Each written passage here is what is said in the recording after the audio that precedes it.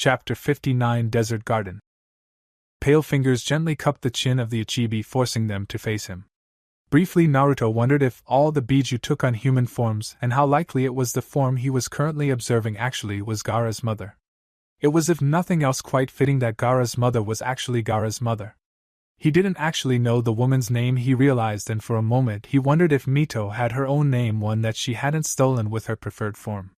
Amethyst eyes locked with the Biju's own indigo, or this form's at any rate, and he gave a small smile. Come now, lying in the sand is no place for a woman of your status. Unlike Mito, the Ichibi was obviously scared of, or at the very least felt threatened by him, but as soon as he had acknowledged her status as a Biju, one of the most mighty beings to walk the earth, her confidence seemed to return faster than the sand might greedily drink spilled water in the summer Sunday, rising to her full height, which he noted amusedly was only about as tall as he was. Even if he was one of the tallest genin of the recently graduated class, she lightly shook her head to rid her shoulder-length brown hair of any sand that may have found its way into it while she was prostrate. Not that he had been able to see it. With her hair a light shade of brown, and with only the moon for light, it was no surprise that the sand blended in perfectly. When she was finished, she gave him a faint smile. Her lips were unpainted, which gave him the theory that it was only Mito who had decided to take liberties with her form. He'd have to wait until he had met a third Biju before he could draw any real conclusions, and her eyes seemed to shine with a slight haughtiness he would almost describe as pleasant, not that it made any sense to him. Perhaps it was the fact that she was Mito but not Mito which threw him off so badly. Her demeanor was similar, but the pride she showed was carefully tempered because, unlike Mito, she seemed to accept that he was in charge here. It was a mix of comforting familiarity and alien wrong that left him momentarily hesitating at how he should proceed. Did he treat her as he had originally treated Mito, and just expect the fact that she already seemed to accept his authority to keep her in line in the future? Or should he treat her as if she had already done what Mito did and keep her at a distance while ensuring she was properly cared for? Would it be possible to do either and somehow treat this Biju some other way, completely unbiased by his interactions with others of its kind? He wasn't sure how well he could pull off that last one, considering how important Mito had been to him just a couple years ago. Regardless, she needed a proper environment, and while fitting the barren desert wasn't really acceptable for a guest of Tsukiyomi. Better? He asked once she was standing. Her smile pulled just a bit wider. Yes, Naruto-sama. Thank you. The Biju, it seemed to him, enjoyed having others care for them. From his experience, at least. He waved off the thanks. You are of my domain now, Ichibi. It is my desire to see you comfortable and your needs met. She seemed to delight at the idea. If the way her eyes lit up were any indication, but she remained otherwise as noble as one could after laying prostrate in the sand at his feet. Instead, she tilted her head slightly and with a smile never wavering gave a faint nod. Of course, my lord. His eyes narrowed only the barest degree, catching the change from the respectful but distant Naruto-sama to a much more personal, in his opinion, my lord, as if she was acknowledging his claim over her as more than the fact that he held the upper hand. Not just submitting to his authority, but embracing it. Or so it seemed. He wasn't so foolish as to blindly believe that, not after Mito, but if she truly was sincere, then he was going to be very, very pleased at how easily she had accepted everything. He may not trust the gift, but he wasn't about to look it in the mouth either. Because even if it was just an act for now, it still gave him an opportunity to take care of everything he needed to in the seal before she showed her true colors. And then if it came down to it, he would never have to interact with his new ward ever again. It would be a pity should that happen, but it couldn't honestly say it would be a huge loss. Yes, he may not be able to access her power or have a companion tied to his very soul by his father's seal, but he would have victory in the fact that he had stolen her away from Suna, those who planned to betray them. That was something that could not change, and it was enough to justify his actions. If that's all he really got out of it, he couldn't exactly complain. Again, those thoughts were for another time. He had work to do. Now, Naruto declared. Let us begin with seeing that you are provided with suitable lodging. She blinked twice at him, not quite understanding.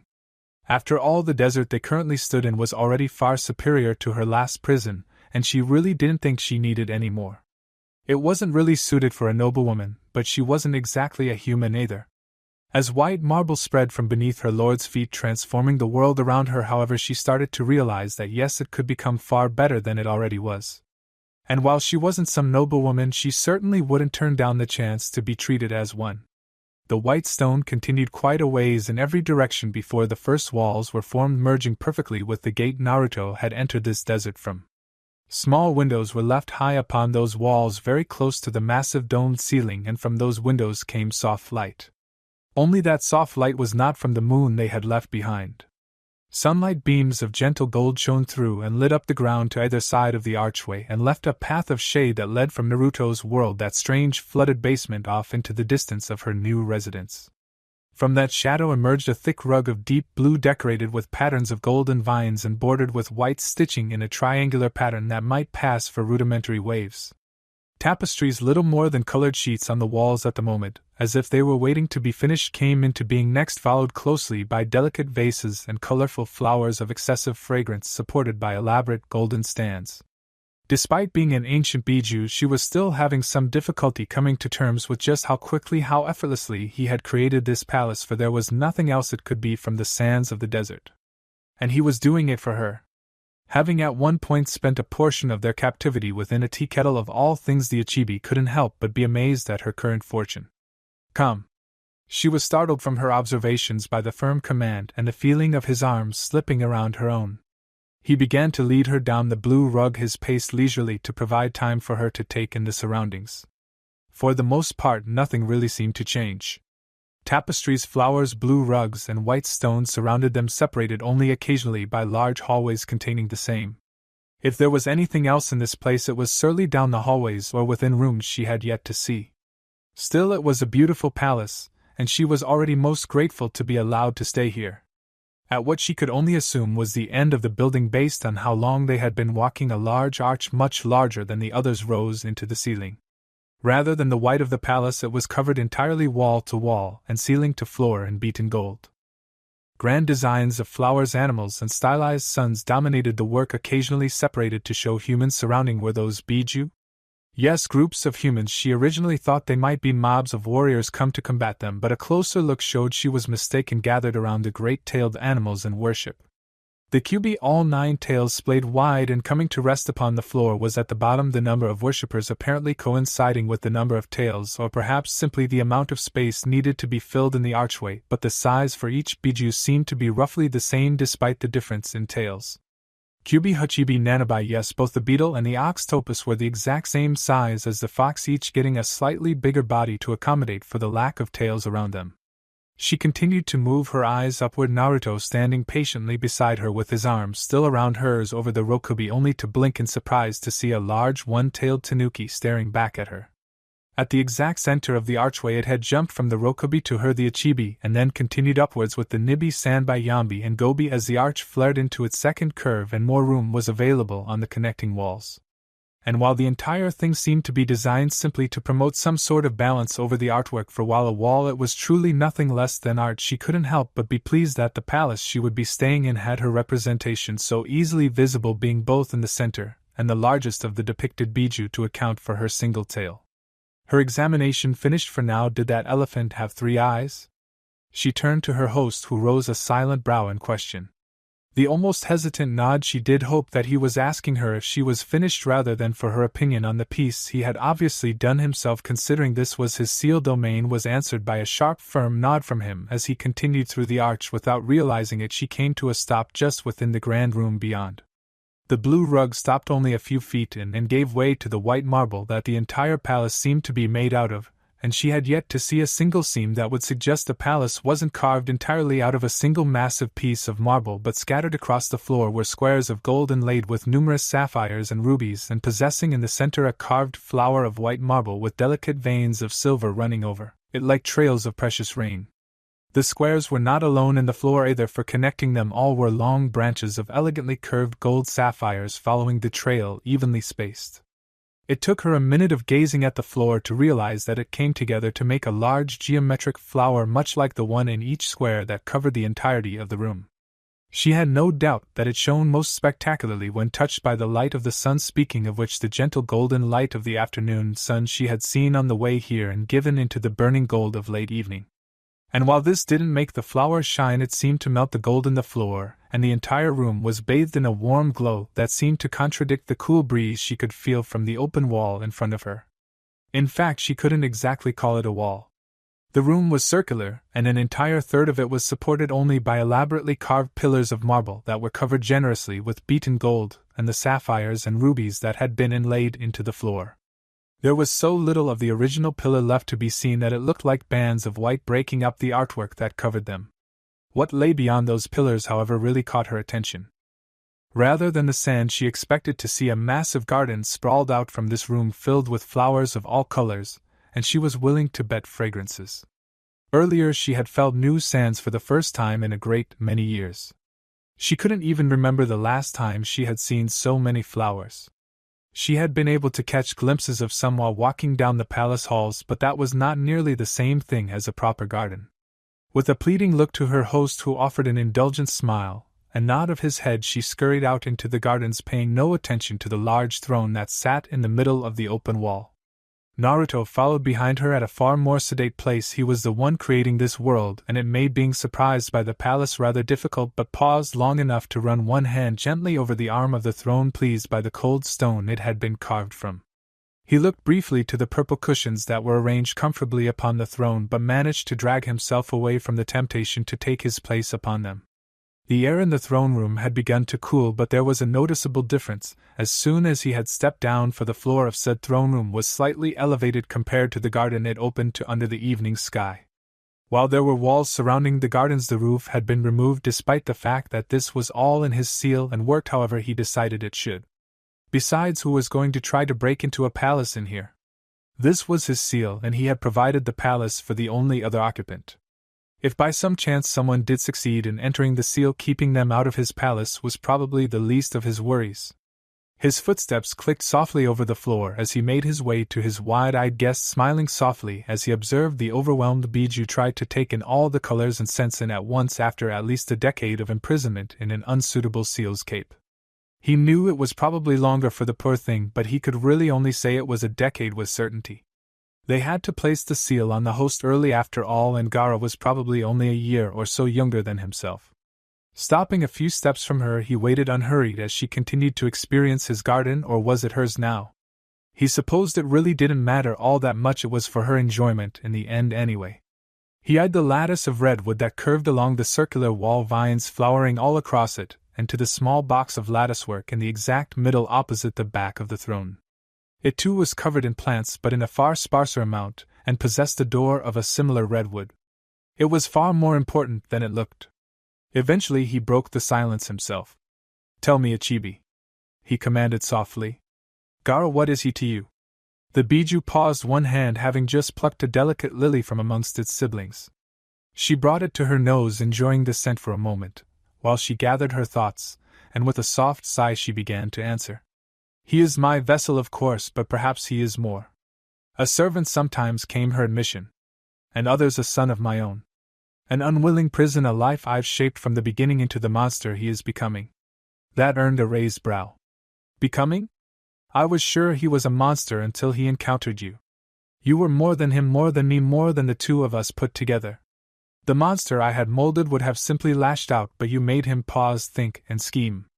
There was still intelligence to tamper the bloodlust." She hesitated with the next part, worried that it might in some way insult him, but proceeded rather than be accused of holding back on her new host, her new lord.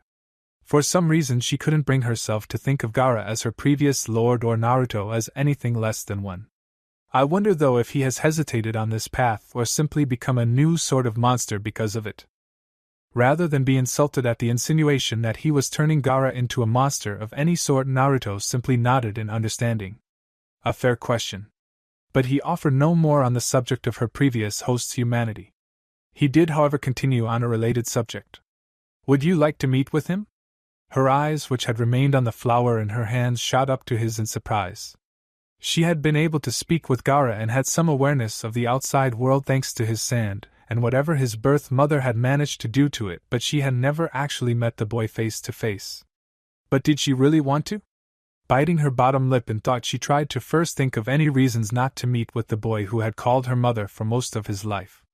Other than the possibility that he may reject her, which honestly seemed such a small thing now that she resided within this desert palace of her new lord, she couldn't think of any legitimate reasons not to. And she really did want to see what she had made, even if it was a monster. Actually, especially if it was a monster. She could not deny how proud he had made her, spilling blood in her name. She may have been slightly crazed by both a horrid seal and abysmal sealscape, but the desert was violent by nature, and so was she. I would like that, Naruto-sama. She may have been queen of the desert, previously changing from a genderless entity assumed male to identifying as female had been surprisingly easy, she realized idly, but everyone in the desert knew that even the sands bowed and bent as the wind commanded. And as that sand to the wind, she had easily identified and accepted who the Lord here was. Then shall we go say hello? It was spoken like a question, but it was obviously expected of her to accept the arm he offered, and so she complied without comment. His steps, while not rushed, were not as leisurely as before, now filled with more purpose than a relaxing tour of her newest prison, if it could really be called that. Some had commented before that a gilded cage was still a cage, but they failed to realize that sometimes a cage was the better option. Most certainly for a Biju like herself who would just be attacked and sealed again in something inferior, a gilded cage was the best they could ever ask for. She was of course above humans, but that didn't mean they couldn't hurt her. Just as a human could be injured by the smallest of pests. And while the Kyuubi or some of her other siblings might say they should simply kill off any who dared attack them, she knew it would only incite more humans to try, and should all humans be wiped out, she would go back to being the lesser Biju, the first step between animals and the mighty Biju. She didn't like that idea at all, for she quite enjoyed being superior to sentient beings. Well, sentient beings who weren't summons. She would readily admit she had no idea what those animals really were or what their place in this world was, if they were even supposed to have one. He led her to the wooden door surrounded by green vines. Pausing as if considering something, he proceeded for the handle. It was locked. With a scornful look at the handle, he gave a sharp twist, which had it turning anyway. The Ichibi blinked in confusion at the cracks that appeared through the wooden lattice that created the small building, almost as if Naruto forcing his entry to the door had caused it. But that didn't make any sense, as the door didn't have a single crack through it. Before her eyes the damage repaired itself, leaving wooden scars where it had been previously damaged. How curious. The opening of the door drew away her attention from the building and into the darkness beyond. Without waiting for her to be ready, he stepped in, his arms still around hers. Within a heartbeat there was no more palace. Darkness gave way to moonlight, and the marble they stood upon became a dull flat roof. She stared out in disbelief at Tsunegakure no Sato, which she had seen with her own eyes only twice. From what she knew, he hadn't even been there once. The palace had been amazing, but this should be impossible. There was no way for him to have created the home of her previous host so quickly without having ever visited it. Unless he hadn't? The thought was odd, almost nonsensical, but something about it kept her from being able to dismiss it. He was the lord of her Sealscape, but were they even there still? She turned to look at him, only to find him gazing about curiously. It only confirmed what she had thought before: they were no longer in his domain. That she found was even stranger. He was her lord, the bearer of her seal, but was that true here in the center of Suna? Did she still owe him her allegiance when she was no longer his guest? Almost as if sensing her thoughts, he turned to her, purple eyes staring deep into her soul, assuming Biju possessed anything of the like, and in that moment her question was most clearly answered. Yes. Yes, he is my lord. She was surprised by how relieved that knowledge made her feel. But it didn't tell her where they were or what was going on. You wanted to see him, didn't you? His voice broke her from her thoughts, and seemed to address her unvoiced questions. Go on then. He prompted with a negligent wave of his hand. Call for him. Gaara, she was supposed to call Gaara. But what would that do really? Naruto held her seal. He had taken her from Gaara to keep her safe both from the world and, more importantly, himself. She was his now, and he would protect her, but did she really hold any claim over Gaara anymore? Except she did. She was the one to raise him, mold him. She was his mother, and his goddess, and she knew he would do anything she asked of him. She might be Naruto's, but Gaara belonged to her. Filled now with the resolve to try, but not having fully banished the uncertainty at what the result would be, her first attempt was nevertheless rather weak. Gaara? More question than command. It was pitiful. A quick hesitant glance over to Naruto, who had still not let go of their entwined arms, had her wincing with deep shame. If the scowl on his face was anything to go by, he thought it had been pathetic too. In fact, he had almost seemed disappointed, something the Ichibi found to make her feel absolutely terrible. She was the Ichibi, the great Biju of the desert. She was a goddess that should have the sand dwellers bowing before her in worship, and she couldn't bring herself to call for her son her greatest servant. She couldn't trust in her lord and do his bidding as Gaara did hers? It was the last thought that bothered her the most. Drawing herself to her full height and straightening her back proudly, she spared another secretive glance over to her lord to find him watching in silent approval that filled her with warm confidence and steely resolve. He had been the warden of the Kyuubi. She could still taste her sibling upon him, but not once did he mention the other Biju, even though the seal should have allowed them all to meet. That she wasn't present seemed to indicate that she was no longer with him, and brought a feeling of indignant rage to the Ichibi's bosom. And that rage further strengthened her resolve. Unlike the Kyuubi, who obviously had, she would not let her lord down. And if she ever met the Kyuubi again, Nine Tails or not, she would make sure they knew their place at the feet of their lord. One last breath, and his will was fulfilled by his newest servant, Gaara. It was probably a good thing Temari had already drifted off into the land of slumber, secure in the arms of Tsukiyomi, for the panic she would have experienced when her youngest brother fell asleep for the first time she could remember would have had the entirety of Konohagakure believing the invasion had started early. Naruto would not have been pleased. Sitting on a bed doing nothing was certainly not new to Gaara. He had spent almost every night of his life doing so simply because there was nothing Gaara actually did when not killing people, and the villagers of Sunagakure learned very quickly not to go out at night. This time, however, was different. Before he simply waited until morning, but now he actually had something to look forward to. Naruto-sama had said he was going to be setting up the seals so that Mother could talk to him again, and Gaara couldn't wait. He had never been alone, not truly, for the Ichibi's presence had been felt by the young shinobi even when it wasn't speaking with him. Mindless laughter, rantings, ravings, mutterings, and even the occasional song had filled his head for his entire life. And now in a room with two others he had never felt so utterly alone. He did not like it. So anxiously he waited for Naruto to finish his task, and that in itself was a strange experience. Anxiety was new to him. He had felt excitement before, giddy anticipation of bloodshed, but when you were able to crush every problem you ever experienced, why would you ever be anxious? The problem now was that he couldn't crush this problem, and the silence was starting to bother him more than the words of his mother ever could. Even Gaara was aware that his mother had her own problems, issues he could not help her with, and that she could not crush with her power the power he had been granted to prove his existence. But she was still his mother, and he in his own way cared for her more than anyone else. It was one of the reasons he had been so willing to trust her to Naruto, who was even more powerful than he was. She would be safest with him, and maybe he could give her what her former host could not. Gaara really hoped he could. Mother's ramblings seemed to become less coherent as the years went on, which he had only noticed within these past few months. Judging by Naruto-sama's words earlier, though, his seal had been pretty shoddy. Perhaps the seal had been hurting Mother? In that case, Naruto-sama's work in changing the seal completely from what he understood should have helped her tremendously. The thought of which pleased Gaara greatly. That pleasant feeling, however, did not make time move any faster. Which really was most unfortunate, for Gaara was never a patient person and had never before wanted something as desperately as he did now. All he really needed was to hear her voice. A single word would do, and he would be satisfied. So when he heard that word, and it was his own name no less, he wasted no time in reaching out for her comforting presence, feelings of familiarity washing over him as he answered her call. Vaguely he was aware that his body seemed to collapse upon the bed, deep in unnatural slumber, as he was whisked far off into a world he had never known. A world that had been with him for his entire life, but forever out of reach. Until now. Naruto barely suppressed a chuckle at the surprise that crossed the Ichibi's face when calling for Gaara had actually succeeded.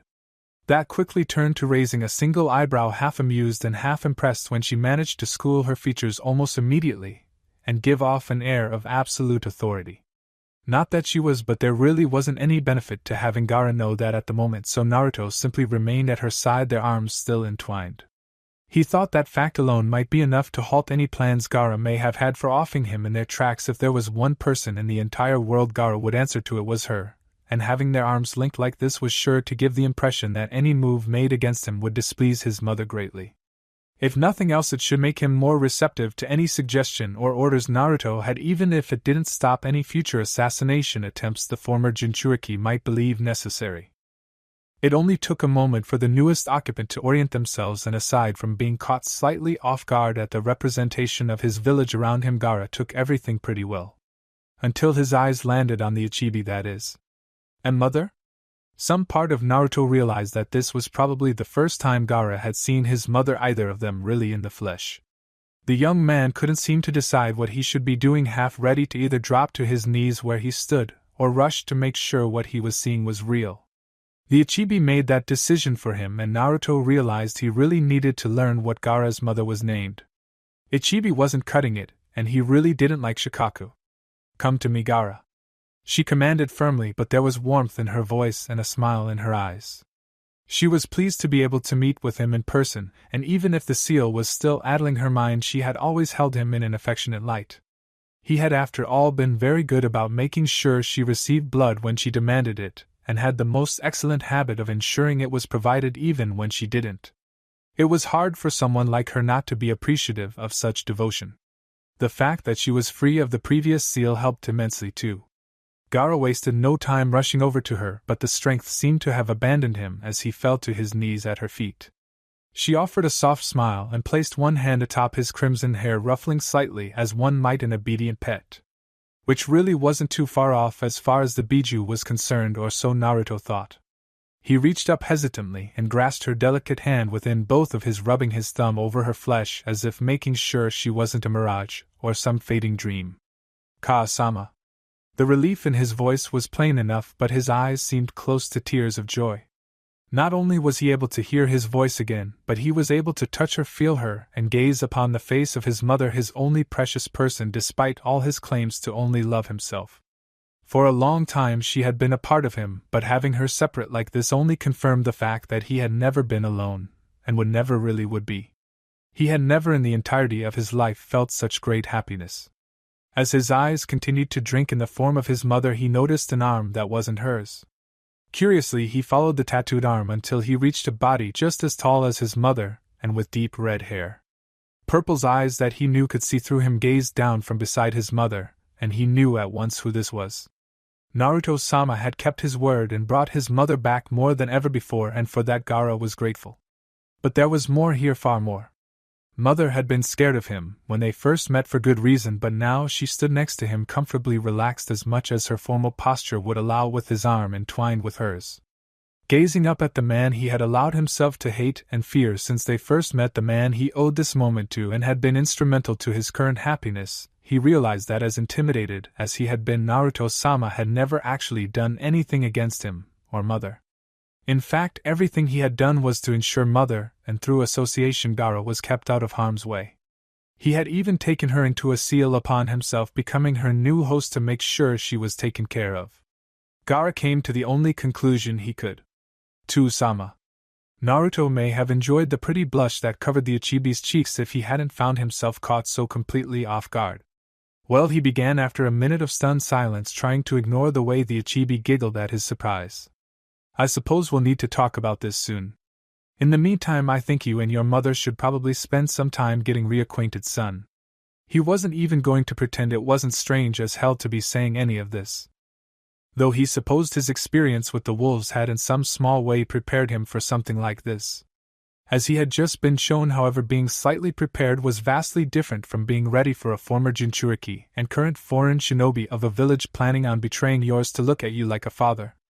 As Gaara and the Ichibi moved to a nearby bench to spend their first face-to-face time in over a decade together, Naruto softly mused to himself, a Biju, her keeper, and their homicidal son.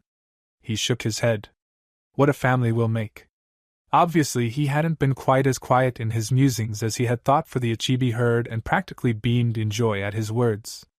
Though he would never admit it, that smile from her made him more nervous than the thought of Gaara as a son. Chapter 60. Other Ka-san. Kankuro woke up far later than he was used to, the sunlight glaring brightly from the hotel window and bathing the main room in its accursedly cheerful self. He really did hate everything that interrupted his sleep, sunlight being one of the main culprits, but he was more puzzled than anything about exactly how long he had slept.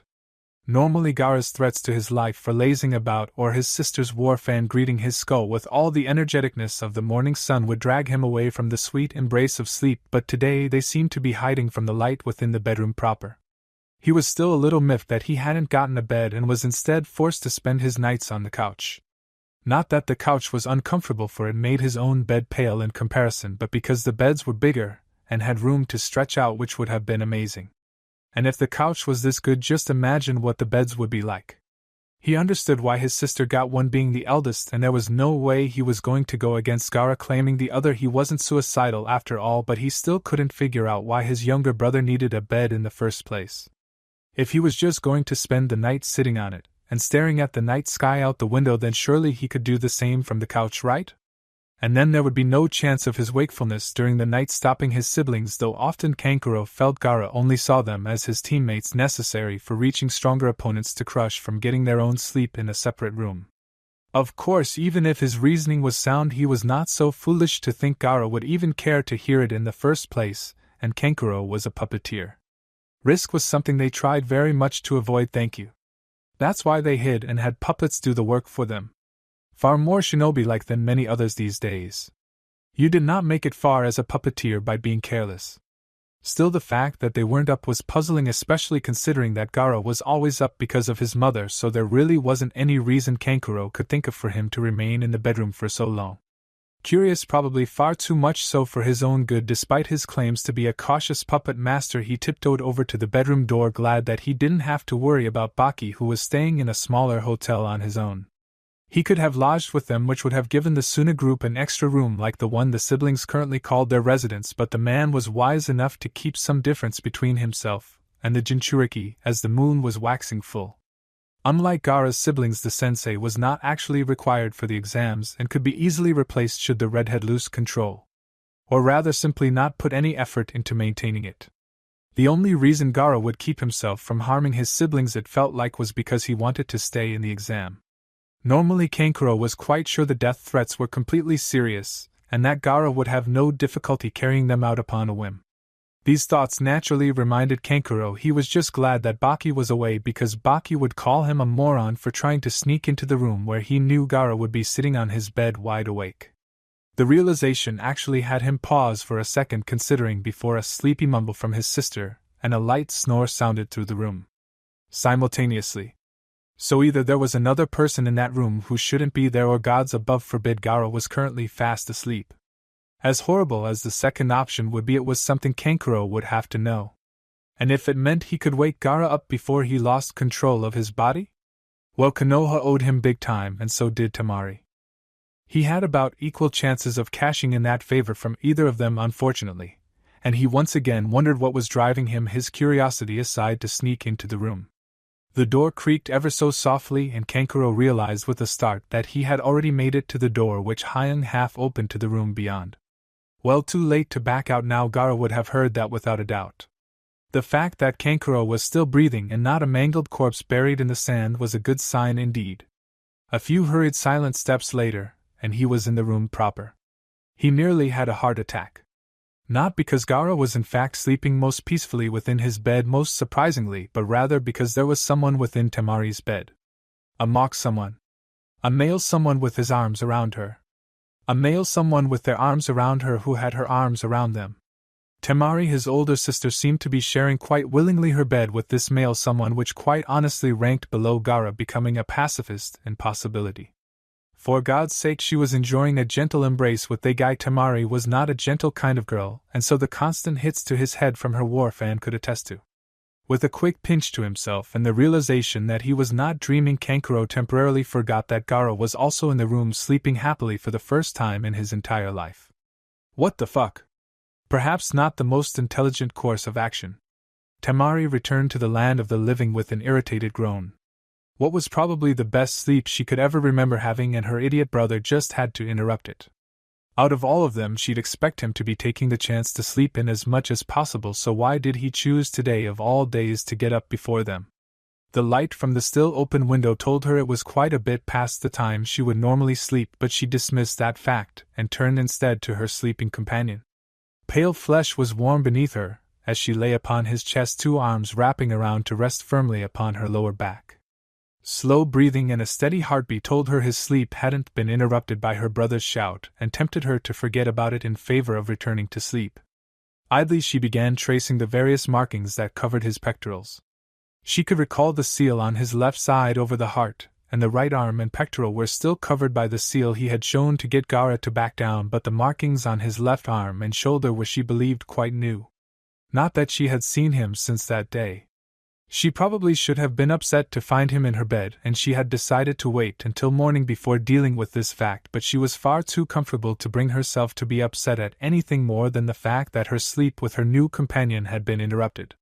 Besides, if nothing else, Gaara seemed to approve, and that meant either doing what he would like, or avoiding upsetting someone her youngest brother wouldn't dare go against, possibly both.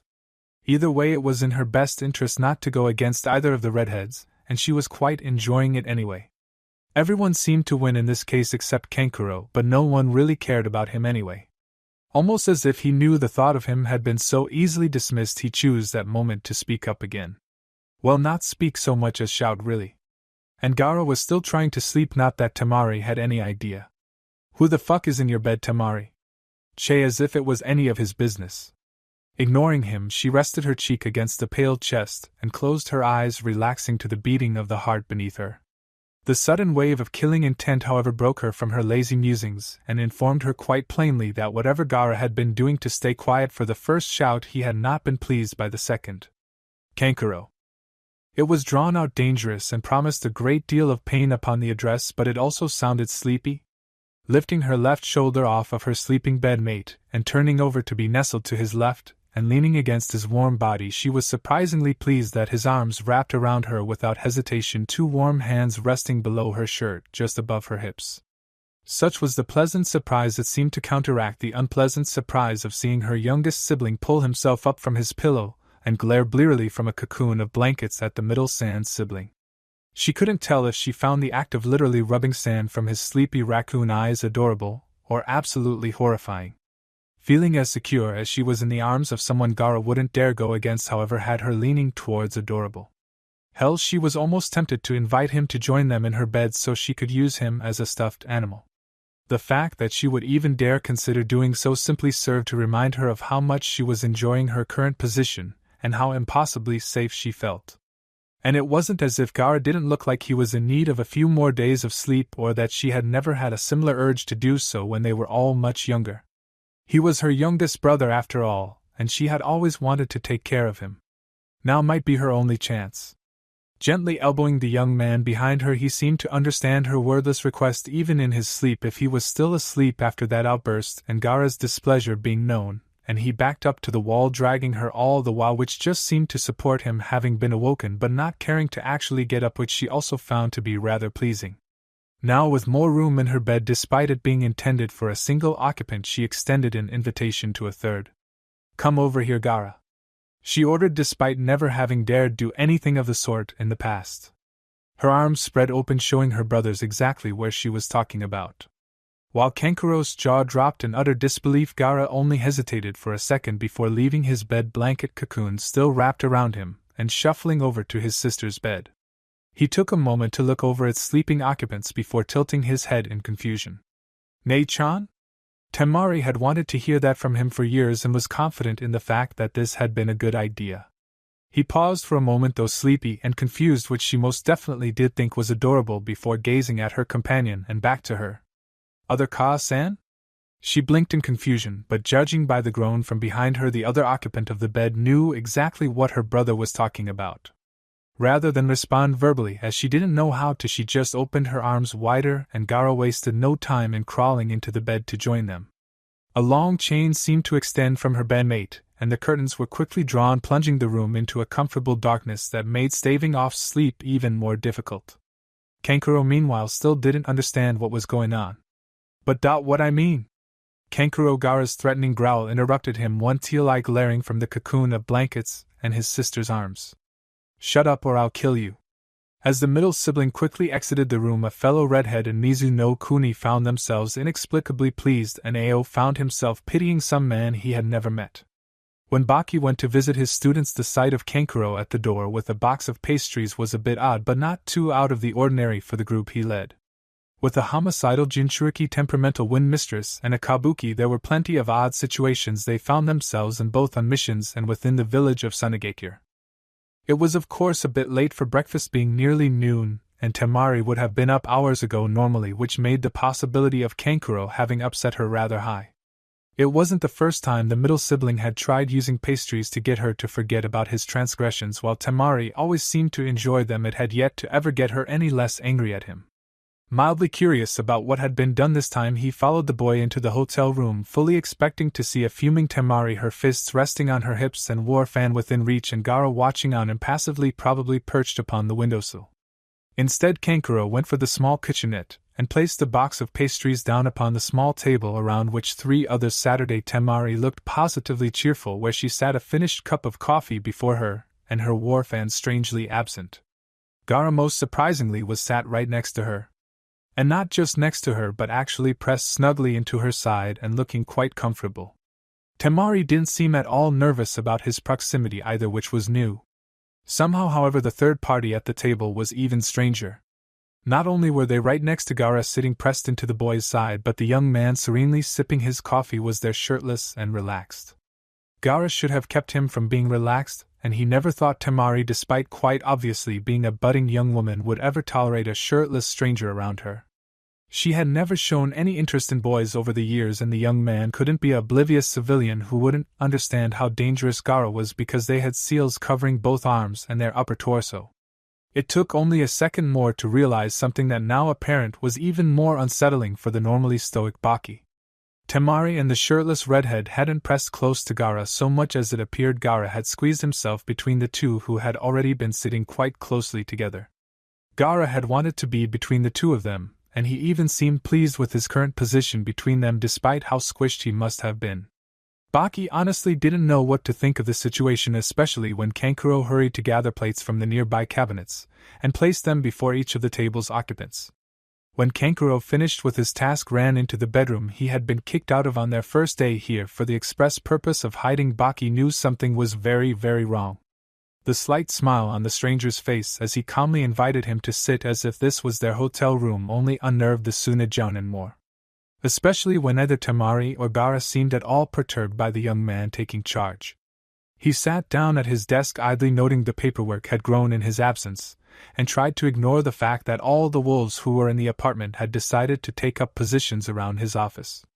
Evidently they had not liked being ordered to remain here when he went off to meet Gaara last night. The fact that he hadn't come home probably didn't help. He cared for them, he really did, but this was a little excessive. Still, if it helped them calm down, he would allow them to remain. The female wolf, who for reasons he didn't understand had chosen to take up a position directly behind him, began rubbing his shoulders even as he started upon the paperwork. Yeah, they could definitely stay for a bit.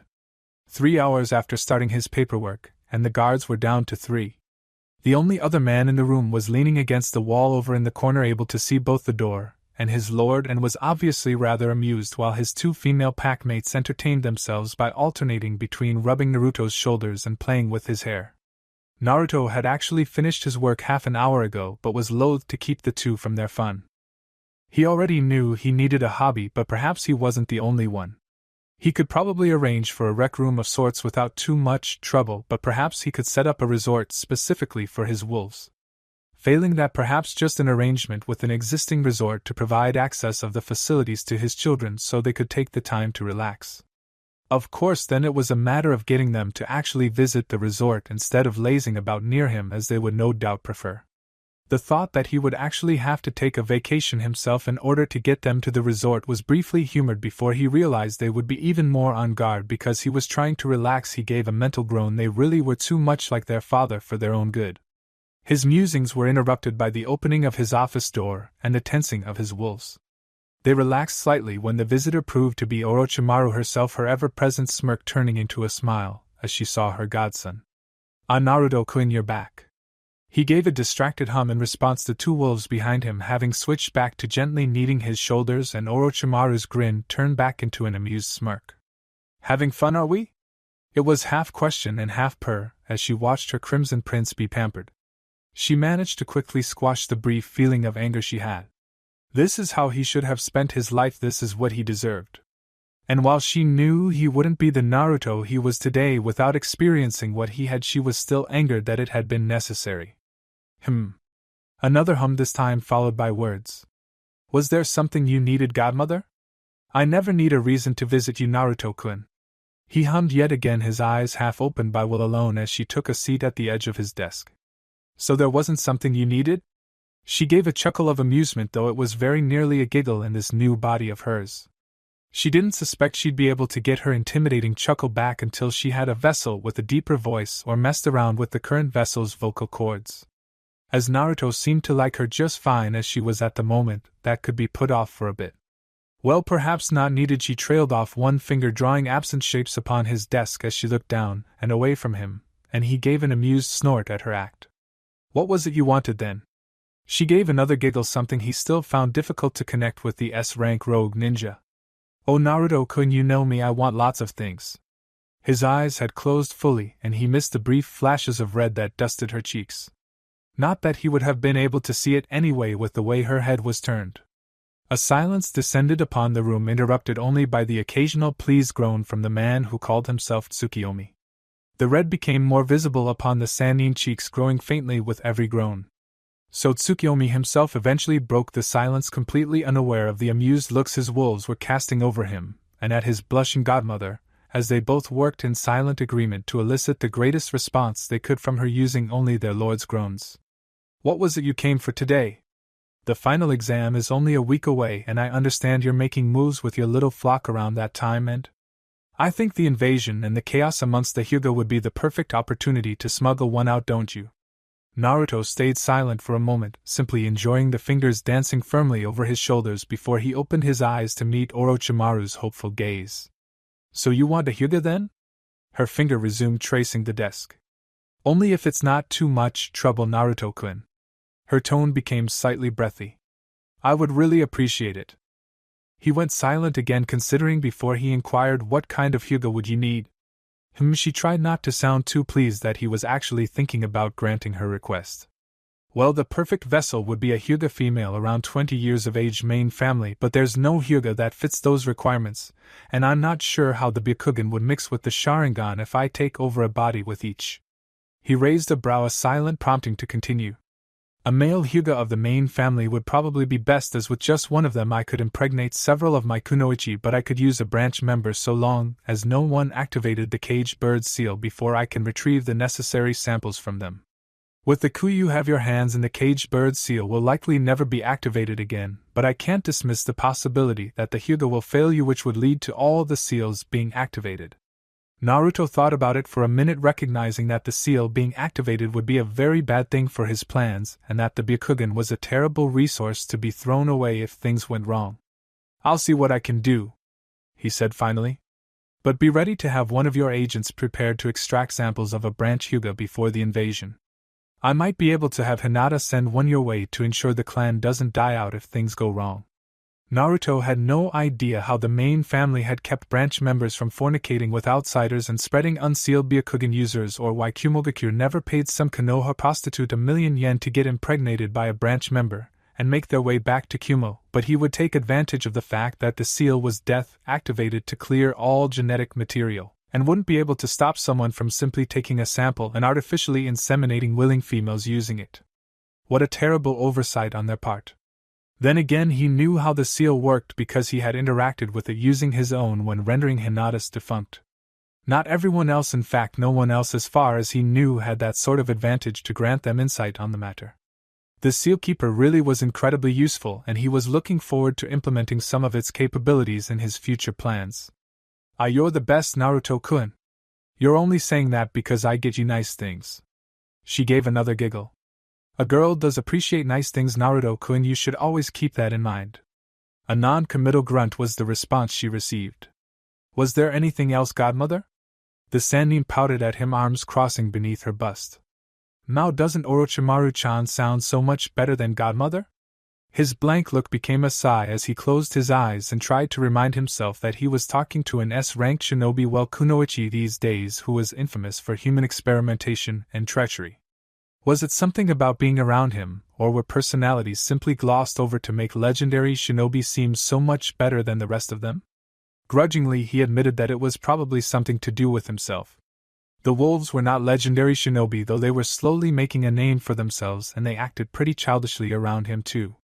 He couldn't tell if it was his maturity allowing them to disregard their own while in his presence, or some attempt to get him to loosen up. With his luck, probably a mix of the two. Was there anything else then, Orochimaru-chan? Ooh, that's much better, Naruto-kun. I love the way you say my name. She leads her own hidden village, one allying itself with the country under my command. She could break you in half in an instant, but would sooner offer you the world. Well, with those thoughts running through his head, it was a whole lot easier to humor the woman. If this is how she wanted to act around him, he really wasn't in any position to stop her. He could probably ask that she stop, but he had a feeling it would only lead to more pouting, which while cute held more sway over him than he was comfortable with. Even when acting so childish and sweet, she would always be a snake in the grass. Anything else? He prompted again, purposefully avoiding using her name in an effort to keep her from being too distracted. He'd have to keep the effect it had on her in mind, though. Just in case. She gave a slight pout, obviously recognizing what he just did but keeping her protest to only the barest of pouts. It was adorable, and that was kind of unnerving. The entire situation, he suspected, would seem rather surreal for some time yet. Maybe after she had changed bodies once or twice more he would be more used to it, but for now he did his best to take everything about her in stride. It was the best policy he was able to come up with, honestly. Giving up the pout in favor of a disappointed sigh, she admitted no, that was everything, Naruto-kun. She paused for a second, thinking before she continued. By the slight surprise and embarrassment in her voice, she had realized something. Unless, of course, there's something I could do for you, my little prince? She seemed almost hopeful that there would be something she could do for him, or something she could provide him with. It could have been so she didn't feel like she was asking for something without giving in return, or because she really did have a desire to be of service to him. Judging based on his interactions with her, he suspected it was the latter, but that she'd claim it was the former if anyone. But he asked. Well, if she was in a good enough mood that she didn't gut whoever had dared question her. He was reasonably certain that only he could get away with that, but he wasn't willing to actually test that theory out quite yet. As amiable and caring as she seemed to be, and disregarding the fact that she seemed entirely devoted to him, he really hadn't known her long enough to know exactly how her mind works. He did have a good idea, though, for it seemed remarkably similar to how his own did. That thought actually made him a bit more uneasy than how cute he found her pout, which in turn made it easier for him to accept the pout. Unfortunately, that just made the idea that they thought so similarly sometimes even worse. It was a vicious cycle of positive feedback, and the only thing it was really accomplishing was making him more at ease with her adorable pout. That too was a rather unnerving thought, and he really needed to bring his attention to something else before he went too far down that particular pouty rabbit hole. His drawn-out hum was both to let her know he was still thinking and to help him from his previous thoughts. Eventually he realized that if he did need something, it wasn't coming to mind. Well, nothing realistic anyway. Unless you have a way to manipulate time so I can both care for my pack and my flock while keeping up with my training, I don't think there's anything specific I need at the moment, he replied at last. Orochimaru grinned. She might not have an immediate solution, but now she knew a problem he was facing and could start working towards possible solutions.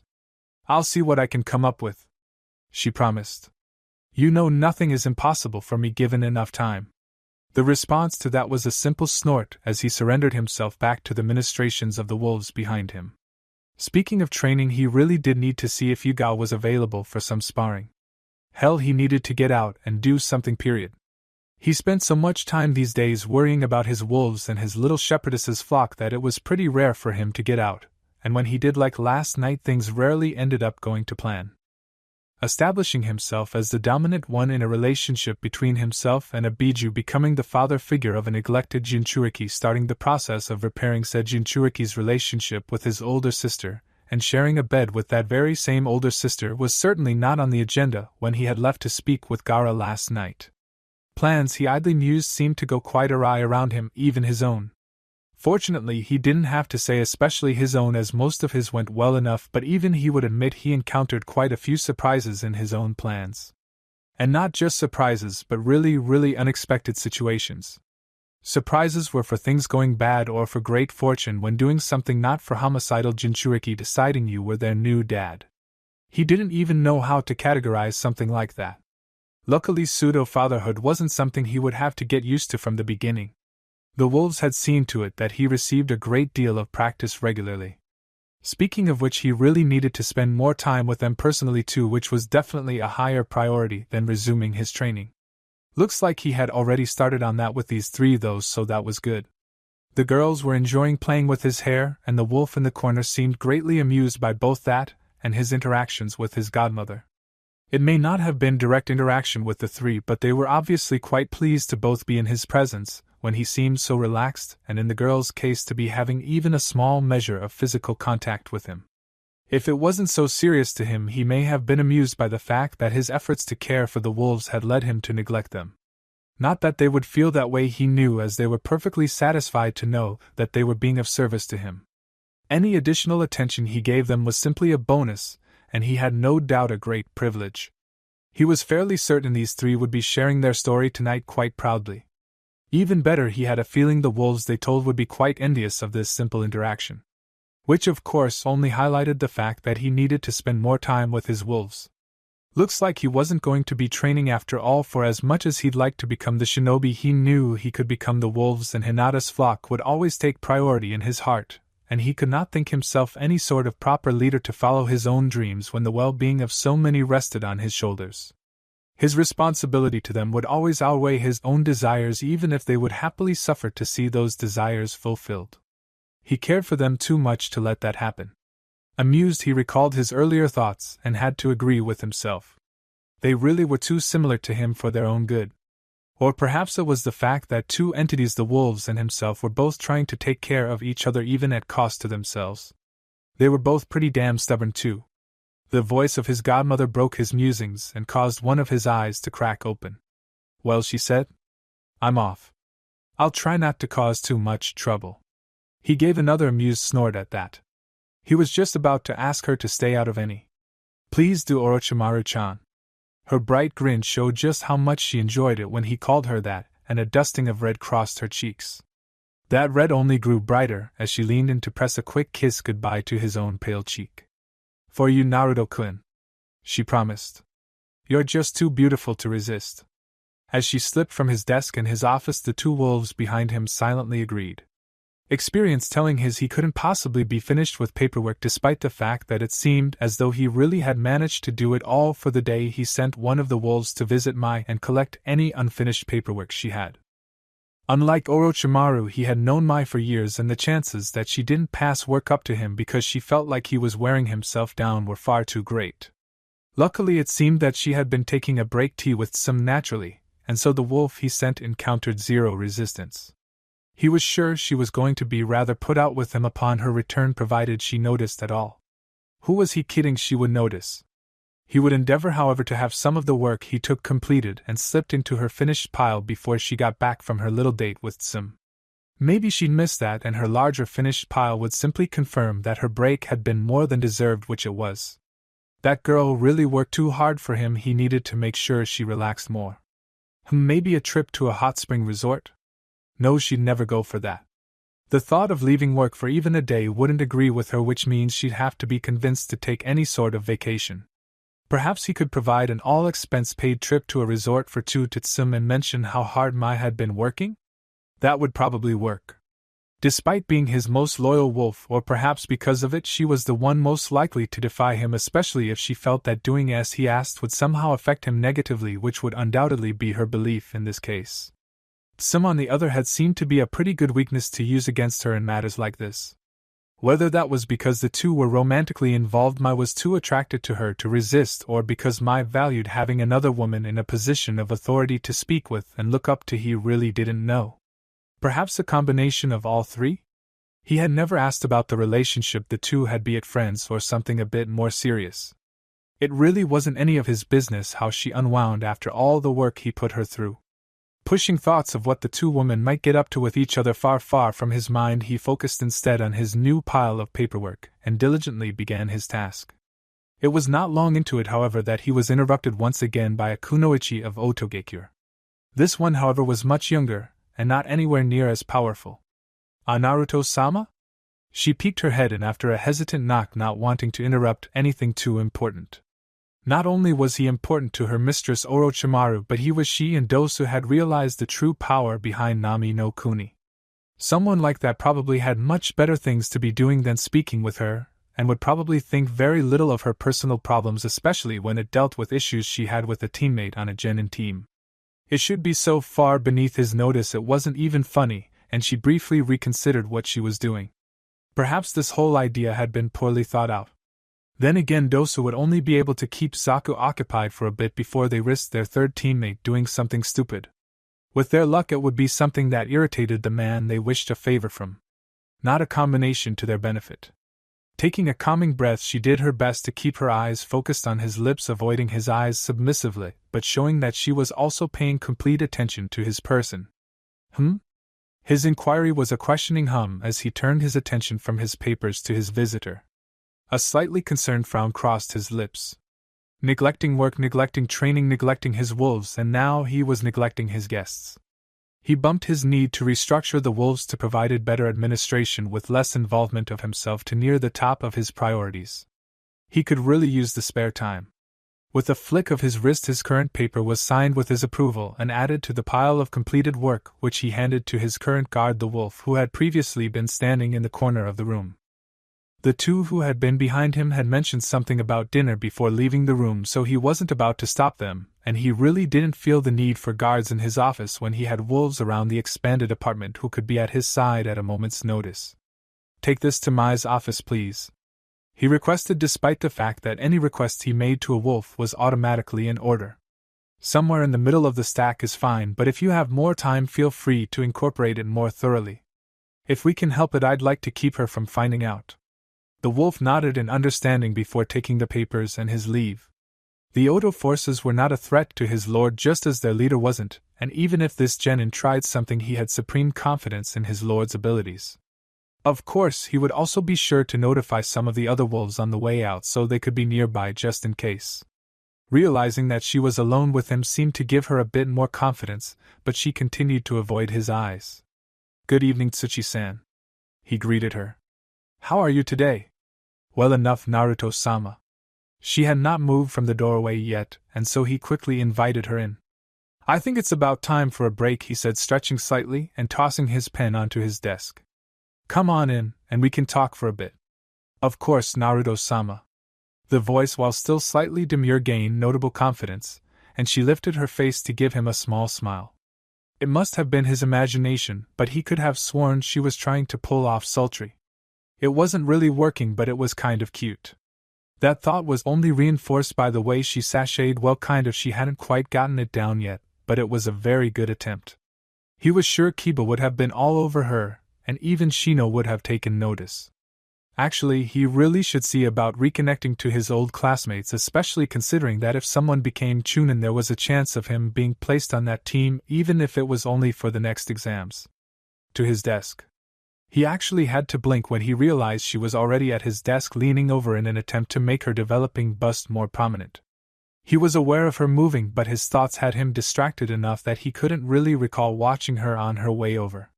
He really hoped he hadn't seemed too engrossed by her movements, or that he was completely uninterested. There was an acceptable balance he needed to have as host, even if she really wasn't anywhere near the league of some of the women he spent time with, like Yuzuki Yugao, Mitarashi, Anko, Uchiha Mikoto, and even Orochimaru herself. Kin was cute like Mai, but both had a while to go before they could think to compete with those four. Then again, Mai was likely to reach a very Mikoto-esque beauty in her own right, while he suspected Kin here would grow up to be a more plain attractive type like Tatsuki had been. There was someone he had not thought of recently. He really needed to pay her grave a visit soon. Even as he turned his attention back to Kin, some part of his mind noted that the thought of Tatsuki hadn't been nearly as painful as it once was. That was probably a good thing. Glad to be in the position of power in this situation, he cut directly to the chase. "What is it I can help you with, Tsuchi-san?" The slight downward twitch of her lips at the name he had decided to use for her, and the way her finger had begun tracing shapes on his desk, reminded him mightily of Orochimaru, who had done the same just a few hours earlier. He wondered if she was aware of the similarities. "Oh, Naruto-sama, offering help so readily, you're very kind." She started. If she noted the way his eyebrows steadily rose as she spoke, she didn't mention it or let it distract her from her goal. "I'm sure you've had time to notice my other two teammates, Dosu and Zaku, by now, yes? I am familiar with them." His tone was dry enough that she had to have realized her approach was having little to no effect on him, but she pushed forward regardless, either in hopes it might suddenly work, or to avoid changing her approach partway through. Well, Dosu is a great teammate, we get along really well, and I know he has my back. She paused to read his features. The pointedly polite, just interested enough to show that they wanted to know what you were actually trying to say expression he wore was not encouraging in the slightest. Zaku, on the other hand, is far too unreliable and, as you may have noticed, prone to actions that are both rash and idiotic. Poor traits for a shinobi and a very bad thing for his teammates. She paused once more, looking for some sort of acknowledgement that he was really listening, which he gave easily enough. Go on. Well, Dosu and I discussed it, but we'd like to replace him on the team. The problem with that, of course, is that we have no one to replace him with. And? She swallowed her nervousness and continued to the actual request. You seem to have quite a few wolves under your command, all very skilled, and we would be glad to have one on our team. In fact, she had slid around the right side of his desk, leaning into him with her developing bust and resting her right hand on his right thigh. I know I would be very, very grateful if you granted us one of your wolves for our team through the next Chunin exam. Before he could respond, she pushed forward, intent on laying as much on the table as she could to entice him before he could even consider saying no. And if it's a matter of payment, well, she leaned forward, her lips grazing his ear as she whispered, I'm sure we could work out a private arrangement between the two of us, even if negotiations might take several long nights before we come to an agreement. Alright, so maybe a little less Orochimaru and a bit more Enko, but there was no doubt in his mind that she, like the other two, was a snake. He also had to admit she did reasonably well. He was sure she could have had any male genin, and quite a few of the younger Chunin wrapped around her finger after that. Unfortunately for her, he was not one of them. Of course, that doesn't mean he was just going to say no. She obviously wanted something and was willing to do what she needed to get it. How much of a sacrifice it actually was, if it was one at all and not just an added bonus for her, he wouldn't be able to say, and that was a good thing considering her profession. Orochimaru really should be proud of this one. Well, if that pride wasn't overwhelmed by the anger she would probably feel to know one of her subordinates was coming on to her Crimson Prince for any reason. He couldn't say with absolute certainty, but he was pretty sure she wouldn't be pleased even if Kin was just trying to properly care for his needs or whatever excuse would work best for the situation. Now, if Naruto had approached Kin about any needs, he was reasonably confident that she would dislike it but let it slide. She seemed really possessive of him, he realized, and that wouldn't be good for Kin if she had actually succeeded at seducing him, and for one of his wolves? Having an angry Orochimaru after you was way overpaying for the services of a wolf, especially if they were asking him for those services. As far as he was concerned, if they convinced the wolf to join them and the wolf requested the leave to do so, it would be granted almost immediately. And considering how much the wolves liked to be of service, he was sure it would be anything but difficult to find one willing. While your offer is intriguing, Tsuchi-san, his voice was calm, showing absolute no effect from her efforts. I doubt Orochimaru would be pleased to know about it. She stiffened immediately with a sharp breath, obviously having overlooked that rather crucial detail. Still, he continued, You have a point. I'm sure we could reach some sort of agreement to grant you the services of a wolf for the next 7 months. How curious that she was now so nervous about him agreeing to find a way to get her what she wanted. The girl seemed terrified, though with good reason. Orochimaru was not one to be crossed normally, and coming in between her and her Crimson Prince was the worst mistake one could make. Now, with him being agreeable to finding an arrangement, she was stuck between risking Orochimaru's wrath for going through with it, or risking her wrath for denying her godson something he was obviously interested in. Not a good place for her to be in either case, and that didn't even take into account the fact that she was now completely at his mercy, and she was painfully aware of it. Not that she hadn't been before. Orochimaru would have most likely allowed him to do with the genin team as he pleased, and even if she didn't, just a single accusation from him at one of the genin would have brought her wrath down upon them instantly. In this instance, however, the Oto genin was more acutely aware of the power he held over her, and all because of a situation of her own making. She was fortunate then that Naruto really didn't have anything against her and was amused at her attempt rather than upset. If he hadn't spent so much time around Jounin and Sannin level Kunoichi, he was sure her attempts would have been at least mildly fruitful. Bad luck on her part, he supposed. Now then, he mused aloud. What is it I might want from you? Her nervousness only increased, and the poor girl was starting to tremble. His attempt to comfort her by pulling her gently into his lap did not seem to improve the situation any. In fact, he was pretty sure he had just made things worse. He really wasn't good at dealing with regular people. He should probably work on that, being a daimyo and all. Let's see, you want one of my wolves, but I know for a fact that they're more skilled than you, so asking for 7 months of service from you in exchange wouldn't be fair to me, and I would just have to ask Orochimaru if I ever needed your services. That seemed to work a bit, as he felt her relax ever so slightly. Either she was distracted by his verbal thinking, or she believed him to be distracted. Either way, she wasn't trembling quite so much. I could charge you the standard rates, but I doubt you could afford them as a genin. A payment plan is an option, I suppose, but I know Otogeki really doesn't offer steady work, so that's a bad idea. Strange as that was for a shinobi village, that's what happens when your first purpose is to provide for Orochimaru's plots. I don't really need a cook, and I'm not sure how well you can cook. The wolves for the most part keep the apartment tidy, so I can't offer any work in that area. You can probably play an instrument of some kind. Orochimaru mentioned most of you are trained in at least one, but I don't have any desire for a personal musician. His eyes drifted down to his paperwork, Mai's paperwork, but it was all his in the end, and he recalled how hard the girl worked herself. Tell me, Tsuchi-san, do you have any organizational skills? Tsunami had been set up with an administrative job assisting Hana back in Nami no Kuni. Perhaps. No, damn. I'll keep that option in mind anyway. He paused. Then again, you're borrowing a wolf until the next Chunin exam, which I would assume you plan to take for the sake of being a Chunin. I need to find you something that would fit an Otogeku Chunin. He didn't need assassins, the wolves had that covered, and he wasn't delivering anything that needed to be escorted. VIP protection? Who might he assign them to? Oh, actually, that last one was perfect. While he had wolves to do the same, he was sure she would probably appreciate someone closer to her age, especially if they were trying to keep her out of public view for a bit until everything blew over. Her sister, though, could use another young woman to speak with too, he supposed. Then again, she already had people outside the wolves she could turn to. Yes, this was perfect. Here we go. He declared, Kin still sitting upon his lap but not looking as though she'd bolt at the slightest opportunity. Good, he was rather a fan of physical contact, and she was the only other person in the room. I should have a long-term protection detail that I could use you on. 7 months to pay back the services of the wolf, and then if you succeed in becoming a Chunin, we can talk about hiring you officially through Otogeki on a more permanent basis. Though he couldn't see it, she blinked in surprise. That was well unexpected. It seemed as though he had actually managed to come up with a suitable professional arrangement for them that was from first glance more than fair. A direct repayment of time with a proposal for a job opportunity? If this arrangement worked out, she'd get both a promotion and constant work at her new rank. That was really better than she could have hoped for.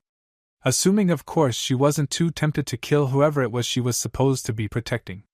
It was the only real downside she could see, and the only thing that made her hesitate. And if the client doesn't care for me? She inquired. Considering I'm the client, that's doubtful. Her face flamed red, and she was immensely glad he wouldn't be able to see it. Either she would be protecting him, which meant spending a lot of time very close to him, 7 weeks minimum, and possibly as long as he needed protecting if she managed to make Chunin, or he was saying he cared for her, which was ridiculous. They hardly knew each other. Of course, he continued, breaking her out of her daydreaming. The VIP I need you to watch may be a bit difficult to get along with. She'd used to a position of power, you see, being the heiress of a prominent clan here in Konoha. There may be some difficulty between you. Her blush went from embarrassment of the situation to embarrassment of the conclusions she had jumped to. She couldn't dislodge the slight pang of disappointment either. Luckily, we have an opportunity to make sure this arrangement will work. He continued on as if completely oblivious to her plight. Admittedly, that was pretty likely considering he couldn't see her face. We can call it a trial run if you'd like, but I will need to make sure she's protected very soon, and we may need to keep her away from the eye of the public, which is why I think you would do better than some of my wolves. Really? She hoped her voice hadn't squeaked too much. Yes. Like myself, the wolves are not the best at social interaction. She's used to having people to boss around, and the behavior of the rest of the guard I'll assign her should be fairly similar to what she's used to, minus being able to command them against my instructions, but I feel she may need protection that can provide her with better social interactions for the time she's away from the world.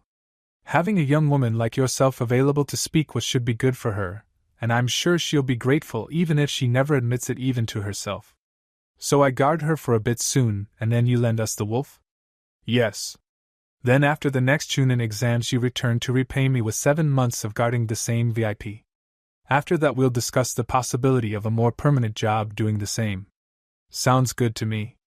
In fact, she was pretty sure that if either of them were getting a better deal out of this, it was herself. And if I don't get along well with your VIP? I'll be speaking with her, so she should be accepting enough, but if there is a major issue stopping the two of you from working together, we'll just have to find something else for you to do. I'd suggest thinking up alternative arrangements if things start looking too poorly during this trial run. Alright. In that case, I do believe we have a deal, Naruto-sama. Thank you very much for working with me on this. That we do, Tsuchi-san, and it was absolutely no trouble. Well, it was a little, but being polite was important in most situations. He'd consider this good practice for non-formal, non-hostile negotiations. An arrangement made both fell into silence. Naruto was perfectly fine with this, his left arm reaching out for the next paper from his desk and his right arm still wrapped around Kin's midsection as he held her on his lap. Kin, on the other hand, was not so at ease with the situation. She found herself and her eyes darting to the door, as if Orochimaru herself would walk in any second now. She did not, however, immediately voice anything. A minute passed, then 2. Papers moved across the dark grain of a heavy desk and a young woman squirmed restlessly in the lap of the moon god. Naruto-sama? She asked, terrified but embarrassedly pleased by the attention and physical contact at the same time. He didn't even pause to look at her. We're done negotiating, right? He agreed. Then were you going to let me go? He paused at that, turning to look at her questioningly as his right arm briefly pulled her more tightly to him, almost as if to confirm she was really being held there by him. Do I have to? No. Well, not really. She was in no position to force him to do anything, and her response was more question than statement. And like that he turned back to his papers, right arm still holding her to him as if the matter had been suitably concluded. She supposed for him it had been. With a small sigh she was reminded of her powerlessness in the situation and decided to surrender to it, allowing herself to relax comfortably against him. There was still some nervousness and a fear of being caught by her mistress, but she did enjoy the feeling of being held on his lap. She'd just have to hope that if Orochimaru came through the door before she was able to get away, that Naruto would protect her. A shiver ran down her spine, a pleasant one. There was a thought. Kintsuchi Otogekyo Genin having to completely surrender herself and trust her well-being to the daimyo of Nami no Kuni. It was new, the fear made it slightly exciting, and she was rarely as comfortable as she was now. And she supposed if she had succeeded with her poorly considered plan earlier, that thought could have been the plot for Jiraiya's next Ika book. A new blush on her face, she purposefully pressed herself further into his chest as if hoping to hide from her own thoughts, and enjoyed the way his body felt against hers. Were anyone to call it snuggling, however, she would vehemently deny it. Chapter 61 Protective Custody. Mai was not at all pleased when she returned from a nice evening of good food and great company only to discover over half her paperwork missing. The thought that it might be vandals or thieves never crossed her mind, considering her office was within the underground wolf complex, and that if someone had managed to get in she would have at least been notified of a break-in. A quick skim through her pile of complete work quickly confirmed her theory. She'd recognize Naruto's handwriting anywhere, and it made it quite obvious that he'd taken her work while she'd been out, and had been sending it back in chunks as he finished it. That stubborn fool was too considerate for his own good, and was going to be the death of her and plenty of the wolves some day. They were trying to reduce his workload for God's sake, and here he was taking on as much as he could anyway. A fond smile briefly tugged at her lips, but she quickly reined it in, using her frustration at his admittedly sweet action. A tug of guilt helped there too, as she recalled a brief period in which she shunted some of her own work over to him to free up more time for herself. Now that had really come back to bite her in the ass. With him believing there was more work to be done, he could never be satisfied with his own workload and wouldn't rest until he was certain everything had been taken care of. Which naturally meant Mai was doing more work trying to keep him from working himself too much than her own work, which didn't help any. Because if her work wasn't done, and he noticed how busy she was helping him, then he would without hesitation take her remaining work upon himself. I knew I should have finished that before spending time with Sim, Admittedly, there was a lot of work to be done ever since they took over Nami no Kuni, and Hana could only get so much done without consulting them first, but that didn't mean it all had to be done immediately. Nami no Kuni had been a mess for years, and it would probably take them a good year or two for everything to be operating smoothly again. She was not, however, prepared to wait that long for the workload to dwindle down so Naruto would stop focusing all of his time and energy on it. It was after all her job to worry about things like that. His role was to let her know what he wanted done, and to be a symbol for his children. Their children. A dusting of red spread over her cheeks at the thought, but was quickly forced down by will alone. She'd have time to have thoughts like that later. At the moment she had a moon god to scold. He is so lucky I can't banish him to the couch.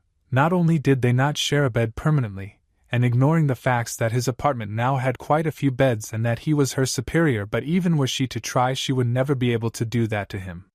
The closest she would be able to achieve would be banishing him to the couch, only to end up sharing it with him either in his arms or with his head in her lap. She really did care a lot for the red-headed young man who had given her and her siblings purpose once more, and that's exactly why he was going to be getting a piece of her mind. She stood just before his desk, one hand on her cocked hip and her foot tapping impatiently, waiting for him to speak. She had yet to say anything, but he had a pretty good idea what this was about. The glare pretty much gave it away. She only used that particular glare when she thought he was working too much, so this must be about the work HEW had done for her. Well, stolen from her, completed and given back. Most of it anyway. There was a finished stack near him he had yet to send back, and a few more pieces of paper before him he hadn't quite finished before she had stormed into his office and begun trying to set him alight with her gaze alone. Still, he was fairly confident there wasn't anything she could really do to him. Well, there probably was, and he knew he would regret even entertaining the thought otherwise, but he couldn't think of anything. Was she going to do less work and make him do it from now on? That would defeat the purpose of the punishment, and he would be happy to do what he could to lessen her workload. That she wouldn't take more work, would she? That thought, strangely enough, made him rather uncomfortable. Not because he didn't like the idea of the wolves being out of his hands, for he gave Mai and Sai pretty much full reign over them and suspected with his other projects that the wolves really wouldn't be his for much longer, but because he was of the opinion she worked too hard. Sai had been wise enough not to mention that they were both trying to accomplish the same thing in the end when he first noticed it.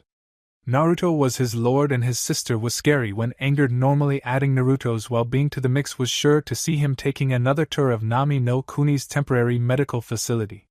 He really wasn't keen on that, thank you. Despite not saying anything, both had come to the same realization on their own, but were undeterred in their efforts to help each other. Of course, that could only last so long, which brings us back to Naruto's office. Well? She asked, one brow raising expectantly. He raised his own brow to match, less expecting and more inquiring, as if he had no idea why she was here or why she might be frustrated with him. Her eyes narrowed slightly at that, but his questioning him had her scowling. Well, it was almost a scowl. There was a poutiness to it that took away from its effectiveness and intimidation, but it remained quite persuasive. You stole my paperwork. I have absolutely no idea what you're talking about. Naruto, yes, Mai? I've told you before, if there isn't any more work on your desk, you've finished it all. She continued before he could get in a response. How am I supposed to do my part if you do everything? She was obviously waiting for a response to her question, but his comment was directed to her first statement. With a negligent wave of his left hand to the entirety of the desk, he smirked ever so slightly, almost to the point where most would think it was their imagination. Mai, however, knew him well enough to see it. Well, I seem to have papers on my desk still. Looks like I haven't quite finished my work for the day. She blinked once, then twice in surprise at his sheer audacity before the glare was back.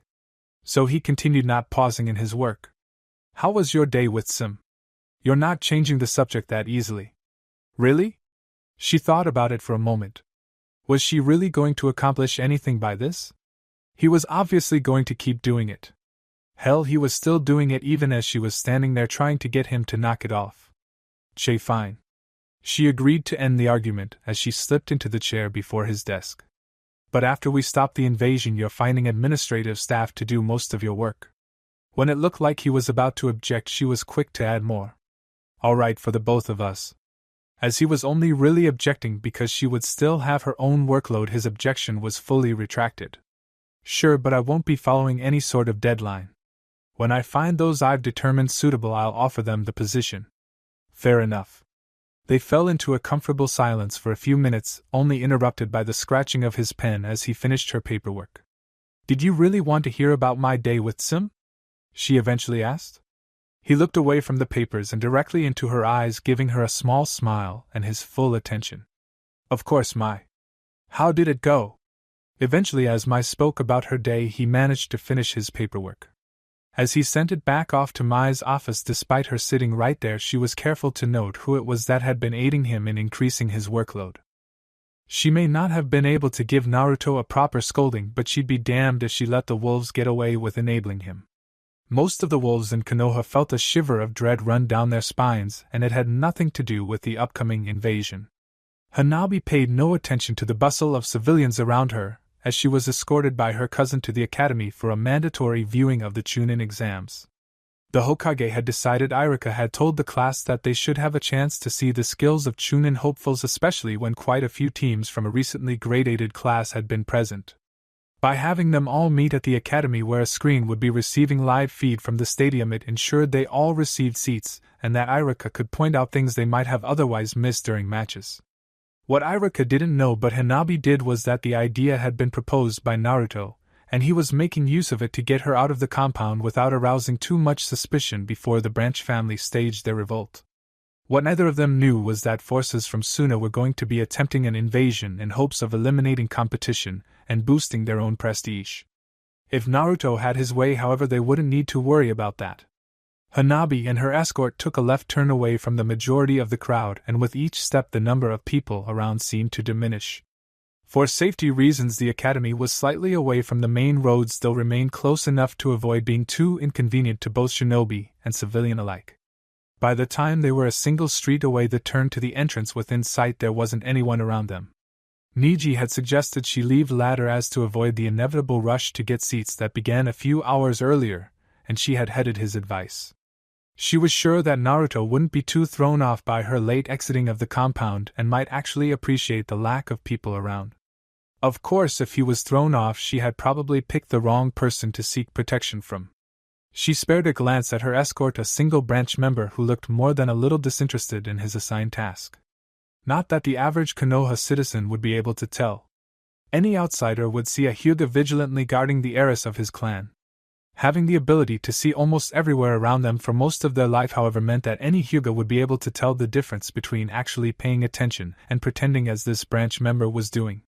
Still, she really couldn't blame him completely, regardless of how insulting she felt it was for her guard to put in a minimal amount of effort. They were considered to be the clan with the single most manpower of the entire village, and had enough money and influence that they could get away with just about anything. Like enslaving the majority of their clan members. Who would try anything against them in the heart of Konoha? The wolves, for one. Beyond them, she couldn't really think of anyone specific.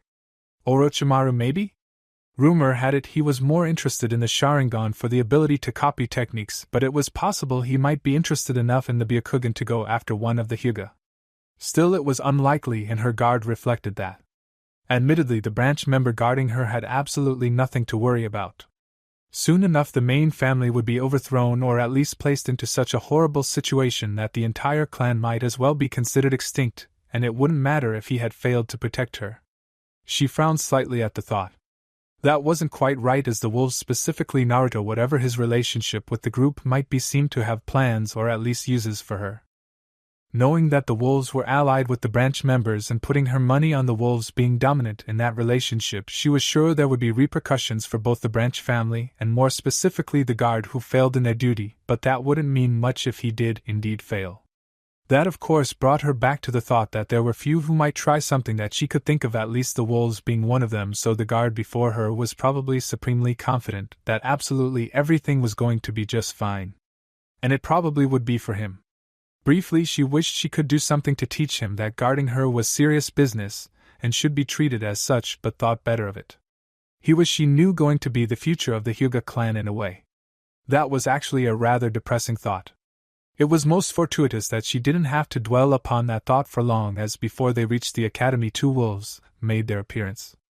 Idly she noticed both the fact that they wore the same cloaks some of the Umbus favored, which meant you had to be facing them to know they weren't Umbu, and that her guard jumped slightly in surprise at their arrival. She smiled lightly at that. It wasn't nearly enough to punish him for not giving proper care to her protection, but she'd take what she could get at the moment. Hyuga-san. They addressed her startled guard before turning to her and giving a shallow inclining of the head. Hanabi-sama. If she said she wasn't taking some pleasure from the fact that, despite being allied with the branch family, they showed her more respect than they did one of their members, she'd be lying. We'll be your escort from here. They continued, turning back to the branch member and giving a dismissive flick of their wrist. Your presence is no longer necessary, Hyuga-san. The man looked momentarily as if he might object to the dismissal, but eventually thought better of it as the second wolf gave a low growl. She thought it was appropriate, really, that even dogs were of higher standing than the branch members who were planning to take over the Hyuga clan. The wolves were certainly looking as if they had been the proper choice. Then I leave her in your capable hands. Hanabi was fairly sure the branch member was hoping the wolves had some horrible plan for her, and was happy to be rid of her, and the only reason they had considered objecting was the lack of respect they had been shown. Well, that and the chances that someone might find out they had lost the Hyuga heiress before the coup. That would not end well for them. The branch member gave her a swift, shallow bow for appearance's sake before turning on his heel and storming off. It had never really occurred to her before now, but the Hyuga pride seemed kind of pathetic in the grand scheme of things. Even in a situation that favored him, the branch member had been upset that someone hadn't been shown the proper respect. He was practically a slave, for fuck's sake. What was he really expecting? What had the Hyuga clan and Konoha itself lead him to believe? Maybe the clan really was in desperate need of a change after all. This might be good for it. Not for her, of course, but her duty as the heiress, though she suspected that wouldn't be long remaining, was to the good of the clan before anything else. Dismissing the thought for now, she looked at the lead wolf, or that's what she'd assumed they were seeing, as the other had yet to speak a word, expectantly knowing only that Naruto was arranging for her to be spirited away somewhere safe for the foreseeable future. Seeing the look, the wolf gave her a brief overview. So brief, in fact, it was very nearly on par with the useful information in Kakashi's reports. Our orders are to get you to the safe house where we'll await the eventual arrival of Hyuga Niji and lock it down. We suspect he will not adapt well enough for the clan. That was a fair point, actually, and it would be nice not to lose one of her most useful slaves. A lapdog indeed. I understand. Not completely. She was sure there was more to it than that, but if that's all they felt necessary to share, then she really wasn't about to question her new protectors. She also didn't know exactly where Naruto actually stood with this group, beyond obviously in their favor. Still, she would show difference, but only to the one she had gone to for aid. Whether or not his plans lined up with the agenda of the wolves wasn't any of her concern. Naruto's will be done. The intention had been simply to remind them that her deal was with Naruto, and that they, the wolves, had no control over her beyond what he had asked them to do. From the way she could practically feel the pleased grins under their masks, however, it would seem like she had also managed to impress the wolves before her. 2 sharp Konoha salutes were snapped off in unison. Naruto's will be done. As the stadium filled with excited spectators, Hana was quite glad the seats of the daimyo were nice and isolated. Not only did it increase security and lessen the chances of someone discovering that she was back, but it gave some respite from the noise that otherwise would have been absolute hell on her sensitive hearing. She had questioned her mother as to why most of the clan didn't attend such a large event held in Konoha every 3 years or so, and now she understood. Despite that, she was sure her brother was out in the crowd somewhere just as rambunctious and energetic as the rest of the crowd. He always had been a loud one, and to be honest, his hearing wasn't all that better than an average person's, but his sense of smell and direction were among the best of the clan. Despite what a lot of his classmates joked about in the academy, and how wild he acted, he was probably the cleanest of them all, simply because he couldn't stand his own smell unless he had washed at least thrice every day. It had never been a hassle to get him to bathe, which she supposed had been fortunate for her and her mother. Still, it was odd to think that he was out there with friends, laughing and joking as he prepared to support his comrades through the upcoming matches. He knew absolutely nothing about the invasion Suna had planned, and hadn't the slightest idea that his sister, who was supposedly off on clan business, currently sat among the various nobles who had come to be wowed by the newest shinobi looking to advance in rank. She didn't know if she should be thankful he didn't have to worry about that, or concerned that he might be caught unaware later. Regardless, she'd have to place her faith in Tsukiyomi's plan.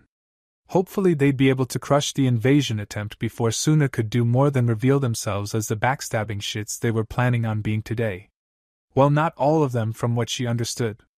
Apparently Tsukiyomi himself had managed to make contact with some Suna shinobi who didn't want to take part in the invasion, including the trump card they were counting on as the backbone of the assault. She hadn't been informed why a single shinobi was what they had placed most of their hope upon for the invasion, especially when from the sound of it he was one of the genuine competitors, but on the other hand she didn't think she actually wanted to know. People like that were usually not the pleasant sort. Having them on your side though was typically a good thing. And speaking of her side, she took a quick glance to her right where Tsukiyomi lounged in a manner between regal and lazy. He seemed so at ease she had to wonder if things had been going really well for him since she saw him off back in Nami no Kuni, or if he was just acting like this to help place everyone else around him at ease. Her experience at the feast had her suspecting it was the former, but instinct screamed the latter. Either way, his relaxed position had the wolves around the box giving extra care to their diligent guard, which was actually making some of the other nobles rather nervous. The daimyo of Hai no Kuni just seemed to be amused by their discomfort if the small grin and occasional glances to the daimyo of Nami no Kuni were anything to go by. They would be more appreciative when Suna turned on them. Speaking of which, the daimyo of Kaze no Kuni was sat directly next to the fire daimyo, and both were surrounded by wolves. How Tsukiyomi had convinced his ally to allow that she didn't know, but it was a good move on his part. His ally would be protected, the wind daimyo would be safe, and more importantly in his debt, and if absolutely everything went to shit he could take them both hostage. She had to wonder if her time with the wolves wasn't making her just a little bit more ruthless. She'd never have entertained such thoughts before. Then again, she had never pictured herself leading a country either. From what little time she had with her mother earlier, it was apparently doing her good, and she had to agree. She had never felt more mature and focused before. She had the weight of a country's hope upon her back. The burden had set her free. She was sure that if anyone understood that, it was probably the man beside her. Again she took a quick look at him from behind the veil that hid her face. She wasn't too fond of it, but understood the need for secrecy. He was in his usual attire of dark clothes, black cloak, and a scarf wrapped around his face to hide it from view. There had been some debate between Mai and Tsukiyomi about what he would be wearing, but the need to keep his identity under wraps had severely limited his options. There had also been something about how appropriate it would be for him to wear a wolf mask, but for reasons beyond her privilege it had been decided against. Some part of her, despite feeling that he should be displaying the same face as the pack he was part of, thought it was appropriate. Not that she could say much considering she wasn't wearing the mask either.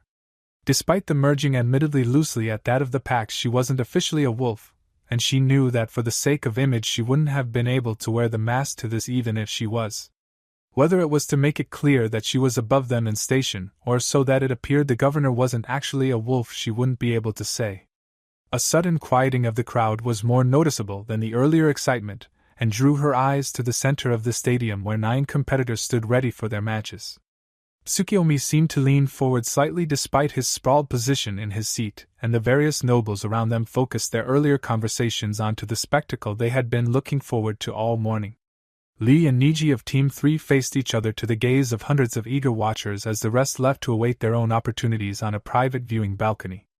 With a wave of the proctor's hand, the last round of the Chunin exams had officially started, but Hana couldn't shake the question of how soon they would be coming to an early end. She hoped the question wasn't answered too soon. Fate's barbed whip he hurt. Not just in his pride, which was sure to be swollen and tender after the beating he had just received, but throughout his entire body. He had always dismissed Lee's taijutsu simply because it wasn't the juken, but he'd never be making that mistake again. And oh, the speed! He had watched Genin Naruto as he sparred with the heiress, but thought nothing of it. The heiress was young and inexperienced, to say nothing of how privileged they were to be a member of the main house. Only the branch family ever worked, and he was the hardest working of them all. But maybe he had been wrong. Lee was, even if it was mostly self-proclaimed, a genius of hard work. The sheer speed and strength behind each strike was astonishing. He had been torn apart like rice paper. Even better, that was before the gates had been opened, or the leg weights had even come off. What hurt his pride even more, however, was the fact that Lee had actually seemed disappointed by his performance, or lack thereof, as if he had been expecting more from the genius of the Hyuga clan. Niji supposed that he probably had been. Fate, he must have been a pathetic sight, as Lee avoided each attack as easily as breathing, only to get into his guard and deliver crushing attacks that the Hyuga simply hadn't been equipped to deal with. Even the mighty Kaden meant nothing when Lee could move faster than he could spin. So much for an ultimate defense, even someone unable to use chakra could get around it. A groan, half disappointment and half pain, left his mouth as he attempted to adjust his position on the infirmary bed to something more comfortable.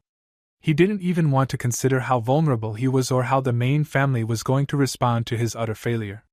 As if they didn't hate him enough for being better than them, now he had embarrassed the clan before a good portion of Konoha and quite a few local nobles. Hyuga Niji. The voice broke him from his thoughts, and he found himself looking up into the mask of a wolf. He paused for a moment before cursing internally. He had heard of them when they became a noble house, but he had also seen them in the presence of Hinata acting as guards. That was probably not a good thing for him, especially considering an academy student could overpower him at the moment. Yes? He managed. His memory was a bit fuzzy, but he was pretty sure Lee hit him in the throat earlier. It would explain the nasty bruise that covered it, and he could only be thankful Lee hadn't struck harder. His bones, the ones he was sure were broken, told him that Lee could have easily crushed his throat in an instant. The fight could have been over as soon as it began. He wasn't sure if that would have been better for him in the end. For your safety, you are to be moved to a more secure location. Remain calm, or we have been authorized to subdue you. The wolf paused for a second before adding. For your own good, of course. Ah, he was being kidnapped then. Wait. This was more of an abduction, wasn't it? Or if he was being used against someone, he supposed it was simply a hostage situation. Not that he suspected he was worth much to the clan after his recent performance. Where are we going? He didn't expect them to actually tell him, and he was right. Two of the wolves snickered while he was sure the third was scowling at him from behind their mask. Don't worry about it, kid. You're safe now. As a black cloth was wrapped around his eyes and his wrists were lashed together, he really doubted that. Chapter 62. Auntie Naruto dodged another gust of wind with the frowned blue eyes, tracking her opponent who stood across the stadium from her, that infuriating smirk over her lips. Being wind-natured herself, she thought this might be a fun battle, but dealing with the gusts that damned fan could produce was serving only to thin her patience considerably. Naruto had been taught to use a blade by her mother, and when learning wind jutsu it seemed only natural that she would use wind as she would a blade. The problem there was that Suna was an ally, and she had no intention of slicing her opponent to pieces just for the chance to become a chunin. Her opponent, on the other hand, didn't have such a concern. As long as the wind wasn't made too fierce, it was just blunt force being used against her, like a punch to the entire body at once. Painful? Yes. Annoyingly adept at stopping ranged attacks? Most definitely. Deadly? Not really. Admittedly, the Suna Kunoichi's technique seemed to suit her personality well. Blunt and forceful, she was confident in her abilities and had no need to show off.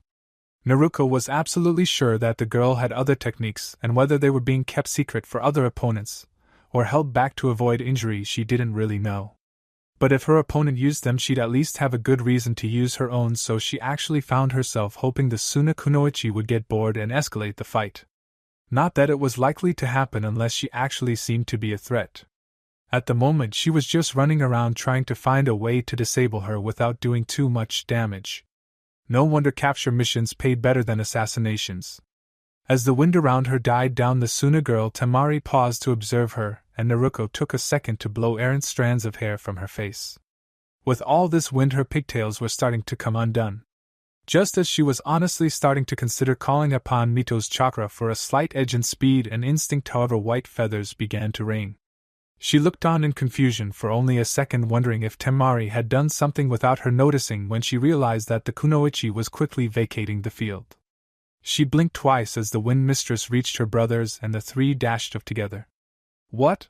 Only a moment later she realized that there was fighting in the stands between Konoha shinobi and civilians. One such civilian cut down a young shinobi who couldn't be more than a fresh chunin and quickly discarded bulky civilian garb to show a Suna flak jacket. It took one last second for her to piece it together. Suna, their longtime ally, was attacking them. Konoha, the village that had made it out of every worldwide shinobi conflict as victors, was being invaded. And her opponent had been a Suna Kunoichi. Remembering Gaara and his strange sand ability, and having just fought against the Wind Mistress, she realized that the three sand siblings running off together couldn't be a good thing. As soon as she had grasped the situation, she was off after them, determined to stop whatever they were trying to do before it could happen. Idly she acknowledged that she should probably be seeking out a higher-ranking shinobi for orders, or at least finding her mother so the two of them could work together. Another part of her also wanted to find her brother so she'd know he was safe until they had managed to beat back the Suna shinobi, for she had every confidence that Konoha would stand victorious in the end. But in the end she decided that stopping the Sand siblings, the children of the Kazekage, from completing whatever task had been assigned to them was far more important at the moment. Her mother could take care of herself, and she knew her brother had powerful allies who would see him protected. She would just have to trust in both, and do her best to get back to them as soon as she could. Hopefully, after showing that Sand Kunoichi exactly what she was capable of with wind techniques. Naruto watched almost lazily from his seat as the nobles around him started to panic. To his side, Hana had tensed up ready to fight anyone who attacked her, and no doubt itching to jump into the fray to protect the village of her birth. He spared a glance to a nearby wolf who gave him a nod. Everything was going smoothly. The other wolves that the fire daimyo had permitted to be stationed around the viewing area for security kept any of the nobles from leaving the protection they offered, even as 4 of them took positions around the fire and wind daimyo. None too soon either. "You!" shouted one of the members of the Imperial Fire Court, no doubt pointing to the wind daimyo. "This is your doing, call them off." The wind daimyo wouldn't get much more than a chance to stammer before any possible response was cut off by Naruto's chuckling. He had no doubt all their attention was on him as he stood, but he peered back over his shoulder at them just to be sure. With a grand gesture he presented them the conflict between Suna and Konoha as if it were the first showing of some spectacular play. "Gaze upon all your efforts, Daimyo Dano." Despite there being 3 daimyo within the viewing area, it was evident he was addressing the daimyo of Kaze no Kuni. "Look at what you have managed to accomplish in your ignorance." Even as he spoke, Konoha's shinobi were flooding into the arena and mass more seen heading towards the walls where defensive lines had already been established. It was pretty obvious Konoha had not been caught off guard by their treachery in the slightest. "You cut their budget and deny them work, and now your people have become as the jackal, attacking in desperation the closest target they can find, even if it's the only ally they have." Naruto chuckled again. And to think this was the best chance they had too. None of the others were so vulnerable a target. He turned back to the daimyo of wind, who had no doubt paled considerably behind his veil. "And now your forces will be decimated at the command of another, driven to this because of you. With this failure Suna is done for, and you will be a daimyo of a country without shinobi." Everyone there could feel the smirk hidden beneath Naruto's scarf, as he continued. "A lesser daimyo." Apparently the daimyo of Kaze no Kuni hadn't even considered that side of the situation, and the sudden realization had him actually trembling. Most of his influence had been because he was considered a greater daimyo, but if he lost that, not only would he have almost no influence, but he'd be in direct competition with the likes of Naruto himself, the daimyo of Nami no Kuni. Considering his forces just attacked Konoha, he had a pretty good idea which of the two of them the daimyo of Hai no Kuni would favor. And with the fire daimyo being his only ally, that was not a good thing. And if that wasn't enough, another chuckle left the daimyo of Nami no Kuni. "The Suna shinobi cannot retreat even if they wanted to, for my forces move as we speak to ensure not a single invader is left standing. You'll be lucky if Konoha decides to take prisoners, because that's the only salvation they can hope for." Naruto fell silent, his part spoken, but another voice raised itself, seemingly unconcerned with the chaos around them or the fact that their shinobi village was fighting off an attempted invasion. "Ah, and if I may ask, how did you know to have your forces ready to stop their retreat?" The question from the daimyo of Hai no Kuni had only slight traces of accusation. "This is the first I'm hearing of it, though I suppose it explains your desire to handle security." Naruto turned fully to his greatest supporter within the elemental courts, and gave a shallow bow as he answered. "I have my sources, Daimyo-sama." The fact that he had addressed a fellow daimyo as being above him was not lost on the other nobles in the viewing box. "One of which we discussed that last time we met. That would be Orochimaru if the fire daimyo pieced it together, but there was no reason to panic the others by speaking his godmother's name. I managed to dissuade Otogekyo from joining with Suna in this invasion, as they originally intended using some of my agents, and was able to get a message to Raza the Kazekage, which he seems to have heeded as best he could, but I was unable to stop the invasion entirely. Oh, quite impressive, and it was as if one didn't know Orochimaru had been the one who initially planned the invasion, and who informed him about it. But I still don't recall hearing anything about this. The question was obvious enough, and Naruto had no desire to be on the wrong side of the greater daimyo so soon after their partnership had begun.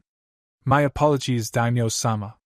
I arranged for Genin Naruto of Konohagakure to inform Sarutobi Hiruzen of Suna's plans, and it was reported back to me that he informed both Sarutobi Hiruzen and one of his long-time advisors Shimura Danzo. This was really throwing the two under the carriage, but if that's what it took to improve his standing with the daimyo of Hai no Kuni, they just have to take the hit.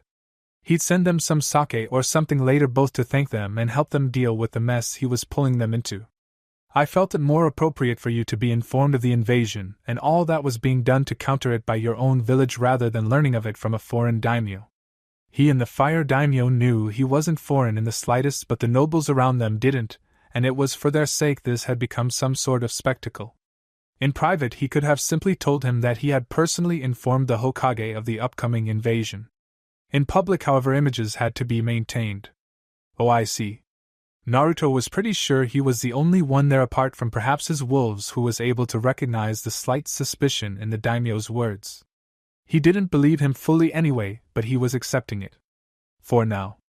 Naruto didn't think his luck was enough for the fire daimyo to drop the matter entirely, but he'd take what he could get at the moment. No need for the other nobles to know he had intentionally neglected to inform the greater daimyo, so the movement of his forces hadn't been specifically forbidden. The point of this was to improve the reputation of the wolves after all. The daimyo's armies could have served the same purpose of his own forces, but with this the daimyo of Nami no Kuni had come immediately to the aid of the daimyo of Hai no Kuni soon after their alliance had been formed. It was a good image, and one to help balance out the sometimes frightening visage of the wolves he made use of. The wolves weren't just a pack of shinobi who had taken over a country on his orders, but the legitimate forces of the wave daimyo who came to Hai no Kuni's aid without hesitation. Such views would certainly shape future interactions between the wolves and the rest of the world favorably. Of course, bringing down the wind daimyo, and making it so Raza and his loyal shinobi would be more likely to throw their lot in with Nami no Kuni was simply a benefit, one he intended to make full use of. Whether that would be more useful with Raza heading to Nami no Kuni, or holding his position in Kaze no Kuni, he hadn't quite decided, but regardless, having another Kage-level ally was in no way detrimental to the wolves. Well then, the fire daimyo's words broke him from his thoughts. I suppose there's nothing to do at this point but wait. The man shifted around in his chair until he had found a more comfortable position before lifting up his mostly empty glass, an obvious sign that he was expecting a refill. Most of the nobles in the viewing area seemed shocked that the daimyo of Hai no Kuni was so at ease as his hidden village was being invaded around him, but Naruto was glad his scarf hid his smirk. He was sure the nobles wouldn't take it too well, either insulted for themselves or the daimyo. Or perhaps they would just be intimidated. Not likely considering his age, but also not something he could risk. The wolves did the dirty work. He had to keep himself looking immaculate should there ever come scrutiny from the courts. It was a balance he had to work out naturally to ensure he was a just and reasonable daimyo, even as his forces were known to go to any length to see his will done, even if he wouldn't approve of it. Officially, of course. The key was to make it seem like he didn't fully control the fanatical wolves and that they would take things into their own hands if they thought it would help him. It wasn't his fault you angered the wolves, they really were quite temperamental. If only you hadn't provoked them by going against him, none of this would have happened. False benevolence really wasn't too hard an act to pull off properly, and it got things done without the masses panicking too much. There were going to be those who saw through it, but that was to be expected. Like his minor performance earlier, the show was for the lesser entities simply because it made things easier. And with any luck he wouldn't have to do much that required him to pretend to be some gracious ruler. He was a leader of a paramilitary mercenary group, not some humanitarian. Besides, he could always leave the reins in Hana's capable hands. She would do much better than he would, and it wouldn't be an act. In fact, that might be better to start with. That would save him a hell of a lot of trouble. Archaic politics he knew and was perfectly comfortable with, but he never really cared for anything more modern than the village's founding. His attempts to mix the two, well, the results were shaky at best. Employing the full potential of those who followed him was certainly a better option, and he doubted anyone associated with the wolves had greater familiarity than Hana herself, considering she had been training to take over her mother's position. Diving back into his thoughts, he was only half aware of the permissive wave he gave to one of his wolves when the fire daimyo's serpents were too scared to approach their lord, surrounded, as he was, by wolves. He completely missed that. Rather than letting the servants get through, one of the wolves personally refilled the man's glass. The nobles around them and the other two daimyo, however, did not. It would seem as though the performance would continue regardless of his awareness. From his treetop perch, Yuto surveyed the battlefield, if it could be called that. Not too far away was the Great Wall of Konoha, and smashing themselves against it were the forces of Suna. Originally the plan had been for Orochimaru's summons to open holes in the walls for them to use, but with the former Konoha shinobi withdrawing his support, they were missing some rather critical pieces of their plan. A plan that hadn't been adjusted all that much from the looks of things. Small pillars of earth rose carrying squads of Suna shinobi, while some on the ground worked to create ramps for easier access. The Konoha shinobi at the top of the walls, however, were not making it easy. With solid footing and a clear view of the enemies below them, they had no problems casting down jutsu that delayed their work and cut down their numbers. If this was all they had to worry about, Konoha's victory would be assured even without aid from the wolves. Unfortunately, a large group of Suna shinobi had already managed to infiltrate the village of their former ally, and those Konoha shinobi had to be careful for attacks from both sides. They, however, wouldn't be the only ones. Yuto's eyes moved down to the forests below him, where wolves prowled the forest waiting for the signal to attack. Should no signal come throughout the duration of the invasion, they were to simply keep any Suna shinobi from escaping. Understandably, they were eager for the signal, one Yuto was happy to provide. Without hesitation, they charged into the fray, and within seconds shouts and screams of surprise left the unprepared Suna shinobi. The wolves, as a general rule, avoided ninjutsu. It was far too flashy for their needs, and it was too easy to cause unintended damage with a poorly used technique. In this case, they would make an exception. Almost as one, the wolves flashed through hand seals before unleashing great bouts of flame. Trapped as they were between the flames, the wall, and the jutsu from Konoha's shinobi, it was no surprise the desperate Suna shinobi began falling in droves. Things became worse for them when, heedless of the flames, a great purple snake started tearing down the middle of their forces. Yuto blinked in surprise at that. That hadn't been covered in the briefing, had it? He swore he would have recalled mention of snake summons being used to further disorient the Suna troops. Mainly because it would have been something he wanted to avoid being around, lest he get caught by a snake that probably didn't care who it crushed or swallowed in the end. Actually, with that in mind, he really should call back the troops lest they be caught in the chaos. With a few signals to the watcher below him, a wolf tasked specifically with keeping an eye on him for this very purpose, the wolves vanished back into the forests of Hai no Kuni, ready to jump back and should things start going wrong for Konoha. At the moment, however, they seemed to be handling things just fine. The wolves' unexpected attack had helped cut down a good portion of their numbers, and the chaos caused by the rampaging snake summon had drastically reduced the pressure on the defenders. Add the fact that both Konoha and Suna now knew of their presence, and who they supported, morale between the two had been polarized. He was sure if they thought they could, Suna would be retreating at this point. With the wolves behind them, however, that wasn't exactly an option. He had to wonder how long it would be before they started begging to be allowed to surrender. His focus went again to his fellow wolves in the forest below him, and his palm quickly found itself slapped against his mask. A group of wolves stood around a group of Suna shinobi they had obviously grabbed during the chaos, bickering as stealthily as they could about who got to keep them. Looked to be a jonin or two, a pair of genin, and a handful of chunin, and Yuto found himself curious whether if the group had planned this or if so many of the wolves here had the same idea. Not that it really mattered. Tsukiyomi-sama obviously got first pick, though he had to wonder if the other two groups were having similar problems. High Captain Kigo sighed as he overlooked the wolves gathered at the northern wall. So far there had been no more than 3 Suna shinobi, all of which had been fleeing from within Konoha rather than attempting to invade. They currently sat tied to one of the larger trees and didn't seem to have any intention of trying to escape with so many wolves around them. He wondered if the others were finding things just as easy. The daimyo of Hai no Kuni, Iroh, to his friends, took a sip of his drink, the very picture of being at ease. But he wasn't, not really.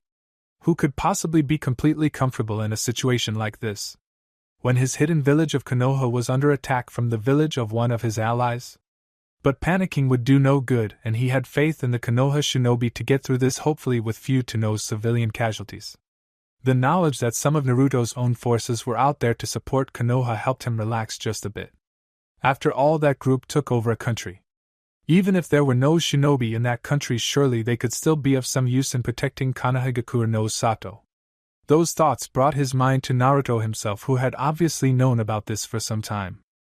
On one hand, he wanted to be angry that he hadn't been informed and that Naruto had instead decided to move forces across his land without permission. On the other, he had seen to it that the current Hokage was made fully aware and proceeded to ensure steps were taken to support them in whatever plan they came up with. Iroh was also well aware that if Naruto had asked to move troops across his land, he'd have been mighty suspicious, and even after hearing about the invasion may have had him denying the request. He would have also been rather angry at Hiruzen for not telling him sooner. So in the end, perhaps this was for the best after all. He didn't lose any of his troops supporting Konoha, the invasion would be crushed, and he was angry at Hiruzen. The alternative was risking his troops crushing the invasion and still being mad at Hiruzen. Still, he wasn't exactly comfortable with the fact that Naruto managed to move his troops across Hai no Kuni without his knowing. It's not like he expected the newest daimyo to turn against him, but Konoha here thought the exact same thing about Suna, and here they were cutting down their former allies to defend their home. He'd need to see to it that his own forces started patrolling his land more. Typically, he just paid Konoha shinobi to do it, which provided stable work and acted as part of the funding he gave to the village, but it was apparently keeping him out of the loop too, and he didn't like that. He had to wonder though if Konoha had detected the wolves earlier and didn't inform him, or if the wolves had managed to slip past them too. Either way, it would be good to have his own troops out and about. They had been getting pretty complacent back at the capital anyway. It was time to change that. Two wolves shared a look, the symbol on their brows marking them apart from their siblings. There were two others like them, but they were continuing with the primary objective of ensuring the safety of their lord's little goddess. Normally that meant these two wolves would be off the clock training, relaxing, or getting some sleep, but they had a very different task at the moment. One of the wolves gave a nod and the other turned to face the 5 wolves crouched behind them. This would be new territory for them, those 5 with unmarked masks, but the 2 who were marked had lived here in service to the goddess for some time now. It would be up to them to guide their siblings. Beckoning them to follow, the wolf led them into position, while the other marked wolf crept closer to the gate. 2 guards stood as always, even though the Chunin exams had attracted most of the Konoha population, and the invasion that interrupted it had hardly been as subtle as Suna may have hoped. Still, the 2 stood loyally protecting the clan compound. In the case of one of them, too loyally. With 2 sharp whistles, the second guard struck, eliminating his partner, and removing his headband to show the Juin that marked him as a member of the branch house. The fallen guard, while likewise a member of the branch house, was well known for being a supporter of the main house and could not be allowed to interfere. With his Juin proudly displayed, the remaining guard wasted no time in opening the gate into the compound, his Byakugan active to ensure the wolves wouldn't be spotted. Satisfied the coast was clear, he motioned for the wolves, and the group of 6 was quick to start their task. The last wolf took his time, jumping from his perch and making his way calmly towards the gates. Even as the guard gave a respectful nod to one of Hinata no Mikoto's bodyguards, the wolf was tossing the corpse of the other guard over his shoulder and continuing on into the compound. Their orders had come straight from Tsukiyomi himself and were to be carried out to perfection.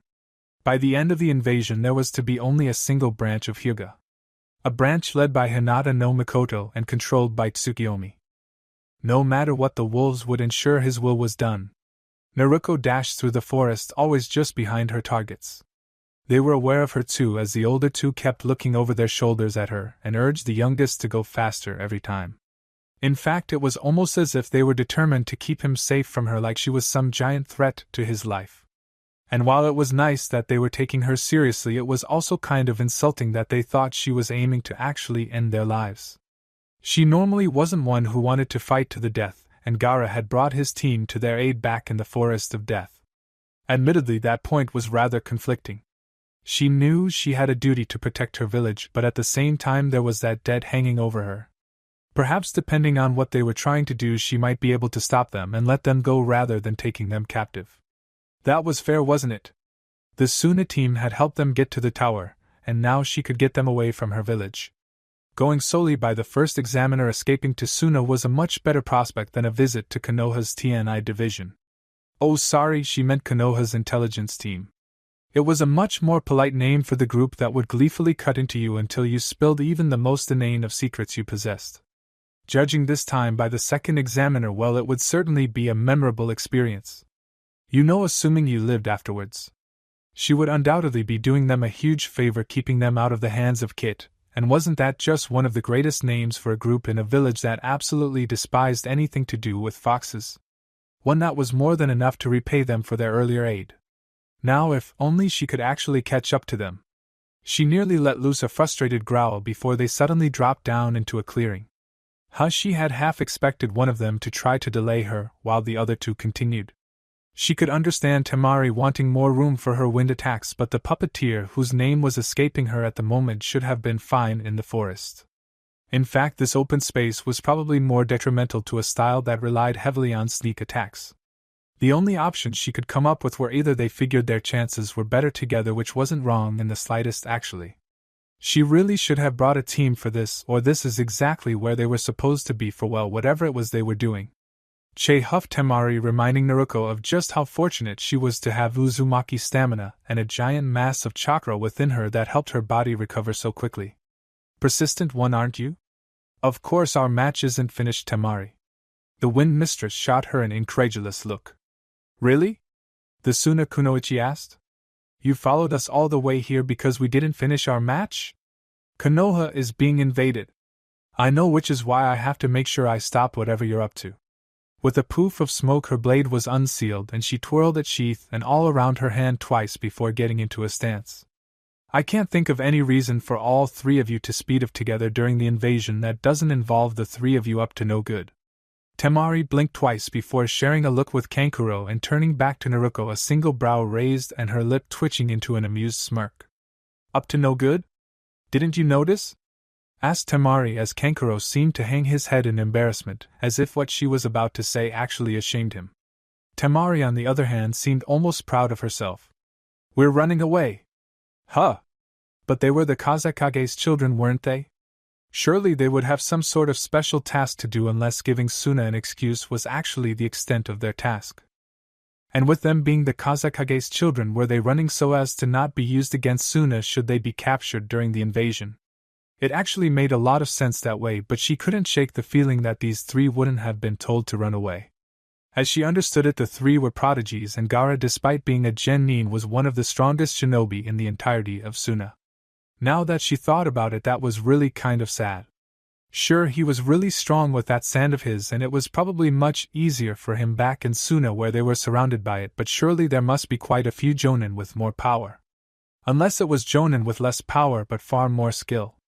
Gaara possessing some of the most raw power in the village was much more understandable, especially when she thought of the chakra that resided in her at this very moment. What, you think we want to be invading? The only reason we're doing this is because Suna's desperate, and the council didn't want to have to come up with a new plan. She scoffed, shaking her head in disappointment. The original plan was to join up with Otogekyo to better our chances, but when they pulled out, and their Kage brought another option to our father's attention, he officially called it off. Naruko didn't really believe that, considering that the majority of Suna's forces were currently trying to crush her home. Officially called it off? Bullshit, most of your shinobi are back in the village trying to raze it to the ground. And that's because they're fools. This time it was Gaara who spoke, his gravely voice catching Naruko and to a lesser extent Temari by surprise. Tu-san will not allow them to threaten his territory. The redhead frowned deeply immediately after saying that, his brows furrowing in confusion. Tu-san? He muttered to himself. Other Tu-san? But which would be the other? Suna's most notable genin seemed deeply concerned over the matter, far more so than the fact that his village's shinobi were probably being butchered nearby. Mother is mother, and there is only one mother. He paused, shooting a glance toward Temari. Right. But there's other Ka-san too, isn't there? Gaara's eyes widened with sudden revelation. But Ka-san and other Ka-san are both with the same Tu-san, so that must be the real Tu-san, and the other Tu-san is other Tu-san. He nodded to himself, pleased with his logic, and Temari didn't know whether to laugh at the ridiculousness, or be angry that it had taken her so long to be able to see this side of Gaara. Naruto, on the other hand, stared at the boy blankly while his brother rubbed his temples with a groan. What? She asked. How does that have anything to do with this? Because Tu-san scared Ka-san at first, and nothing scares Ka-san. So Tu-san must be more powerful than Ka-san. I know Ka-san has come close to wiping out Suna before she was sealed, so Tu-san should have no problems destroying most of the shinobi when they're so far from home. Gaara considered something for a second before continuing. And while I can still hear Ka-san, I know she stayed with Tu-san, so there's no way he won't crush them. They should know this, so attacking is stupid. Not even bothering trying to understand what it was Gaara was talking about other than the fact that someone strong was back in Konoha and that he had faith that this Tu-san would protect her village. Naruto latched onto something else that caught her attention. Sealed? Naruto narrowed her eyes at Gaara. You're a Jinchuriki too, aren't you? Gaara was halfway through a nod before he froze, his eyes opening in surprise. I'm not. He seemed unsure of himself, as if he hadn't managed to come to terms with it yet. A contemplative frown tugged at his lips as he considered it. I was. He was much more confident about that statement. But Mother is not with me still. Because Mother is with Tu-san, right? She understood that much. Yes, Mother is with Tu-san. Gaara paused, glancing at her in realization. If you're the sister of Tu-san, Auntie? What? They had been talking about Naruto. Did that mean he had done something with Gaara's Biju? And the important question, if the Biju was known as Ka-san, who the hell was this other Ka-san who had been cozying up to her brother? She shot a glare at a snickering Temari, who just shot her a wicked smirk in response. Well, if Gaara is considering you his auntie and I'm his other Ka-san, I guess that makes us sisters, HM? No, just no. This was not happening to her. It was supposed to be a simple day. Wake up, show up for the third round of the Chunin exams, show that she was ready for a promotion, get promoted, and go celebrate. She did not sign up to be a part of this strange family Gaara was making in his head. The Biju is his mother? Fine, whatever. His older sister is also considered his mother? Yes, she could see that if she was the one looking out for him. Her brother was his father. She didn't even want to know how that happened, though she suspected it had something to do with Temari, but sure, he took the position of father figure in the former Jinchuriki's life. None of that was too important, but she was not being dragged into this clusterfuck. You know what? Just get out of here. She put away her sword. I don't want to deal with this right now. Finally sighed Kankuro, who wasted no time in dashing off. Konoha was doing weird things to his siblings, and he was eager to get back to the sanity that came from building your village in the middle of a desert wasteland. It must have been all the green from the trees, because he still recalled those two in that awful spandex. Yep, definitely all the green. It simply wasn't a sane color. See you around, Amuto-chan. Temari gave a cheeky wave. Come on, Gaara, you know Tu-san wanted you to leave when the invasion started. Gaara nodded in agreement before giving Naruto his own wave. Bye, Auntie. Massaging her brow, Naruto gave a defeated sigh. She still needed to get the situation with her brother sorted out so they could all be a family again, but once she did, he had a lot of explaining to do about this other family of his. And those dogs of his too. Hyuga Hayashi hadn't hesitated to have the Hyuga watching the matches evacuate back to their compound. It might not have been the civilian safe houses kept under the Hokage Iwa, but it was familiar territory, and they could use their Byakugan to keep any hostile forces from surprising them. If only they had activated their Byakugan before entering the compound. At first everything was relatively normal, branch members scuttling around to secure the compound as the sounds of battle stretched across Konoha. The fact that there was only one guard at the gate was a bit odd, but if he was needed to help somewhere else it was understandable. They had never expected the branch members to turn on them. In hindsight, that was rather foolish. After all, why wouldn't they? It started with branch members rushing past, but it was only moments later that Hayashi and the elders realized that their clan members were falling lifelessly to the ground. All it had taken was one swift strike to the chest, a signature finisher of the clan. By the time the main family had attempted to create the hand seals that would incapacitate the branch members, and judging by the fury some of the elders had on their faces and their lives, they had another problem: wolves. Using the branch members as a distraction, they had snuck in close before pouncing, their blades flashing with deadly speed and cutting down elders before the hand signs could be complete. Hayashi himself had managed to form the proper seal, but his own chakra capacity only let him split the effect between the branch members closest to him. The wolves understandably weren't affected, and it wasn't long before Hayashi found himself pinned to the ground with a wolf on his back ready to strike and a boot on either hand. He barely had enough time to activate his Byakugan before it was over, and all that showed him was the end of the elders. Those who had managed to hold their own against the branch members hadn't been prepared to fight against blades. The Kaiten was usually considered a perfect defense, but as Lee had shown against his nephew, it did have its flaws.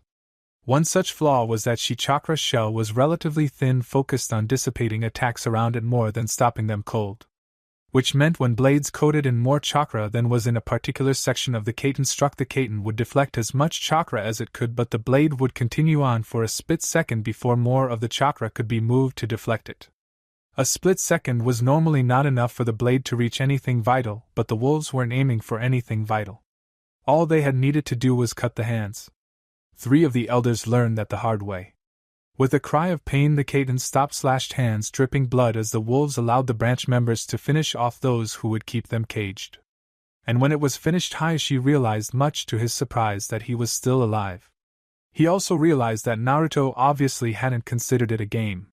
She really shouldn't have stopped, but with the appearance of large purple snakes she couldn't help herself. It was obvious they were summons, but there were only 2 snake summoners in the entire world, and she was one of them. It was possible that someone else had signed, but considering the fact that she personally checked the summon scroll every week, it was unlikely. The other explanation, however, seemed impossible. There was no way she would ever believe Orochimaru was actually helping them, the very village he had once sworn to destroy.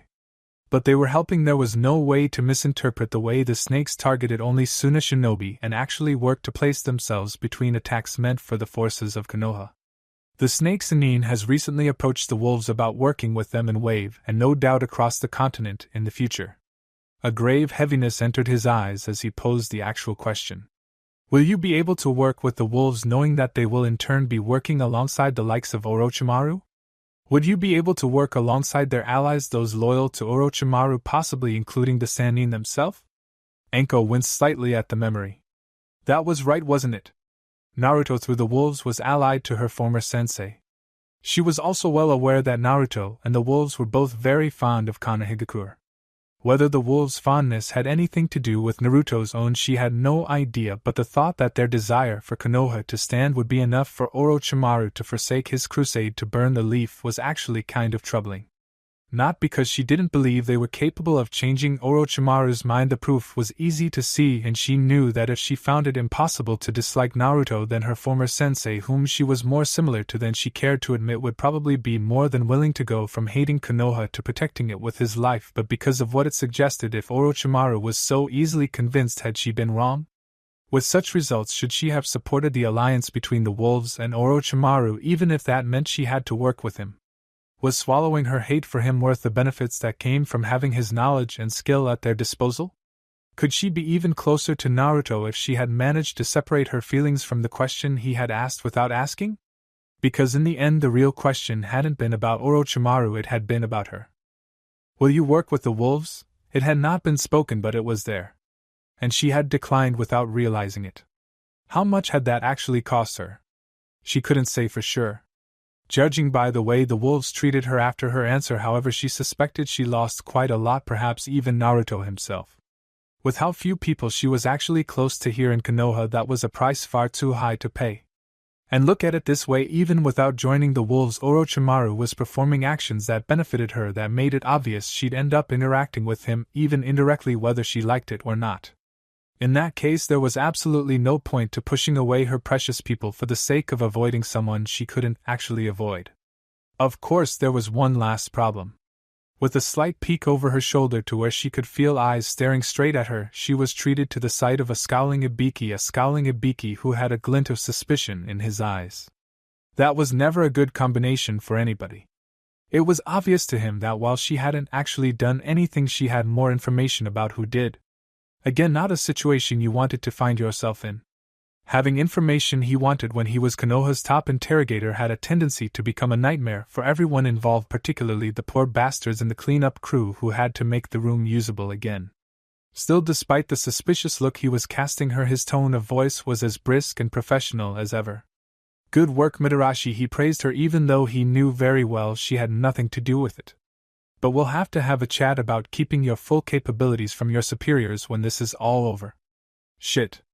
She was not looking forward to that discussion. Chapter 63 Tenno Juin. She was not a quick and gentle breeze, she was not the dancer that performed unseen in the moonlight.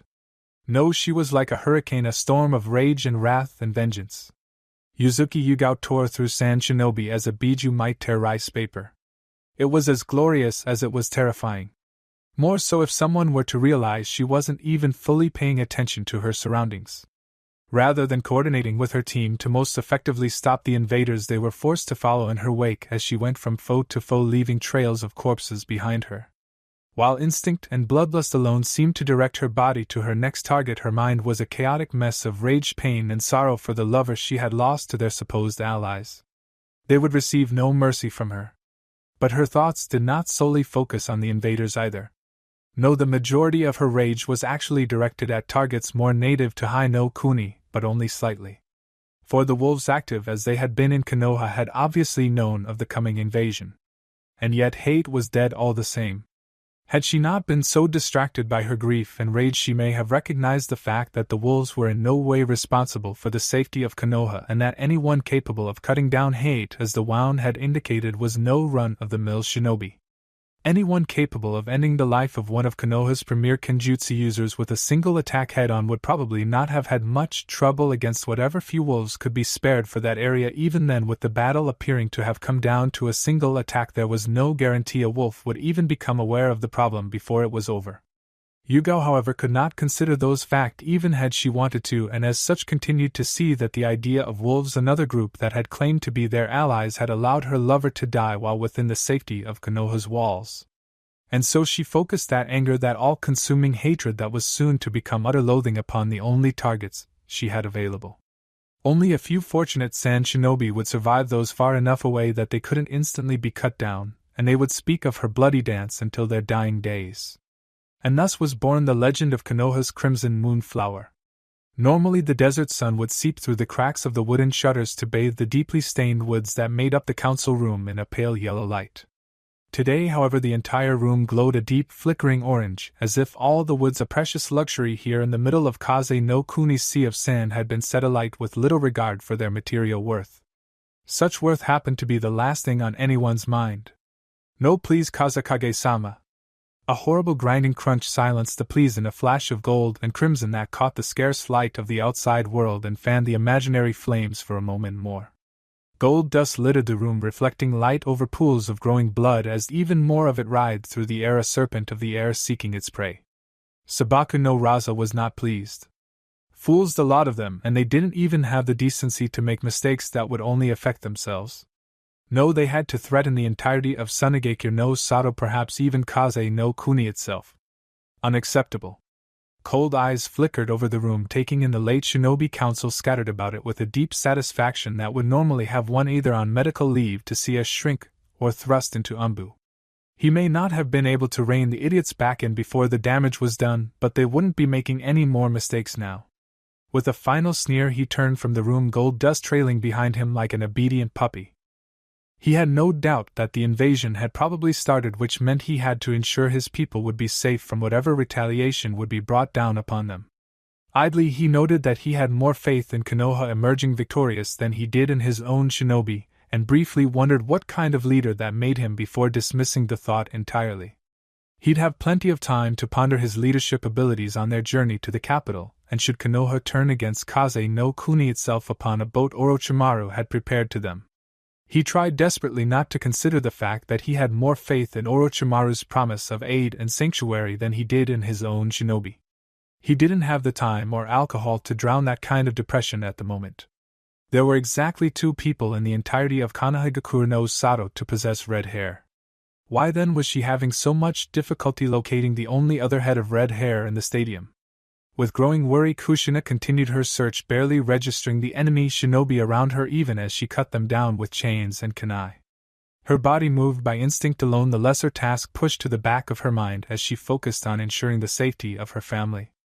Naruko had already run off chasing down fleeing Suna shinobi, but she wasn't too worried about that. After all, fighting seemed to be the last thing on the minds of the 3 Suna genin. If they wanted to abandon the battlefield, then so be it. The less enemy combatants the better as far as she was concerned. Her son, on the other hand, was a major concern. She hadn't just lost him as the invasion started, but had been unable to locate him in the crowd beforehand. That meant she didn't even have a general area to expect his presence, and so how was she to ensure he was safe until the threat had been neutralized? For all she knew, he was out somewhere in Konoha fighting off Sunigekure shinobi at this very moment, far away from the stadium where the highest concentration of Konoha shinobi were. And sure, there had been an increase to the guards around Konoha's wall, but that meant everywhere that fell between the wall and the stadium had less Konoha shinobi and therefore less allies to support him should he get into any trouble. It was not a thought she found pleasant. Not at all. Unfortunately, there wasn't too much she could do about it. She had no skills in tracking, and she doubted quite highly her ability to commandeer a Nikken or better yet an Inuzuka tracking team to search for him. Not that she had anything with his scent on it either. So that really wouldn't help. No, her only real option was to continue on and hope that she was fortunate enough to cross his path. To be perfectly honest, she wasn't sure she wanted to. It would soothe her nerves certainly, but she was more than willing to suffer some frayed nerves if it meant Naruto was sitting tight in some well-hidden and well-protected location. Actually, that thought alone almost made her completely rethink her distaste for the wolves. Even if they were a terrible crowd for him to fall in with, she couldn't deny that they had their possible uses. Mie's shield simply happened to be near the top of that particular list. Still, she couldn't help but worry after him, which wasn't likely to change until after the invasion had been crushed, and she was able to see him with her own two eyes. As one of her chains impaled some unlucky sand bastard, she was reminded that she too was part of this conflict, and she bit her lip in thought. On one hand, she was unlikely to find Naruto during the conflict, and it would be a reasonable course of action for her to aid the other Konoha shinobi to end the invasion as soon as possible to limit damage to the village and the threat to her family's well-being. On the other, Konoha could burn as far as she cared. That wasn't to say she didn't see it as home or that she actually wanted any misfortune to befall the village hidden in the leaves. It was simply that when compared to her family, the village meant very little to her. She could find a new home. She had already done that when she originally came to Konoha. Her family, however, was irreplaceable. She would destroy the village with her own two hands if that's what it took to ensure their happiness and safety. And right now she felt Naruto was the one who could use both the most.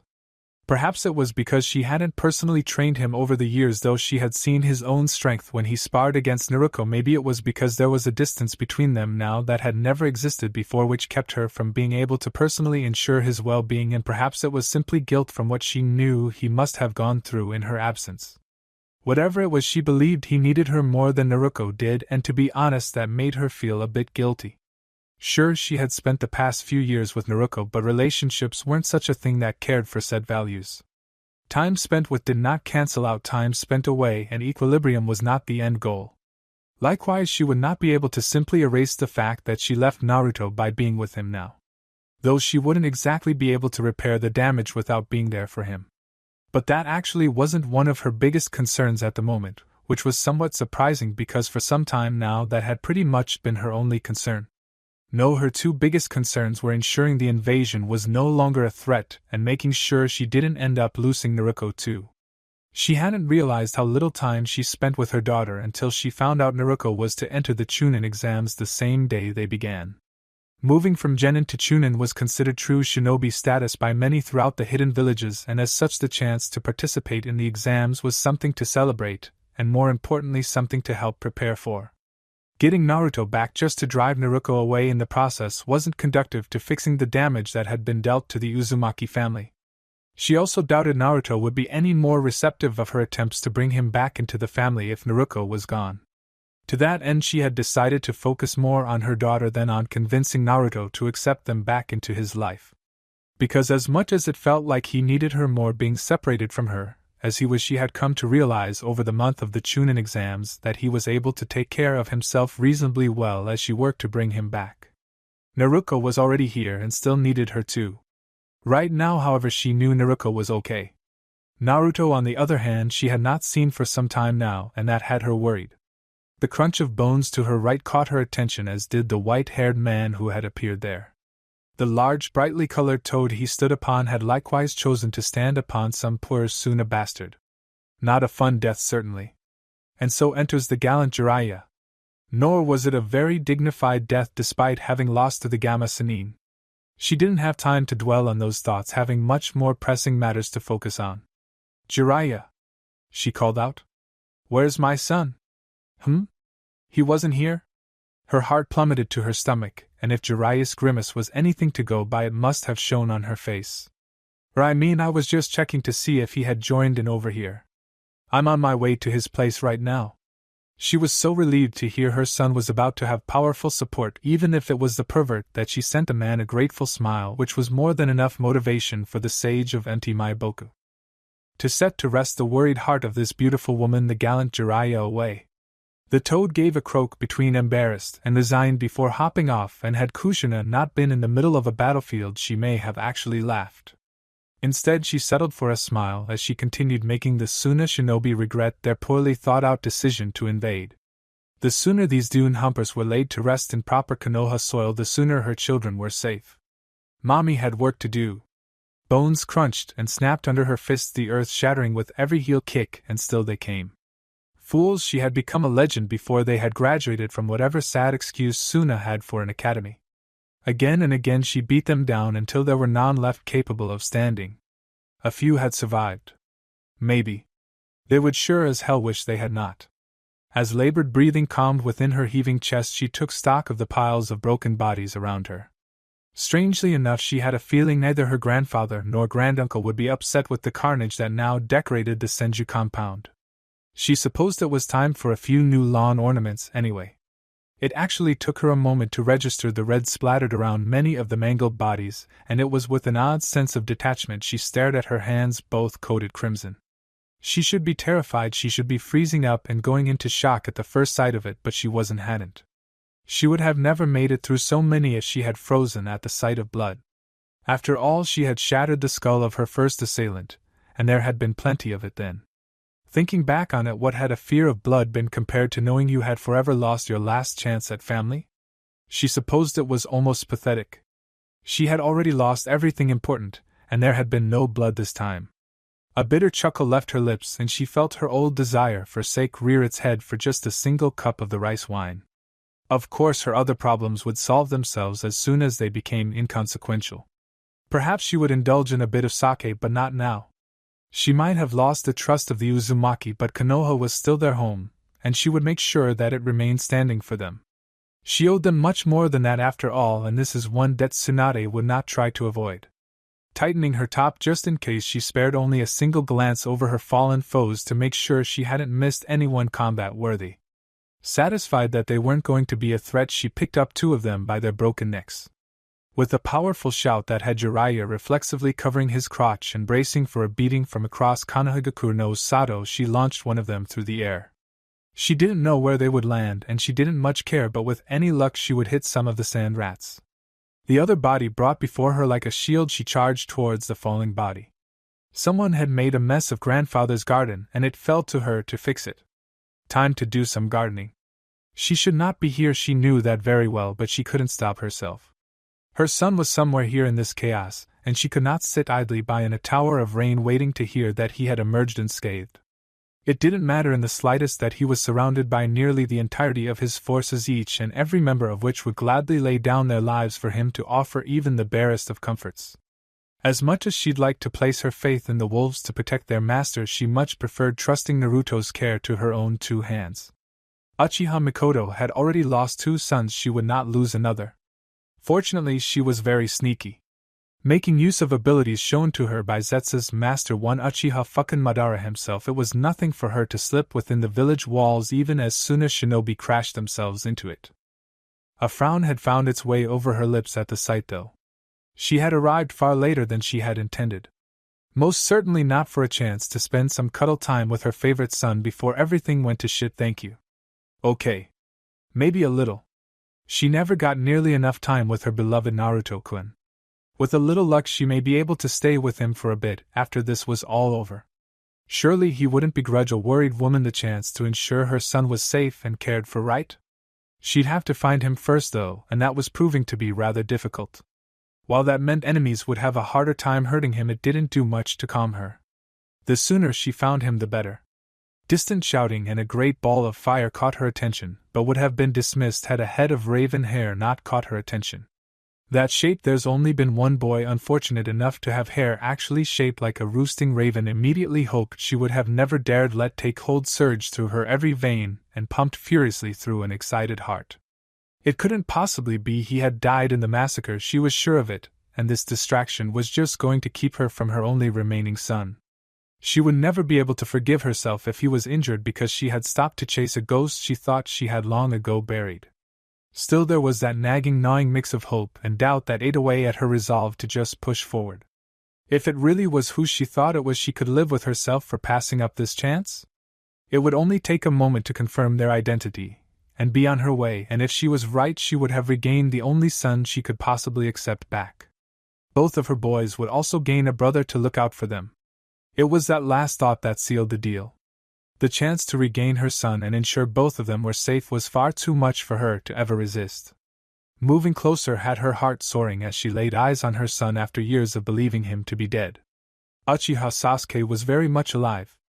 Even so, just as quickly as her heart had leaped joyfully to the sky did it crash back into the earth.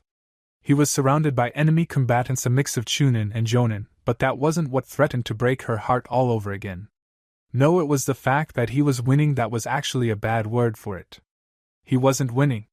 He was decimating his foes despite their numbers, and what should have been superior skill. And the little fucker was enjoying it. Is that all you have? The expression on his face somehow managed to mix a sneer with a face-splitting grin in a way she had never considered possible. Pathetic. With a thrust and twist of a kunai he tore through some unfortunate kunoichi's shoulder. One he wasted no time spinning around and pinning to the floor with his foot. Arm still held within his hands, he gave a violent tug and wrenched her arm off completely. Suna trash, he declared. Save us the trouble and bury yourselves. The crippled kunoichi in horrible agony and shell-shocked loss had only managed to sit up with a terrible scream before she was struck back to the floor with her own detached arm. Your kunoichi can't even be used to restore my clan. What good are any of you but as mulch for our forests? He paused at that, looking over the one-armed kunoichi in consideration. His comment wasn't shouted this time, a thought voiced aloud for himself alone, but she and the other Suna shinobi still heard it plainly enough. I suppose you might be good for practice though. We'll find use for you yet. That was more than enough for Mikoto to turn away, uncaring for the outcome of this conflict. That arrogance, she knew it all too well. The belief that not only were they beyond all others in skill, but that it allowed them to do as they pleased without consequence was something she had seen in her late husband Fugaki too many times. She had hoped, perhaps foolishly, that it would not taint her sons. Itachi had taken more after her and managed to avoid it, but it would seem Sasuke had not been strong enough to resist. It would appear that her beloved Sasuke had died that night, for she would never claim that thing as her son. Naruto was her son, her one and only, and if she learned he was injured because she had stopped to witness that shadow of Sasuke, she would go back and personally crush the last vessel of the Uchiha herself. Everyone else was already dead. Itachi could no more claim the name Uchiha than the Raikage after his betrayal, and Mikoto hadn't thought of herself as an Uchiha since that night. Naruto, her son, had once been an Uzumaki, and his mother had once been her friend. She wouldn't have minded taking that name had Naruto not discarded it, but it looked like they would need to find a new name for themselves. Perhaps they might even make a new clan together. Mikoto and Naruto, founders of a clan. She liked the thought of that. While he would never ever admit it out loud, he was in deep shit, and he damn well knew it. He figured joining up with one of the Chunin groups that was hunting down Suna invaders would provide an opportunity to gauge his skill, gain some more experience, and impress those who would soon be his peers. Assuming he got the promotion, that is. And who knew, maybe if he did well enough out here it would increase the chances of him making Chunin. So he had gone with them, taking out any Suna shinobi they crossed, and for the first time since graduating the academy, Sasuke actually felt as though he was part of a team. They didn't care that he was an Uchiha or that he was only a genin. All that mattered was the work he did and the results he brought. It was refreshing. And then everything had to go wrong. A quick breather atop one of the taller buildings gave them a chance to scout out their next targets, but they had been unlucky in choosing their vantage point. Black Iron Shinobi surplus had, as soon as they landed, been so inconsiderate as to explode in a great gout of flame. Not that it had been the poor building's fault. Suna Shinobi had decided it was in their best interest to reduce the available stock of weapons to reduce Konoha's efficiency. Had they not all been prepared for the invasion, and thus fully stocked while the necessary supplies had been moved so that those uninformed of the impending invasion could quickly gear up, it may have amounted to something. As it was, all they really did was put some poor sod out of business, and increase future sales for the rest of the stores. An amusing thought briefly crossed his mind where only a single weapons store survived and managed to use the opportunity to corner the market for weapons here in Konoha, but he quickly dismissed it. In Konoha you could buy basic shinobi equipment at the grocer. Specialized stores simply allowed you to look at all available options, but you could always get what you needed on your way out of the village. Two shops stood out in his mind: a calligraphy shop that boasted swords from all over the elemental countries, and a curry shop whose food was so spicy it was nearly as dangerous as the explosive tags they sold in bulk. That damn curry shop had nearly given him a fucking heart attack when his takeout had free samples of their tags nestled between his receipt and napkins. The only reason he hadn't been too upset was that they had proven to be some damn good tags. He still visited on occasion to restock, so he didn't completely rely upon Naruto's tags, which while better made him feel like he was relying upon someone else to ensure he was prepared for his missions, and didn't sit well with him, and the only real downside was that when he said in bulk he meant in bulk. He was fairly certain the smallest amount they sold was a pack of 100 tags. It wasn't cheap either. Still, it just meant that Suna's attempts to cut off their supplies was a rather useless effort. He had to wonder if other villages didn't sell shinobi supplies from regular shops. UT dismissed the notion immediately. Of course they did. What kind of shinobi village wouldn't ensure their shinobi could get what they needed no matter where they went? For Kage felt a sudden urge to sneeze. Regardless of the futility of taking away Konoha's supplies, it didn't erase the fact that Sasuke and his temporary team had just landed on the building as it exploded. They landed on the ground soon after, and for most of them it wasn't lightly. Unfortunately, Sasuke's normal luck, he had to wonder if Naruto somehow managed to steal it all from him, kicked in. With his back to a pile of burning Ruble gods, he hoped there hadn't been any explosive notes within the store itself. The last thing he needed was a stock of tags igniting. He only really had one direction he could go. It just so happened that the only path out was blocked by Suna Shinobi. Judging by the flak jackets, they weren't exactly grunts either. Perfect. It looks like the little leaf's been left all alone. Mocked one of them a chunin if he had to guess. He wasn't too pleased about that, but they weren't wrong either. This was going to suck, and he didn't have much faith in his chances of getting out of this alive if he couldn't get some backup. Even he wasn't so full of himself to believe otherwise, but there was no way in hell he was just going to lay down and die. He was an Uchiha, damn it, a fan that fed the flames. Even if they took him down, he'd see to it that the flames would consume them. It may not be the restoration he had planned on, but a blaze of glory? It would do. More of an Uzumaki thing, truthfully, but his clan was all about copying the better parts from those they encountered. He didn't mind stealing that too if this was going to be the end of the Uchiha. Chase, some fine legacy we've left. He thought cynically as he settled into a combative stance, lips pulled down into a serious grimace. But I suppose every fire has to die eventually. Thoughts briefly moved to the team he may well be leaving behind any moment now. Then again, all it takes is a spark. Perhaps one of the others will remember enough to preserve our last embers. Maybe the Uchiha wouldn't be completely lost today. Oh? Are you all so scared that you had to separate the only genin of the group just to bring yourselves to attack? I didn't realize we had allied ourselves with such a pathetic excuse for a village.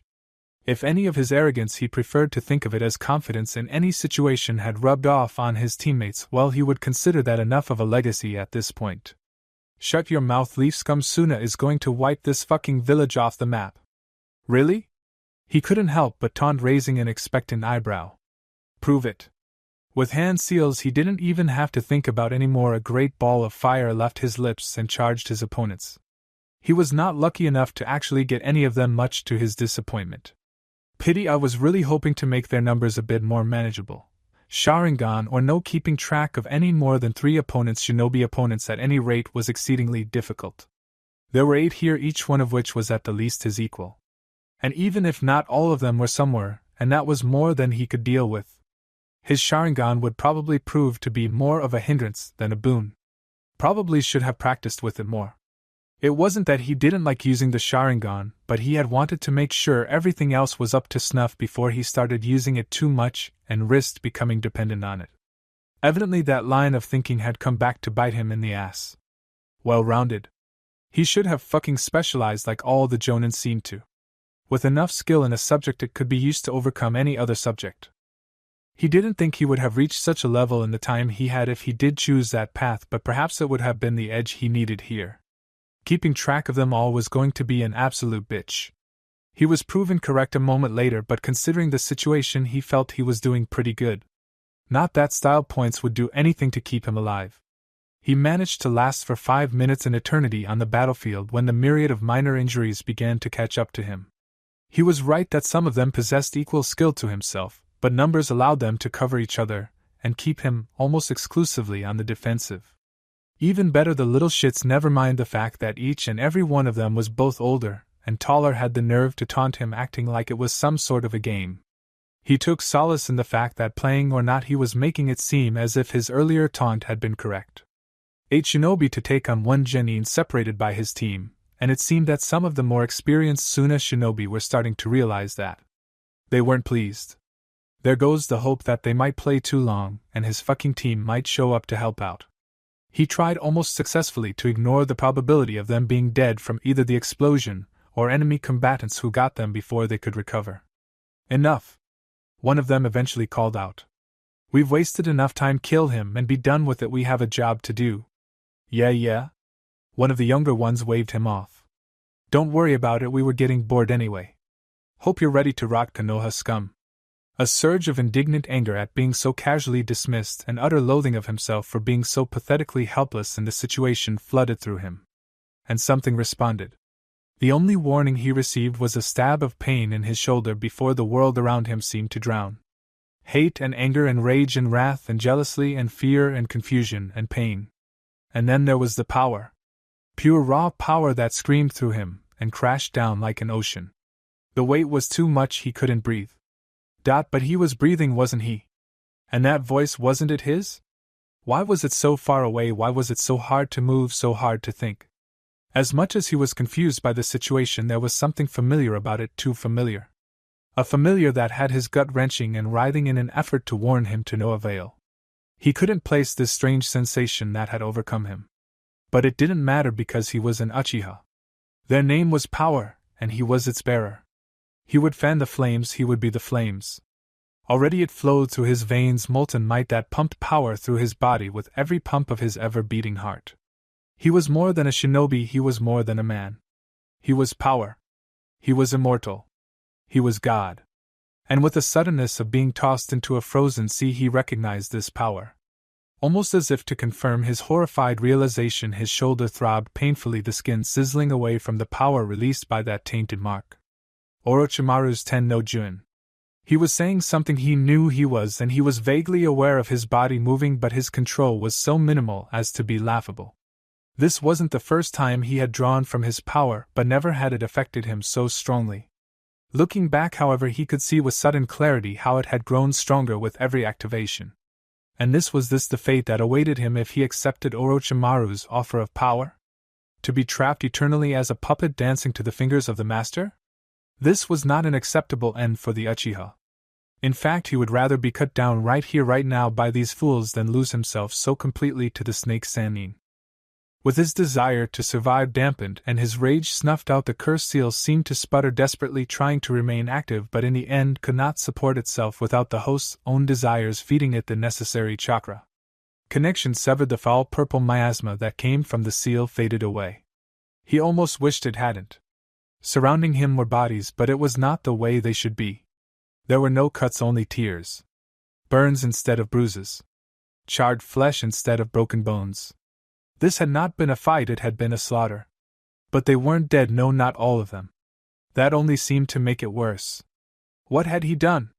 No, what had he allowed to be done? It was his weakness that provided the Ten no Jun the opportunity it needed to wrest control from him. He should have realized it sooner, should have resisted it better. In the end, the blame for this rested squarely upon his shoulders. As did the burden of setting it right. Of the 3 survivors, 2 were male, 1 jonin and 1 chunin, and there was a female chunin missing one of her arms, and it appeared had been beaten half to death with it. Clothes were mostly torn off to show the blackened flesh beneath. He could make out handprints within the charred skin. His hands. His breakfast quickly left him, and so too did his breath. Minutes passed by as he tried to calm himself down well enough to function, and eventually he succeeded. Turning from the horrific sight, he went instead to the 2 men, both of them soundly beaten, but it seemed to be much cleaner than what he had seen on their companion. They had been defeated, she had been amusement. And he had done it while they laid helpless just feet away. He didn't realize he could hate himself so much as he did in this moment. With shaky hands he turned over the chunin. One arm supporting him, he waited for the man to finish coughing, blood dripping from his lips to hint at the internal damage he had suffered. The Suna native more comfortable, he did what he had to do. He met the man's eyes, locking onto them with everything he had. There was confusion there, pain and fear, all understandable. He filled his heart with mercy, hardening it with all the resolve he could muster. The kunai had no trouble sliding through flesh, cutting cleanly through the man's throat. He died in the last Uchiha's arms moments later. Their gaze never broke until there was only one breathing. Even then he held the gaze a few moments more before setting the fresh corpse back onto the earth as gently as he could. This weight was much worse than the feeling of crushing power that had overswept him earlier. No, this was a world upon his back, and his heart seemed to slow with the added pressure. His task wasn't done yet. The jonin had managed to push himself onto his side, where he lay supported by rubble, and his eyes followed the genin as he moved closer. And now he feels guilt. The man coughed up his own blood, a grim smile spreading over crimson lips. Is this your first brush with death, son? Before Sasuke could form a response, he continued. Look about you, remember it well. I'm not sure what happened, but it will happen again. No, Sasuke shook his head. Never again, I cannot lose control again. Head, then we weren't even fighting you then, were we? He gave a dark chuckle that was equal parts mirth and the gurgle of blood. Never expected to see a Konoha shinobi lose themselves in any sort of blood rage or whatever you call it around these parts. Always thought it was more common with Iwa and Kumos, some of Kiri's demons too. The next laugh was more full but ended in a fit of hacking coughs as more blood attempted to snuff out the man's life. But not only do I watch one of your kunoichi lose her mind and rush of into battle in a dance more red and graceful than the desert sunset, but I fight against the last Uchiha who suffers a bout of insanity just long enough to tear us all apart. Sasuke remained silent. It was obvious the man didn't actually desire a response from him, and if the jonin wanted to use the last of his strength to speak, then Sasuke would honor this final request to listen. But gods and sands, what a way to go! He began laughing again, only to stop abruptly. But that's only if you finish this. Dying to the last Uchiha after he slaughters your team is one thing, drowning to death on your own blood is quite another. I saw what you did for Taro over there, and you have my thanks for that. He was a good kid, best he not have to suffer longer than he has to. His gaze flickered over to the kunoichi. Sasuke knew still drew breath, if barely. And I guess that means I should stop holding up the line. Come on then, finish me. It was a good day to die. With a solemn nod, Sasuke granted his request, his kunai cutting a second smile into the man's neck. Like the chunin, he kept his eyes locked onto those of the Suna shinobi. He had not expected the acceptance, the understanding, and certainly not the approval. It was from a man ready to die who had accepted his fate before he placed on his headband that morning. And if he was completely honest with himself, the man seemed almost proud. Not of his own accomplishments, but in what he witnessed from his opponent after the fight had ended. The last time anyone had shown any true pride in him had been his mother before Itachi slaughtered the clan. It was an odd contrast knowing someone was proud of you even as the guilt of your actions was eating away at you. But he couldn't let that pride be in vain. The Suna jonin enemy he may have been had entrusted one last task to him. He would not let them down. He took in the body of the jonin, burning it into his memory, and proceeded to use it to fuel his resolve. This would be the hardest of the 3, but it was no less than what he deserved for losing himself to the Ten no Juin. With halting steps he approached the only remaining Suna shinobi, wincing at her pained whimpers, and lowered himself to his knees next to her. With the gentleness of a mother caring for her sickly child, he carefully turned her to her back, making note of the blackened flesh that covered her torso, and the choked scream she released when her burned back pressed against the unforgiving ground. Quickly his shirt was removed and maneuvered beneath her to alleviate some of her discomfort. As her eyes blinked blearily open, he was careful to keep his face from her sight. He had done enough to her already. Am I safe? It wasn't so much a whisper as a pained wheeze, dry and cracked, and yet coated in fresh blood. It was like listening to a healing burn weep blood as skin was peeled away in ruined chunks. Just the thought made him nauseous. How many times had he believed his fire techniques to be acceptable in spars or even against enemies? He didn't think he'd look at fire the same way ever again. A fan that despised the flame, his ancestors would be rolling in their graves. Well, if they were Iwa.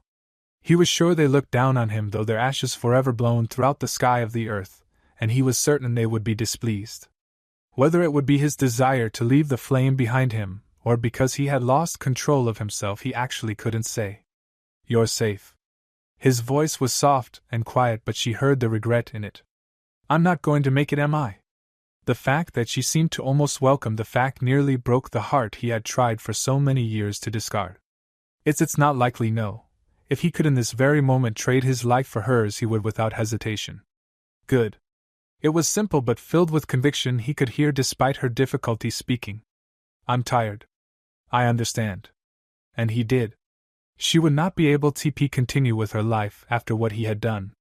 Her body at best would always be crippled, and he was sure he would be in her nightmares until the day she died, either naturally or by her own hand. It really was a mercy. It didn't make it any easier for him to do, though. Close your eyes, he commanded kindly. And I will take you far away from the pain. She smiled, a small thing that he wouldn't have noticed had he not seen the way the blood glistened in the Konoha sun, and it was a truly beautiful thing. He hated himself even more. Thank you? Her eyes, a warm brown that should have never known the pain he inflicted upon her, closed, and he moved closer. Readying his kunai, he leaned in to kiss her brow, aware of how she tensed for only a second before relaxing with a deep sigh. At this point there was little else he could do to comfort her. His hand shook cold steel, eager to draw blood, but there was a part of him that sneered back at him, calling him a coward. Not because he hesitated, but because he was planning on going through with it.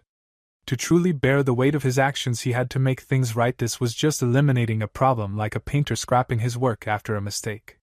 Where was the punishment in a little guilt for the rest of his life, when that life should be spent making sure she got the most out of hers? But could he even ensure she received that? And did she even want it? In the end he caved, choosing the easy path she provided with her willingness to escape the pain he had caused. His kunai drew the blood it craved. He was pathetic, a coward, and that realization brought with it not the anger he had felt before, but a deep loathing the seal would never be able to feed off of. Compared to the utter disgust he held himself, and what he felt for his brother was practically love. As the Uchiha's curse of hatred turned upon itself, he gazed down at the corpse before him, once again burning it into his mind so he could ensure he would be haunted for the rest of his life. But even with his Sharingan active, taking in every minor detail, it was not enough, not nearly so. Her flesh, blackened by his hand, provided another method to ensure he would never forget how far he had fallen. It was a basic technique, really one of the first steps to the Chidori, and he was still surprised he had been taught that jutsu by Kakashi, but the idea could be applied to any of the elements. Fire chakra, his old companion, jumped eagerly into his waiting hand, impatient for its imminent meal. It wasn't perfect, nowhere close, and the fire would start eating through the thin coating of chakra over his hand in just a few moments, but that was all he needed. He did not allow himself the luxury of screaming as he pressed his burning hand firmly into the flesh above his heart, holding it there through sheer force of will. Slowly, it seemed ever so slowly, the skin blackened and curled until he was certain his fingers toughed the muscle beneath. Only then did he remove his hand, peeling it away from melted flesh. Briefly he stared at the clumps of burnt skin that had stuck to his hand before he corrected himself. That wasn't skin, the skin was gone. Good. He deserved that and more, but this would do for now. Black flickered around his vision as he came to the sudden realization of bone-numbing weariness overtook him. Almost reverently he removed the kunoichi's headband before wrapping it around the kunai he had used to end the 3 Suna shinobi and tucking it into his pouch. Like the scar he would no doubt carry over his heart, they would serve as physical reminders of this day. His task done, he had no further need to remain conscious. The shinobi side of him whispered that he wasn't safe enough yet to sleep. The coward that he was almost wished a hostile shinobi would end him in his sleep. Either way, the last of his strength abandoned him, and he was left to fall to the ground. He was only vaguely aware of two pairs of arms catching him before he made contact with it. The last thing he heard was a shout of friendly, perhaps calling to their superior. "Captain?" He wondered if he would wake up to learn how the invasion went. He wondered if he really wanted to. "Captain?" "Yeah," he responded gruffly. "I see 'em." Not only did he see them, he saw the damage he had managed to cause. Impressive, yes, but also concerning. He'd been around a while now and had grown used to reading fights based on the battlefield left in the combatants' wake. He did not like what he saw. He started there. Looks like he either jumped down or fell. Displaced rubble could be from him moving around during combat, but seems more likely that it was him picking himself up. Fell then. Theta Team, one of the groups pre-notified about the invasion, had claimed that the Uchiha was originally with them but got separated. A team had been sent out immediately to ensure Konoha's Uchiha got out. Or at least enough genetic material to bring back the clan. Looks like the Uchiha would be getting out okay. The way they moved around him, it doesn't look like they were taking him serious. Good, that's probably what kept him alive long enough for them to arrive. Not that they had saved him, he had managed on his own. It doesn't look like a jutsu, but something pushed out the dirt in this area. Perfect circle originates where Sasuke would have been. Pure chakra, maybe? He might have learned how to force open one of the first gates. He turns the tables here, they're panicking. Something they didn't expect. The surprise cost them. The rest of the fight that he could read at least implied that the last Uchiha had absolutely dominated his opponents before collapsing to the ground himself. Visited 3 bodies, each one killed cleanly. Recently too. More recent than their other injuries. They didn't struggle. Too injured to fight back, perhaps? The Jonin was smiling, though smiling and looking at where the Genin would have been. An interrogation attempt? No last words. Whatever he had said must have hit the boy pretty hard. He seemed more emotionally exhausted than physically. No, wait. He had seen that look before. Skilled eyes darted around the area, reviewing everything he had seen. Ah, I see. He hung his head. Konoha wasn't known for its shinobi losing themselves, but it happened on occasion if they had yet to develop their own eccentric coping mechanism. Rookie Chunin, mostly sometimes inexperienced Jonin, and didn't that defeat the entire purpose of the Jounin rank? Fucking politics were the ones to typically suffer through bouts of bloodlust or insanity in stressful situations. Usually there were other factors like bad chakra pills or some sort of technique to grant them a temporary power boost. Whatever the Uchiha used, it had most definitely worked. But at what cost? It explained the 3 clean kills and the way he took that Kunoichi's headband, not a trophy, something to remind himself of this day, and it also explained why it looked like he had burnt away a good chunk of his chest. The guilt would eat at him for months, no doubt, very easily years. It was never a pretty sight when one of their comrades snapped, and it was even worse when they managed to pull themselves together. He'd see to it the doctors knew he needs some serious counseling and that the burn must be allowed to scar.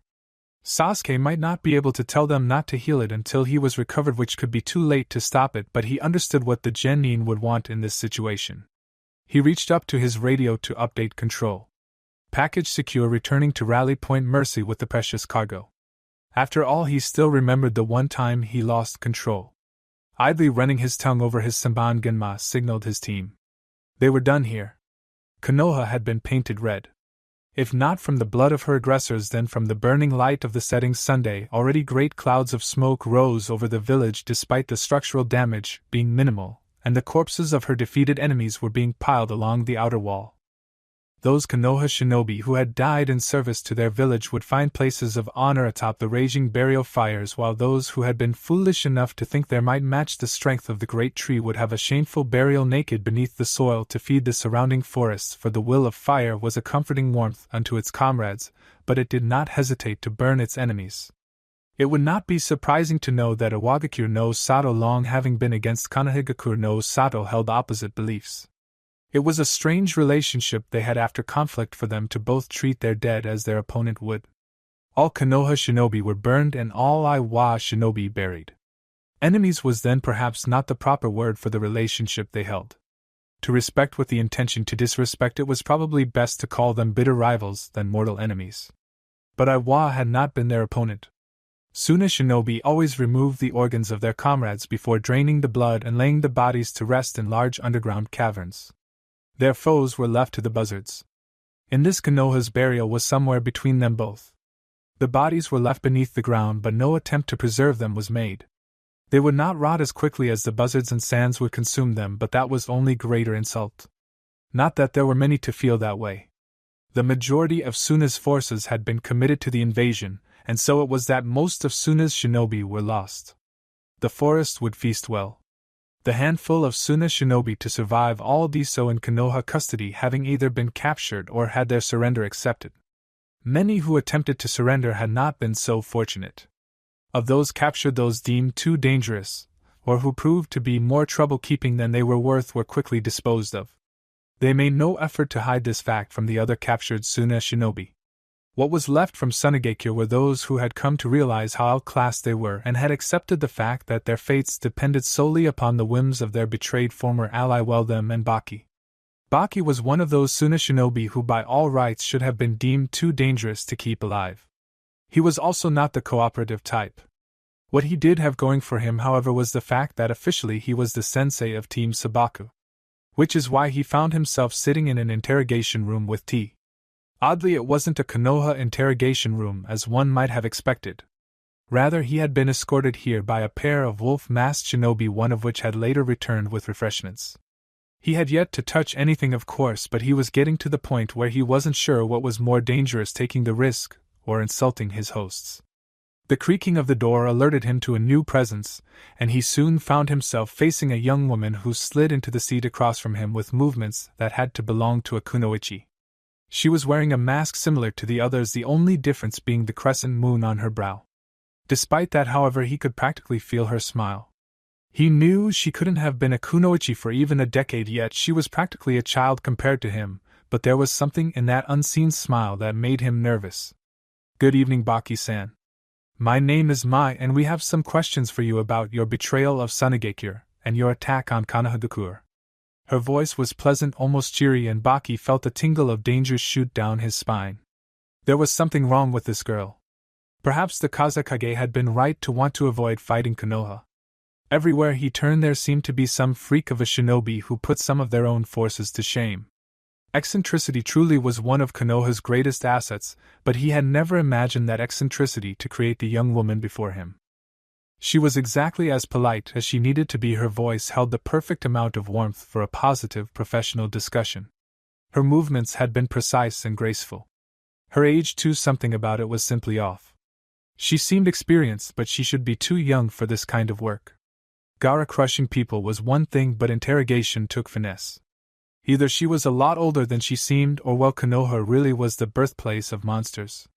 You've heard about people like Uchiha Itachi or Hatake Kakashi and how they were skilled enough to be given high rank at very early ages, but seeing it was something else. And none of that really explained the mask either, because for some reason he highly doubted they were trying to intimidate him. This could be some specific branch of Anbu, an unofficial collection of Konoha shinobi, some sort of cult, or most worryingly Nami no Kuni's wolves. Judging by the masks, he had a feeling it was the latter. He just hoped they didn't have any connection to that Konoha Jonin he cut down before the third exam. That would probably not be good for him. No, I don't know where he is at the moment. Jiraiya looked down at the girl. He was pretty sure she had been a competitor in the Chunin exams and wondered not for the first time what it was about his godson that led him to being surrounded by young women. There was that other dark-haired girl, Mai, he recalled, and the one who reminded him of Orochimaru he saw leaving once, and now there was this one. The pattern, it seemed, was pale with dark hair. Whether that was intentional or happenstance he really couldn't say, but the fact that they all seemed older than him made Jiraiya relatively certain his godson was into older women. He was so proud. Better yet, if they didn't actually live with him, they might as well. Apparently there were always young women entering and leaving at all hours. Well, there were young men too, most in wolf masks, but they really didn't matter as far as Jiraiya was concerned. They were even around when he was out. Apparently that had to mean something, right? The young kunoichi before him crossed her arms and cocked her hips as she stared up at him. Unavoidable, really, he towered over most full-grown adults. He was getting lost in thought again, wasn't he? That would probably explain why she was looking at him like that. Not even a clue for this gallant sage? He didn't say where he was going. Well, he didn't, but it was pretty obvious to her where he would be right now. He was the leader of the wolves, after all, Orochimaru's favored.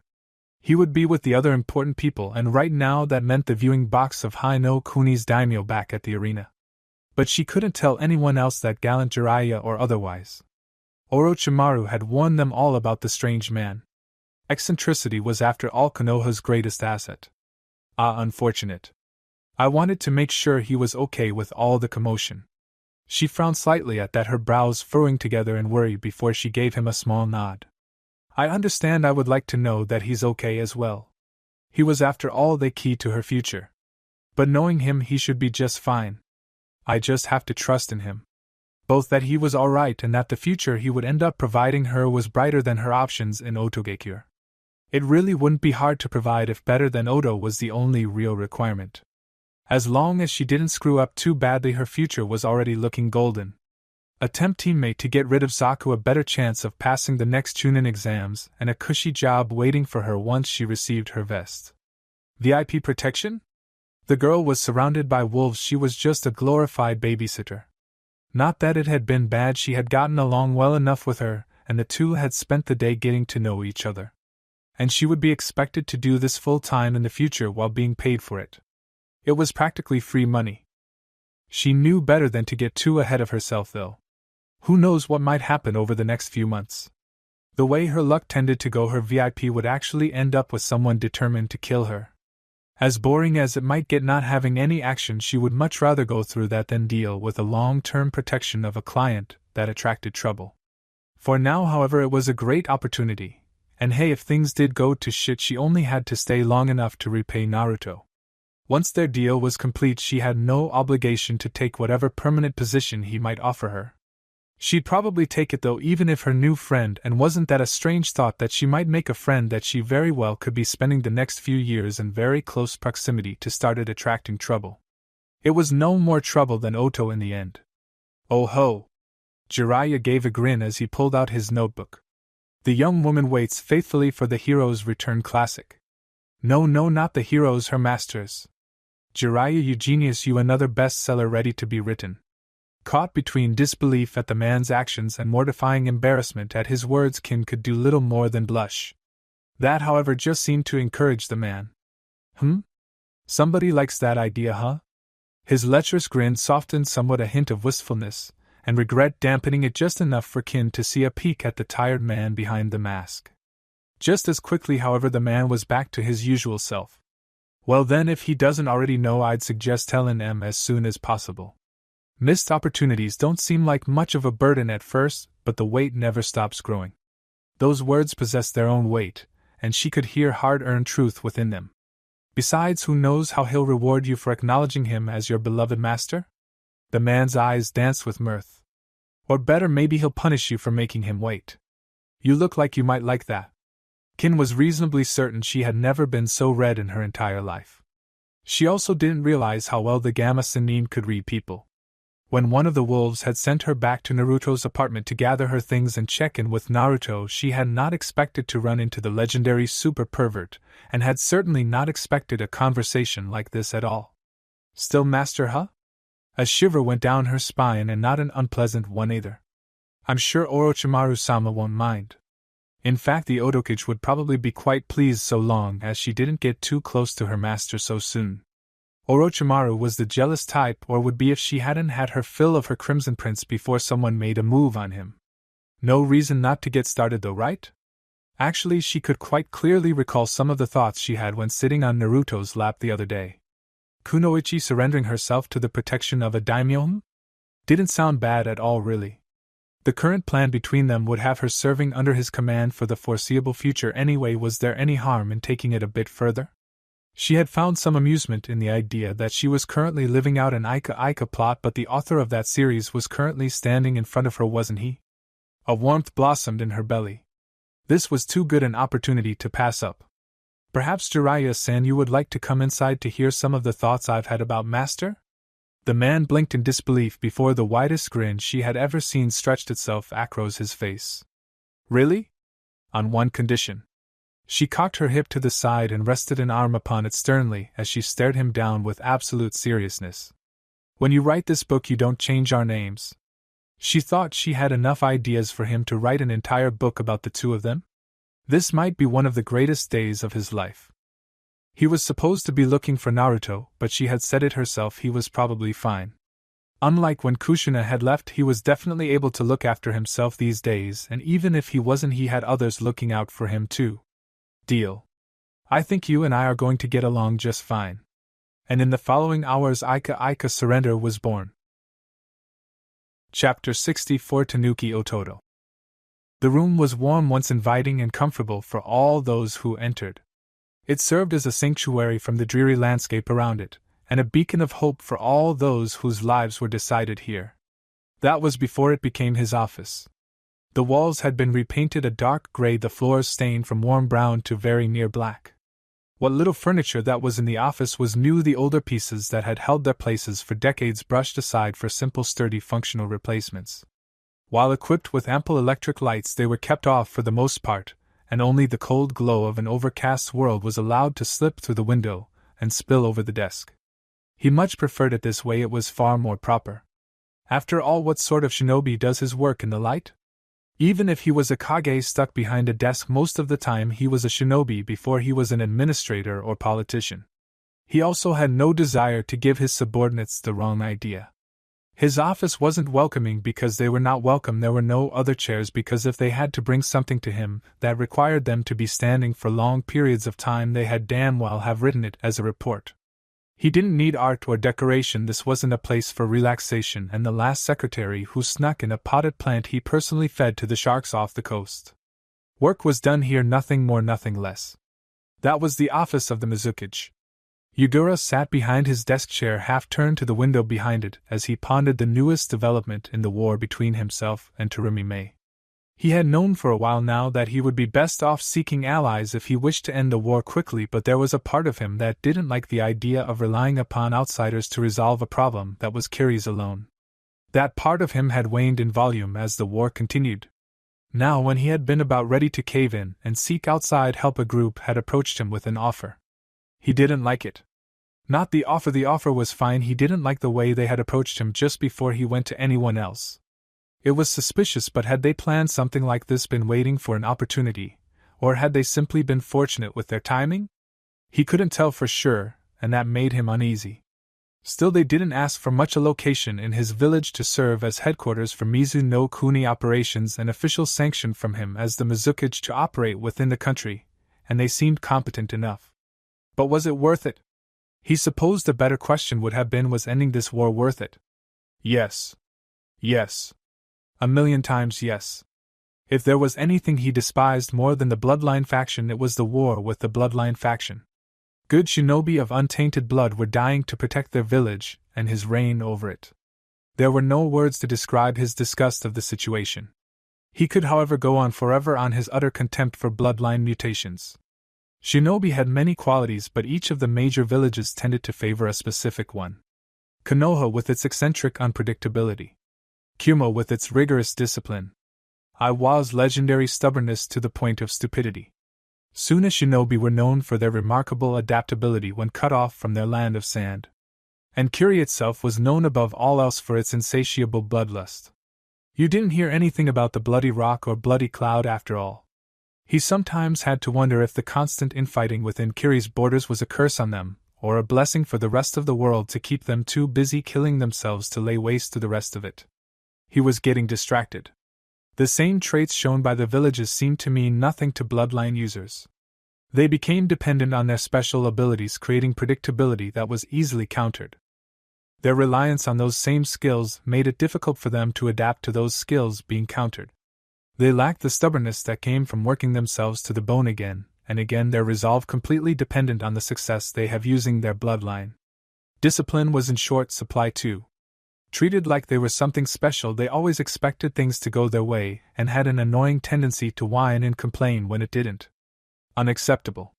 The only quality he had seen from them has been bloodlust, and the fact that it was being aimed at his shinobi and his citizens as they fought to take that which was not theirs like the greedy little shits they were was not endearing in the slightest. There were exceptions, of course, there always will be, but subtle bloodlines tended to be in short supply, and shinobi who didn't rely completely upon them even more so. He knew for a fact Zabuza, and that was a man he could damn well respect despite aiding Mei, had an apprentice who took after him in the ways of silent killing. Unfortunately, they possessed a bloodline, but it did please him to know they only reverted to it as a last resort. That was exactly what bloodlines should be. Not a crutch, but a last desperate attempt to get out of a mess when your other skills weren't sufficient. In a way, he viewed bloodlines similarly to a biju within a jinchuriki. He held jinchuriki who relied completely upon their biju in the same regard as dependent bloodline users. And while he hated bloodlines and biju on principle, individuals who proved themselves better, such as Zabuza's apprentice, had his respect. But he was getting distracted again. Mei's damn bloodline supremacists, a group who believed that bloodlines were a shinobi's most important resource and that the village should go to extra lengths to accommodate them and promote growth for clans that would ultimately be given special privileges, as if they were Konoha fucking Gakure were losing him good shinobi who worked their pure human bodies to the bone day after day to get where they were now, and it had to stop. It was a cause he was willing to crush his pride for. He would allow the wolves to hunt. Say, were we supposed to head back to Suna? Temari and Gaara, both sharing a log by the campfire, turned to look at the puppeteer. I think that's pretty obvious, Kankuro. Temari gave him a look that mixed pity with disbelief, something reserved for when she thought he had said something stupid. He raised his hands in surrender. Hey, just checking. He went back to tending the fire, but something about the question nagged at the back of Temari's thoughts. After a few minutes of silence, she voiced a question of her own. So Kankuro, his hooded face rose to meet her gaze. Why wouldn't we be heading back to Suna?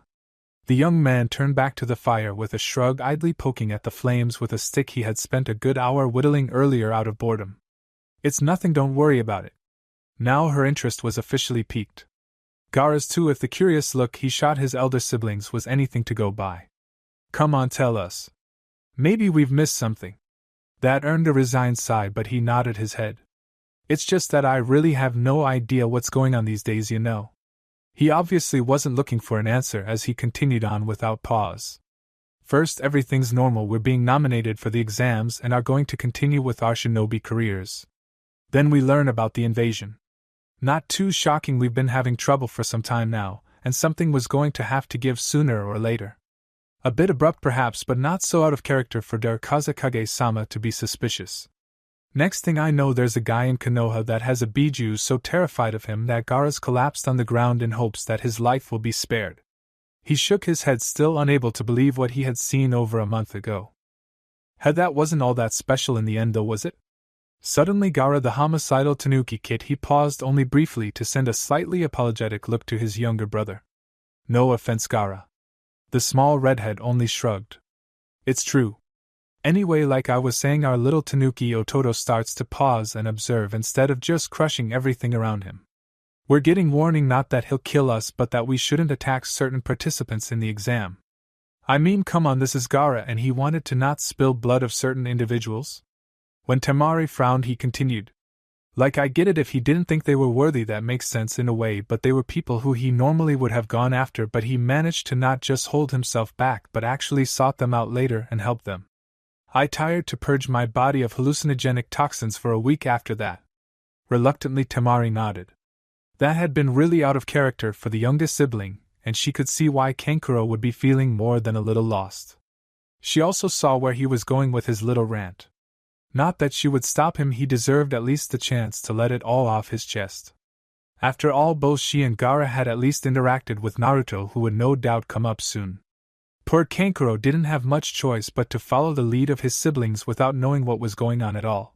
She also wasn't going to stop the rant because it was a good chance for a fascinated Gaara, and he really did look adorable as he stared at his elder brother with rapt attention, devouring every word in wide-eyed amazement, as if he was just starting to understand the universe itself, to get some insight to how other people thought and felt. It was one of the things his upbringing had him sorely lacking, and she was determined to start fixing.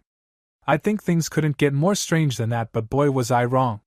Temari touched me, and Dai herself is wrapped up in the arms of a man she's met once, the very man who terrifies Biju. And she seemed to like it. A blush crossed her cheeks, and she was forced to look away from her siblings. Very much so. She mumbled. Seemed to give you a hell of a confidence boost too, because then I watch you invite Gaara into your bed and snuggle him like some sort of teddy tanuki. Gods above, when he fell asleep I'm positive I suffered a heart attack. I'm not sure why it is Gaara can sleep now, but I can damn well assume he had something to do with it. We start taking orders from him next, which I can kind of understand considering he makes Biju tremble in fear, but I don't want to even consider why Gaara has started calling him father, and you mother Temari. The blush she had just gotten under control came back with a vengeance. So when I'm given an order as open as when the invasion begins, leave Konoha, I can't help but wonder if I'm missing something else. But if either of you were given instructions to go anywhere else, we can just continue to Suna. They'll probably need our help dealing with the shitstorm to come because of the damned invasion anyway. Actually, that had been a pretty vague order. Naturally, the three of them had assumed they were to return home, but they hadn't actually been ordered to. Now that Kankuro had cast doubt on their orders, Temari pondered whether or not she actually wanted to go back to Suna. This entire mess was their fault after all, and were they to vanish, people would either assume them dead or captured by Konoha as political prisoners. Not that she actually wanted people thinking she was dead, but it was an option. Now she just had to figure out what she did want to do with this opportunity. Gaara was of like mind, but he already seemed to know what he wanted. Snow. The elder siblings turned to the young Tanuki with raised eyebrows, silently prompting him to continue. I was born in sand, we're in a forest, I want to see snow. And the ocean too, but snow seemed better to him. He'd seen water and oasis before after all. Snow was completely new. Temari frowned in thought at that, pondering the best way to help her youngest brother experience snow for the first time. Tetsu no Kuni usually had snow, but there was also Yuki no Kuni, in which there was never anything but snow. Both were north, and coincidentally so was Yu no Kuni, the land of hot water. She could really go for a nice long stay at one of their extraordinary resorts. Of course, there would be the problem of affording just getting there, let alone enjoying a little vacation. Unless they could get help from Naruto's wolves. Hey! Kankuro's shout brought her out of her musings. Suna's going to need us, we can daydream about vacations later. The fact that he knew exactly what she had been thinking of was only mildly unsettling. Despite the three of them being siblings, they had never been very close and tended not to spend much time together when not on missions. Apparently Kankuro knew her better than she had realized. Of course, if he knew her that well, he was probably also aware that his protests were going to fall on deaf ears. She could practically smell the steam of the hot springs, feel the hands on her back as she relaxed into a well-deserved massage, and taste the gourmet food she would like to spoil herself with. And she supposed her brothers could be given a room at one of the least expensive resorts. Soon as fucked, was her eloquent argument. We're better off waiting for things to calm down a bit first. While Kankuro did see some wisdom in that, and knew that his siblings would probably be safer far away from the village that just tried to go against Konohagakure no Sato, which happened to still be undefeated, he couldn't just abandon his village in its time of need. And that would have absolutely nothing to do with the fact that you've been talking about a vacation for months now, right? He hadn't missed her quiet complaining before they were nominated for the Chunin exam, and this was admittedly a perfect opportunity.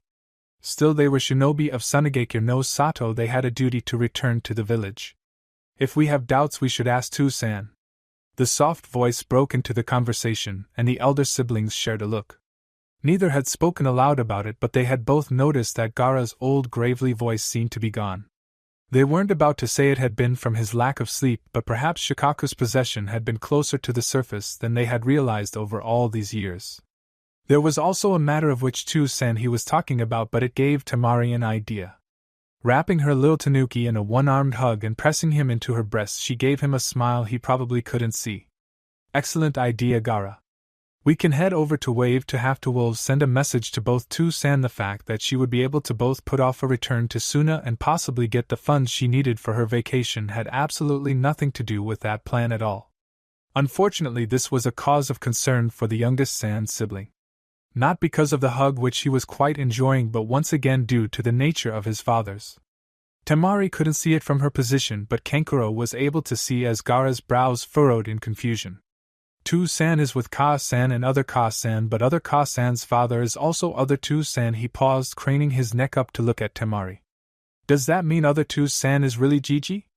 His confused face was too much for Temari, and Gaara quickly found himself pressed even more tightly to her bosom. Kawaii. The hell are we still doing here anyway?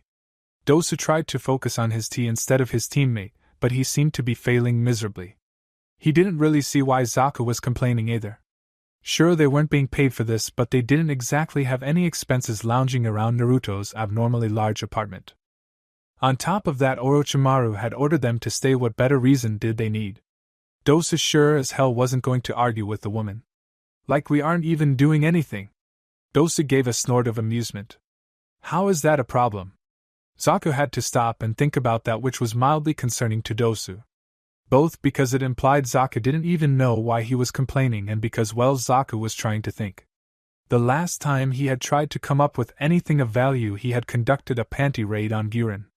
Dosu still had no idea how the idiot had managed to not be trapped in pink crystal, but times like this made him really wish that whatever intervention had saved him had instead gone to something a bit more worthy. You know, like orphaning blind children or something, because even that was better than any sort of good fortune for Zaku. Solace could be found, however, in the thought of replacing him. After distracting his least favorite, least useful, most disobedient, and utterly worthless minion, and trying to make sure he stayed out of trouble for a good 2 hours, Kin had finally returned from Naruto's office flushed a very fetching red. Naturally, Dosu was well aware that his favorite minion was attractive. He'd describe her as pretty most of the time, but there were times that he could only think of her as cute. Not that he would actually pursue anything there. He would rather not make things weird on the team because he was trying to have a relationship with her, and it was obvious over their time here that she was interested in Naruto, a man who might actually be more pretty than she was. Like, seriously, give him 2 drinks, and he'd probably be trying to chat the young man up. Which would be funny and all until he tried for any physical contact. Orochimaru would have his ass, and not even in a kinky fun sort of way that you try once and never speak of again for the rest of your life. But Naruto's attractiveness aside, he also wasn't going to do anything that would disrupt the Dosu minion dynamic they had going. Well, that he had going. Kin usually just rolled her eyes when he brought it up. Gods, he was going to miss his little minion when Naruto did steal her away. Moving on from that sad thought, he went back to Kin's success. Or he assumed it was a success.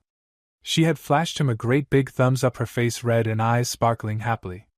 He still wasn't sure the happiness in her eyes was from being successful or because of whatever had brought the blush to her face. He supposed they weren't exactly mutually exclusive. Either way, she had managed to convince him. He tried not to imagine how his cute little minion had persuaded him either. It was better that way. To let them use one of his wolves as their third teammate in place of Zaku. Of course, that meant they still had to figure out what the hell to do with the idiot. They could kill him, it was a simple enough solution. But it just seemed to be lacking. Could they sell him to someone? No, he wasn't worth a damn thing. What else could they wait? Hadn't Mitarashi Anko been here the other week? Giving him to her would be as good as killing him, but it would be a slow, painful death at the hands of the snake mistress. Zaku, the lazy, perverted little shit, killed by the hands of an ambition's beautiful woman? Oh, it was so perfect it almost brought a tear to his eye. He was sure his minion would agree. Wolves crawling around the damn place, what the hell are we going to do? They don't trust us either, you know? So it kind of ruins the point of leaving us here as protection for the dude when his own protection now wants to keep an eye on us. Even I can see that the overall effectiveness would be lessened. Yes, so are we really here for that? Was Zaku still talking? Gods above, he didn't know if it was more impressive that the shit stain hadn't stopped yet, or that he had managed to tune out most of it. The latter probably. I think we're just here to distract him or something, or maybe just to give her an excuses to be in the village for whatever plans she has. Zaku's eyes brightened and he shot up from a half slump to a triumphant pose that could only mean he had come to yet another conclusion that would make Dosu question the quality of Oto's Shinobi Academy. Aha! That's it, we're not even part of the equation, are we? She just has us here so we're out of the way. Dosu might have been more impressed that Zaku was correct if it hadn't been so blindingly obvious since the beginning. The only reason they were still here is because Orochimaru hadn't bothered to sneak out again and needed somewhere to stash them until she was ready to return to Oto. It had only been a day. After all, it was to be expected that foreign teams would have some trouble as everything was sorted out. Keeping them here was best for everyone, really. Of course, Zaku was also correct in saying they were an excuses for her to hang around a bit longer. He had distinctly heard her claim to Naruto that her poor genin were all shaken up by the invasion and needed some time to calm down enough to leave the safety of his den. From Naruto's amused snort, he had believed it as much as Dosa had, but he had agreed to let them stay all the same. Dosa had to wonder if the excuses had been intended for Naruto or Orochimaru herself, because he was fairly certain Naruto would have granted the request to stay story or no. The fact that he was so close to Orochimaru was honestly pretty unsettling, but he tried his damnedest not to think about it. Especially when the young man was his ticket to a better teammate, and an actual chance for a Chunin promotion. Well, maybe if she thinks she doesn't need us we should just leave, or we'll see what she thinks of that, yeah. Dosa's head spun to look at his teammate in complete disbelief. Was he really suggesting? Was Dosa thought he was suggesting? Oh hell no. He didn't want Orochimaru to even suspect he might be entertaining the idea of leaving her service. Either you retired to work the labs in a semi-cushy office job filled with horrors and abominations, or you lost your life in service to Oto. There was no leaving Orochimaru. I think Dosa kept his voice quiet but clear, being very careful to ensure none of his words could be misinterpreted. That she'll rightfully call you a traitor, and you'll get to enjoy the rest of your life in the deep cells. The deep cells were probably the greatest nightmare known to Otogeki, a group of cells located just over 12 kilometers below the surface and holding creations so horrid and uncontrollable Orochimaru had sentenced them there himself to protect the rest of the world. If that alone didn't tell you how wrong the existences in these cells were, you could take into consideration that the first occupant had been placed there before he had left Konohagakure. If the angry, bitter Orochimaru of the past would go through the trouble of keeping these things locked away, then they needed to stay locked away for the rest of eternity. There were rumors that the creatures had been brought about from experimenting with the summoning technique, that they had been created by Orochimaru himself in the search for the perfect body, or that they were failed experiments that caught the attention of malicious spirits who were so pleased with them they had decided to take them for themselves. Some he had heard styled themselves gods and considered the world above them their domain, while they waited patiently in the dark to be released from their prisons of metal and stone. Orochimaru herself had never said anything about them, and the mere mention of the deep cells in her presence had seen more than one unfortunate soul learning everything about them firsthand. Those who would be gods, it would seem, were more than willing to keep some of the others in line in exchange for the occasional living sacrifice. Hey, you don't believe those fairy tales now, do you? Zaku scoffed. There's no such place. No such place as what? Before Dosa could make any sort of response, a feminine voice interjected itself into the conversation. He immediately froze. That wasn't the voice of his minion, either playful or annoyed, and it didn't sound anything like Mai. No, he knew that voice. Orochimaru. Cold sweat trickled down his neck as he realized just how close he currently was to a most horrible fate. Judging by Zaku's expression, he wasn't doing much better. And nothing that would interest you, boss lady. Dosa wasn't sure if he should cry over Zaku's stupidity, or be relieved that it drew Orochimaru's attention squarely upon the fool. In a manner much reminiscent of a serpent, Orochimaru's neck swiveled to give Zaku her full attention. Oh? She asked dangerously. Wouldn't it? I seem to find myself pretty interested. Well, it's just guy stuff. Really? He was going to try something like that on Orochimaru? Dosa couldn't wait until he had a new teammate, even if they were just going to be temporary. I distinctly remember being a man not too long ago. In fact, I've spent more time as a man than you have alive. I'm sure I can relate. Yeah, you're totally right. Is that Ken stealing Naruto's first kiss? Zaku was off, bolting through the apartment for the safety of the outside world. He didn't have a chance. A set of fangs buried themselves in each of his limbs, pumping paralyzing toxins through his body and dragging him back before Orochimaru's feet. Did he really expect me to fall for that? She asked Dosa, who hung his head in shame. Probably. Orochimaru gave a scoff, a frown crossing her lips. Inside, however, she was slightly panicked. A trick like that would never work on a Sannin. Only it almost had.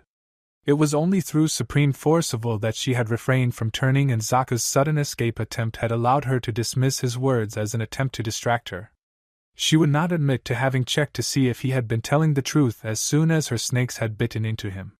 Fortunately, he had indeed been bluffing, but it was nonetheless concerning. She wasn't completely sure if she was more concerned that it had almost worked, or the thought that her beloved prince's first kiss wouldn't belong to her. Actually, would it be his first kiss? He was surrounded by beautiful women as he should be, and not a one of them would deny him a kiss if that's what he wanted. Come to think of it, Naruto himself probably wouldn't begrudge any of the women in his life swooping down to steal that kiss either. It was something to be worried about as he wouldn't stop them, and it was also something to keep in mind should all else fail.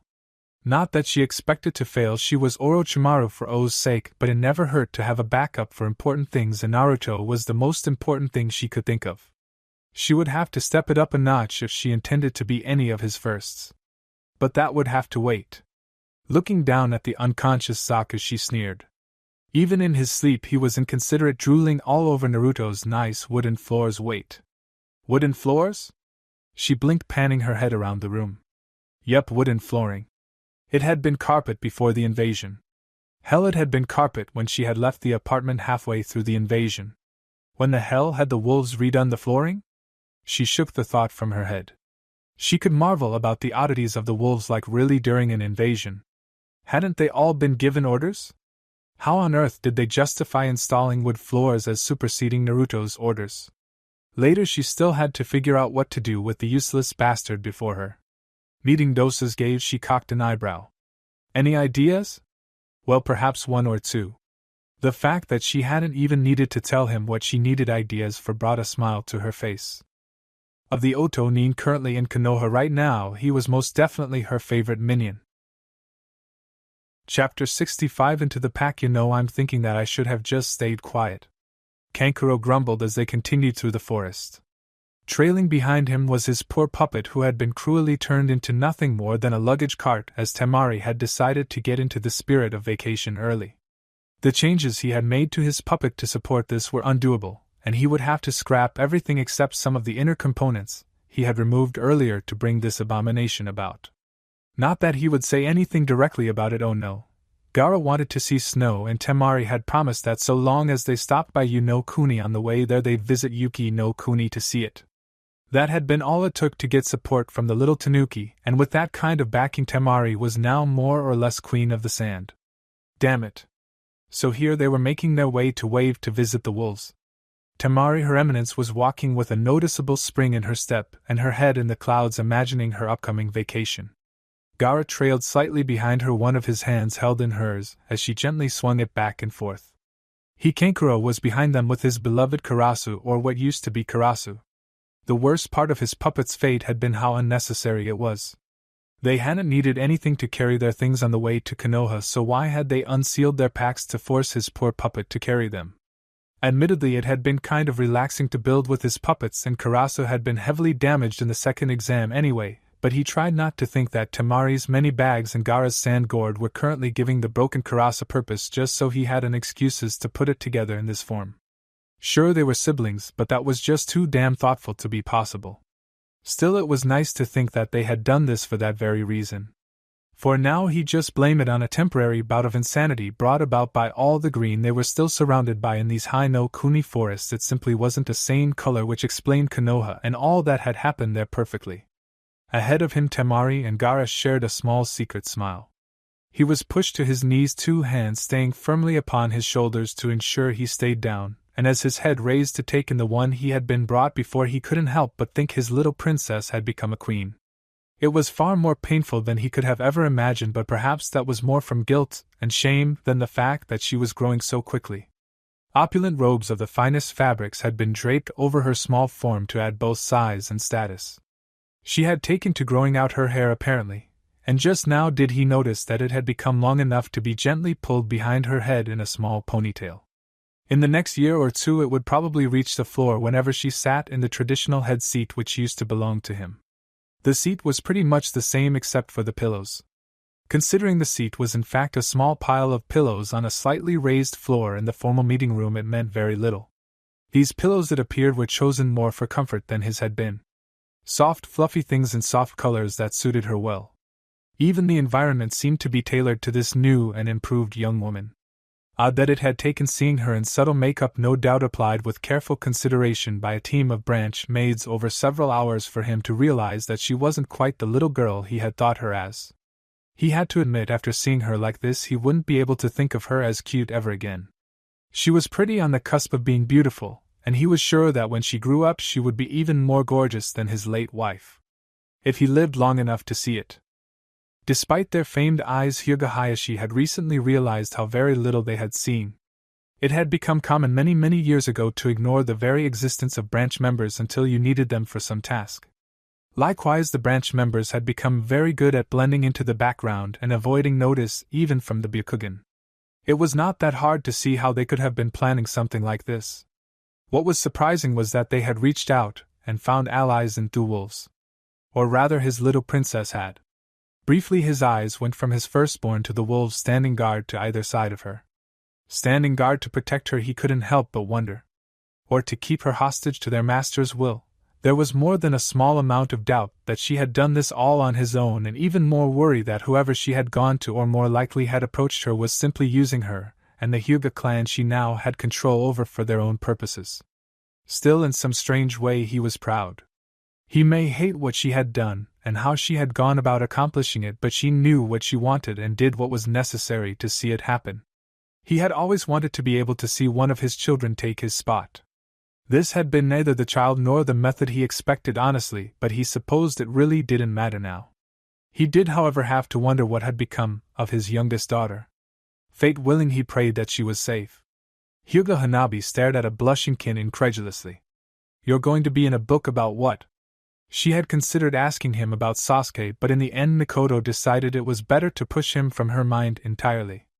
Instead, she sat on one of his couch's arms, wrapped snugly around him as she reveled in the knowledge that her most precious person managed to get through the invasion unharmed.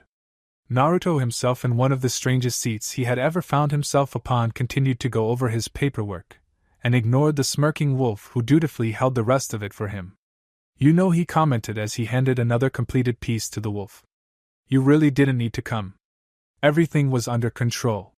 She squeezed tighter. "That doesn't make me any less worried, Naruto-kun. You should know that. You might be caught. Konoha has beefed up security now and are still on the lookout for infiltrators who may not have been able to escape yet." She gave a light giggle. "Naruto-kun, I am an infiltrator who has yet to escape." The lightness left her voice. "Still, it would be worth it to know you're safe." Naruto paused for a moment at her response, appreciating the sentiment, but realizing just how damaging her good intentions could be. "It pleases me to know you care so much, Mikoto, but please exercise more caution in the future. You're with me at the moment. If they were to catch you," he trailed off and could feel the way she stiffened in shock behind him. Obviously, she hadn't looked at it from that angle yet. She may have been making sure he was safe, but her visit was also putting him in danger. She was, after all, both an Uchiha survivor and a member of Akatsuki. Well known it might not be, but Kage would be well aware of the group of S-ranked rogue shinobi and would be appropriately cautious. "I'm so sorry, Naruto, I didn't." Even one hand lazily waved off her apology. He really was feeling a bit too comfortable in his current seat. "It's fine, Mikoto, you overlooked something. I will ensure everything works out." Perhaps she saw the subtle power play, but it was more than likely missed in the relief she felt that he was not angry. His wolves, however, shared a small amused look amongst themselves. Despite the woman's claims to be his mother figure, Tsukiyomi was very careful to ensure he portrayed himself as the responsible authority figure between the two, and with her wanting little more than to see him safe and happy, she completely missed the way her actions looked from the outside. As far as the wolves were concerned, she was just another servant of their master, and a very willing one too. The fact that she didn't even realize it invoked both amusement and slight pity, but in the end it mattered little compared to the fact that she served him.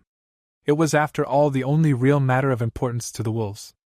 "You've been away from AIM from a couple days now, haven't you?"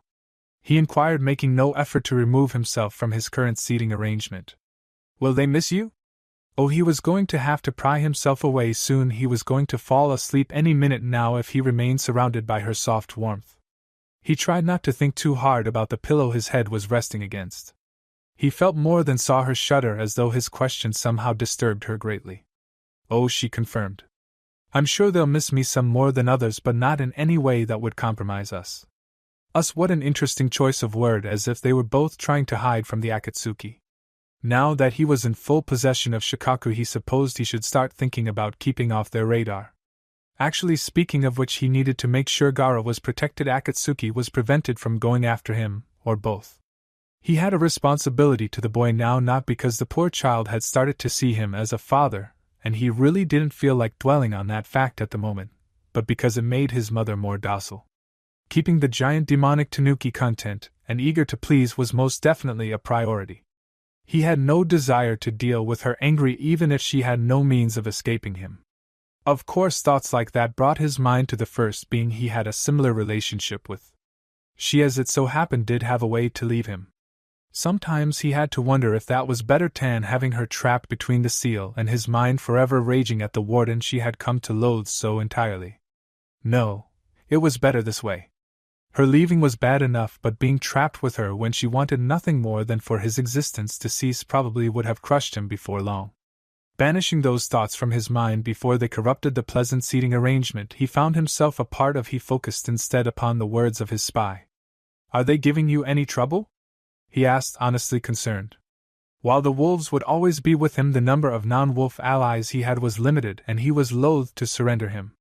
Just as he took care of the pack and the pack took care of him, he would look out for those who had chosen to stand with him. "It's nothing I can't put up with."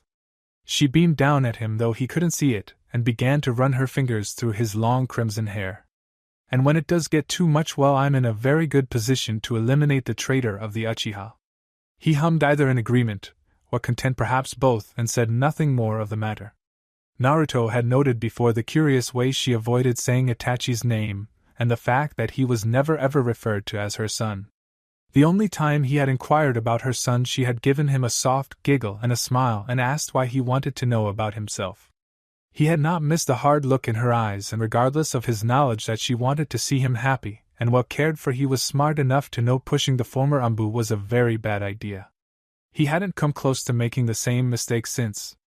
Attempting to fight off and failing spectacularly a large yawn, he was aware that his wolves had packed up his remaining paperwork and vacated the room as if declaring him done for the time being. Preposterous, he had too much to do. Almost as if summoned by thinking of them, one of the wolves who had surrounded him returned to the room carrying a big fluffy blanket that he was absolutely positive he didn't own. He didn't have to imagine the smirk on her lips long, for as soon as she had snugly engulfed him with the fluffy monstrosity, she removed her mask to plant a kiss to his forehead before helping Mikoto into a more comfortable position, reclining across the couch. In the end, he wasn't able to muster the energy to resist either of the women or the call of sleep. Perhaps he had been working a bit too long after all. Or more likely, Mikoto was just too damn comfortable. He was certain both of them were loving every second of him snuggling further into her embrace and surrendering to the comforting warmth. He was asleep moments later. Inazuka-tsum stared blankly at her bed, distinctly noting the lack of her new blanket. It had been a long day filled with council meetings going over Konoha casualties, prisoners of war, and their response to Suna's invasion. All she had wanted to do was come home, take a hot bath, and curl up into a ball amidst a nest of pillows and blankets that had been especially chosen due to their superb level of fluffiness. And someone had stolen her new favorite blanket. She had some inexplicable urge to blame the wolves. For some reason, when not under orders, they seemed more like children than a trained private army. Must have been something to do with whatever conditioning they had gone through. Still, taking her blanket was a bit absurd even for them. They were far more likely to take the liberty of simply sleeping in her bed. It wouldn't have been the first time she had returned to find wolves cuddled up in her bed like a litter of newborn pups. Annoying the first time, exasperating the second, somewhat amusing the third, and endearing every time after she had come to grow fond of the wolves and their strange quirks. Even when they did shit like this. Well, there wasn't much she could do about it at the moment, and she wasn't about to sleep without a blanket when she needed to cuddle something. That, of course, gave her an idea. Sure, she could always take Hana's, as her daughter was staying in a hotel as the governor of Nami no Kuni, but why do that when she could just find Mai and slip in bed with her? It was the girl's fault for bringing the wolves into her life anyway, so she was partly to blame for Tsum's lack of blanket. Besides, she had been excited at the prospect of cuddling up within her blankets. The chance to have both the blankets and a warm body was just too good to pass up. The head of the Inazuka had to hold back an amused snort at the thought of just moving in with the girl, but maybe she could be persuaded to take up a room in the main house of the compound. Swiftly gathering her things for an impromptu sleepover, grinning, Tsum left her room. It had been a while since she had any sort of girls' night. She should have expected him to show up sooner or later, but really, was it so much to ask that it be a little later than this? Hell, earlier would have been fine too, but when she was about to retire for the evening? Enko had always known that Ibiki was an evil sadistic bastard, it's why she liked working with him after all, but this took things to a whole new level. Really? She asked, arms folding over her chest, partially to show her annoyance at his unannounced invasion of her home and partially to cover the giant pink heart that dominated the front of her loose purple sleek shirt. She actually wished it was just a bit tighter, just so it stopped threatening to slip off her shoulder and give her coworker superior actually a free show. Not that he would be interested, as far as she could tell he was completely asexual, and she was rather confident in thinking he was creating an army of his cloned children to terrorize the world. Well, not the whole world considering his rather die-hard patriotism towards Konoha, but certainly the rest of the world. She still hadn't managed to find where he was stashing them away to bide their time, but she would eventually. Certainly not tonight, however, as even if he wasn't here for some sort of pseudo-interrogation, and she was sure it would be as unpleasant as a regular one anyway, she had been rather looking forward to collapsing into her bed. She didn't mind the fighting during the invasion, but the cleanup afterwards was an absolute bitch. Next time, could they please be the aggressors so they could still kill things without having to deal with this bullshit afterwards? Please? Pretty please? Even her thoughts were ready to start pouting in hopes she would convince some great entity to make it so. Unfortunately for her, the almost pout went unnoticed, and she was still trapped in a room with her boss wearing a loose purple shirt and a pair of pink shorts that were far too tight for her to be comfortable wearing before him, even if she did think he simply spawned more of himself and had absolutely zero interest in the female form. Actually, she may have been more comfortable knowing he might have paid the slightest amount of attention to her form. Being so exposed, though, she wasn't any more exposed than she was when out in public. In fact, she was probably more clothed to someone who didn't even notice was kind of insulting and made her question herself in a way she wasn't comfortable with. She was very proud of both her looks and her sensuality. Damn it, it's who she was. Take it away and she simply wasn't as awesome as a proper Enko was to be, and that was unacceptable. A crime against the world, really. For some strange reason, she didn't think the impassively watching Ibiki would agree. Wait, how long had she been thinking about this? Had he been staring at her this whole time? What a creep. Well, that was pretty obvious by the fact that he had broken into her home as she was getting ready for bed, but just staring at her. Perfectly understandable if he was attracted, but she was certain he just liked staring at people. Or creeping them out. Perhaps a bit of both. He continued staring at her for a minute before saying anything. Yes. It took her a moment to realize it was a response to her earlier question. He had really waited this long to answer her? Gods above, she worked with some strange people. Hell, he would probably be considered one of her friends. That was a disturbing thought, actually. She needed more friends and to repair the relationship with some of her old ones. Well? She questioned her boss. Let's get on with this, my bed is calling. He gave a grunt and a shrug in response before motioning her to follow him as he took a seat at her kitchen table.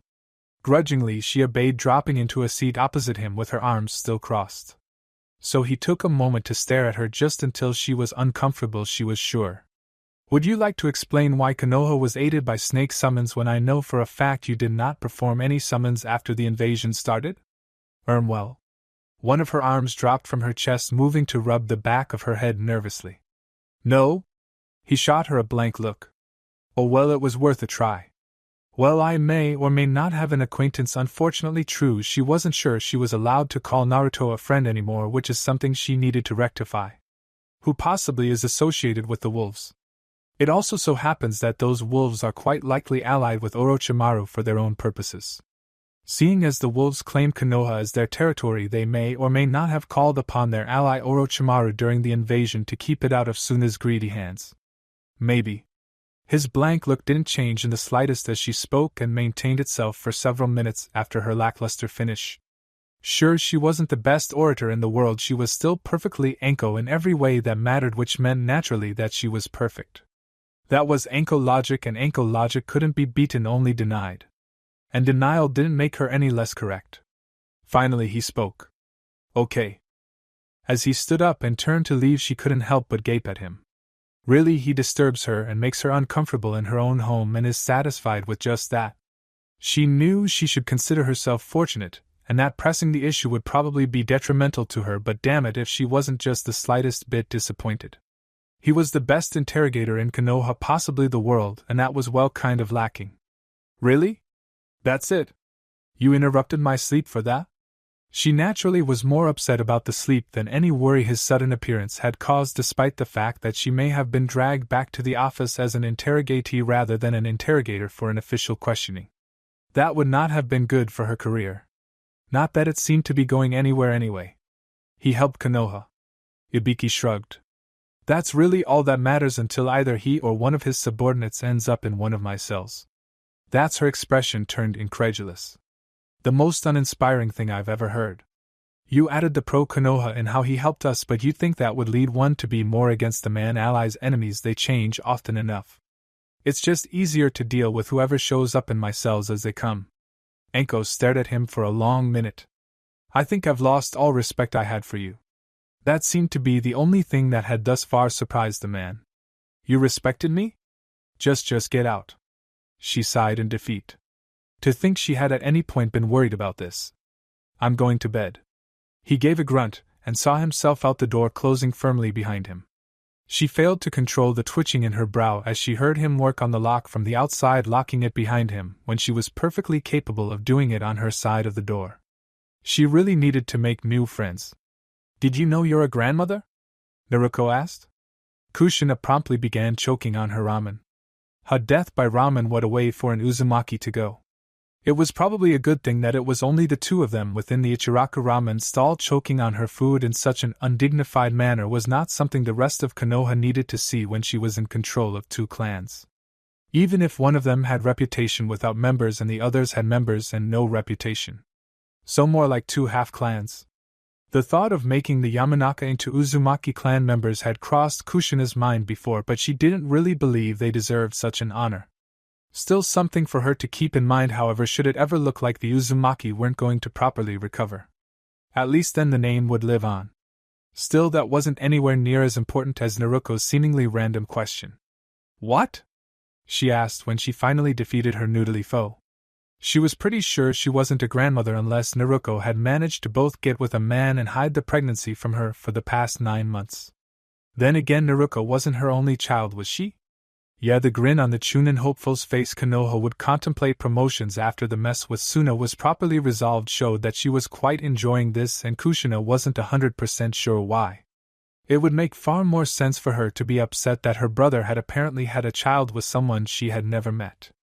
Unless Naruto had met the woman, but that still wouldn't make her seem displeased unless she really approved of his choice. Of course, she may be reading this incorrectly. Was she happy about the fact that her brother apparently had a child because she was an aunt, or because she had this information that Kushina didn't? Or maybe she just found the sight of her mother choking on ramen amusing. That last one was a pretty damn good contender, one she'd be tempted to bet money on. And? Kushina prompted. She needed to know more about this, especially seeing as Jiraiya hadn't mentioned anything of the sort on his last visit. Something like this would have had the man proudly declaring how amazing his student's son was. Not that he could actually phrase it that way, it kind of defeated the entire purpose of keeping it a secret. When did Naruto become a father? Naruto actually pouted at that. What? Why does it have to be Naruto? I could have had a kid. Kushina gave her a blank look, not buying it for a second.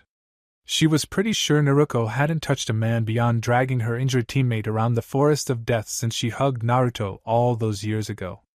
The thought that she might have slept with a man and bore him a child was ridiculous. Fine, the girl huffed, crossing her arms over her chest. Ruin my fun.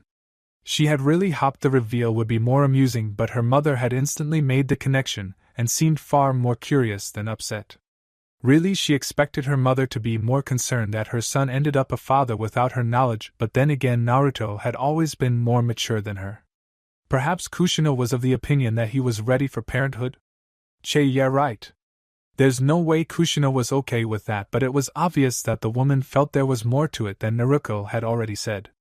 She never was able to hide things from her mother anyway. She shouldn't have been surprised that her intentionally misleading deliverance of news had been seen right through instantly.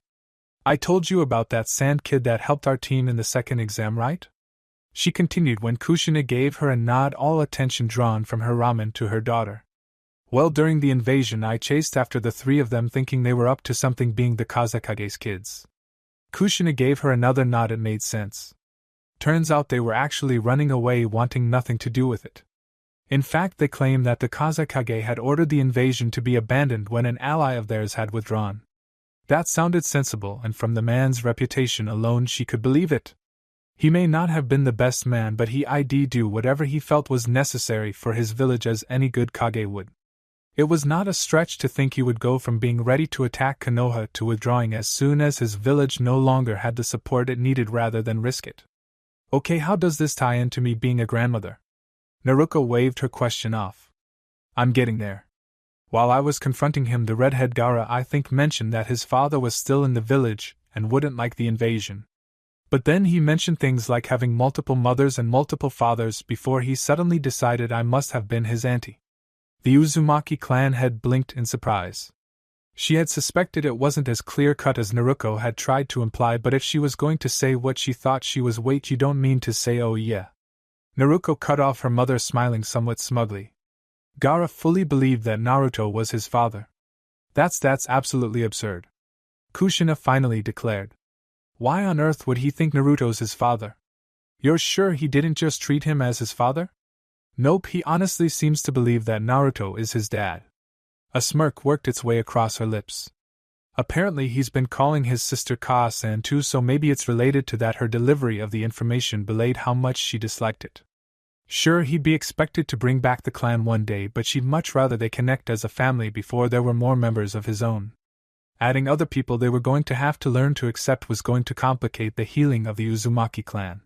She supposed, though, it didn't matter all that much in the end as long as he was happy. That really was far more important, even if they sometimes overlooked that in their desire to bring him back into the family. He has a girlfriend already? Kushina was more distressed at being left out than angry, and Naruto realized that there had been a critical error in her plan. Sure, the absurdity of the shocking news may have made her mother laugh, and delivering said news could have been amusing to her, but it also tied into Naruto, and the fact that he wasn't really a part of their lives. The fact that they were sitting here in Ichiraku and more or less gossiping about him as if he was some sort of stranger only compounded that fact. Quite the oversight on her part, she'd admit, and she should have recognized that things weren't going in as humorous a vein as she had been expecting it to. When she first learned that Gaara thought Naruto was his father, she didn't have the energy to deal with being dragged into whatever madness was circling the apparently former, and she needed to look into that Jinchuriki. Looking back on it, however, gave her the mental image of Gaara following her brother around like a lost puppy, or a curious tanuki kit, and calling him Tu-san. She had found the thought amusing, and when the two of them had gone to Ichiraku after a long day of helping the recovery of Konoha, she thought it might serve to cheer up her overworked mother. Perhaps her delivery needed some work. Who has a girlfriend? The cheerfully inquisitive voice of Kanehagaku's greatest waitress, which was a title tied to a rank entry of the International Culinary Bingo Book Ichiraku IM, broke the two of them from their thoughts. Surprised by the unexpected interruption, Kushina nevertheless responded quickly. Naruto-kun seems to have gotten himself a girlfriend. Oh, did he decide to go steady with one of them then? Naruto and Kushina spoke at the same time, equally confused by the young woman's words. I mean, he's not here too often, but I remember a couple of the young women he's brought with him. Are you saying Naruto-ni's been taking girls out? Now that she thought about it, hadn't she seen him with that young woman and the purple-haired skank back when they had first returned? She hadn't even considered that doing something like that might have been regular for him. Yeah, I guess so. There was that Yamanaka a few years ago, terrible what happened there, and Kato-san meets him here sometimes when she's not working in the hospital.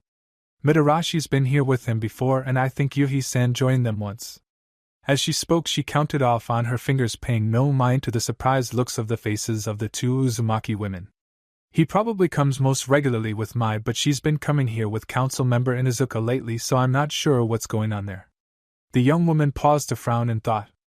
I think he had the former Hyuga heiress here with him before too, though I suppose if the rumors are true about the revolt of the branch family, then she's probably in charge of the clan now. And I think that's all of them I've seen with him. She finished brightly, having absolutely no idea how much hearing this was troubling the Uzumaki duo. The two of them shared a concerned look. How had they been unaware of all this? More troubling, which one would they be eventually inviting into the family, or was Naruto somehow planning on being with them all? Almost simultaneously they blushed, their thoughts nearly identical. They really needed to figure out what was going on in his life. It might be time to resort to Jiraiya more fully. This sort of thing was right up his alley. Ayam meanwhile simply looked at the two blushing women in confusion. Is everything okay? The two only seemed to blush harder. Yo Kotetsu, you ever get the feeling that people just keep us around as some sick form of comedic relief? Kotetsu looked up from his work tangled in the multitude of wires that had been used to broadcast the first task to the Jonin sensei. Turns out taking it down was even more complicated than setting it up. Who would have guessed? What asked the other Chunin? The hell are you talking about? Izumo shrugged. I don't know, just a thought that occurred to me. Well, how about a little less thinking about how much of a joke you are and more trying to get me out of this? Two fists planted themselves upon Izumo's hips as he narrowed his eyes at his best friend for nearly 2 decades. Well, if you want to be rude about it, you can get yourself out of this mess. You're the one who got me tangled up in this shit. The two wolves shared a look and shrugged. While not having been granted explicit permission to enter, they didn't imagine Mai would mind all that terribly. Stepping aside, one of them opened the door for Mai's unexpected but probably not unwelcome visitor. They made no comment on the woman's attire, but they could quite honestly say that neither had really expected to see the Inuzuka matriarch walk up to them in her pajamas. At least not here. Such was to be expected if they were doing something at the Inuzuka compound, especially in her house, but not so much the entrance to Mai's private chambers. Actually, it was simply an apartment across the street from the main entrance of the subterranean base, but it functioned as Mai's residence. Sometimes. Usually she stayed with Tsukiyomi in his apartment, or in a guest room at the Inuzuka compound. In fact, they were pretty sure she had spent more nights asleep in her office within the base than she had in this apartment, since she first got it. The fact that the Inuzuka matriarch had been informed of it was unusual enough for her to come to it on one of the rare nights Mai was actually in. It had to have been some sort of divine intervention. Why Tsukiyomi would be so accepting of Mai and Sim spending the night together neither knew, but they wouldn't question it too much. Tsukiyomi's will be done. Of course, that didn't mean they wouldn't speculate about it. The wolves did so love to gossip, especially about Tsukiyomi. So will you do it?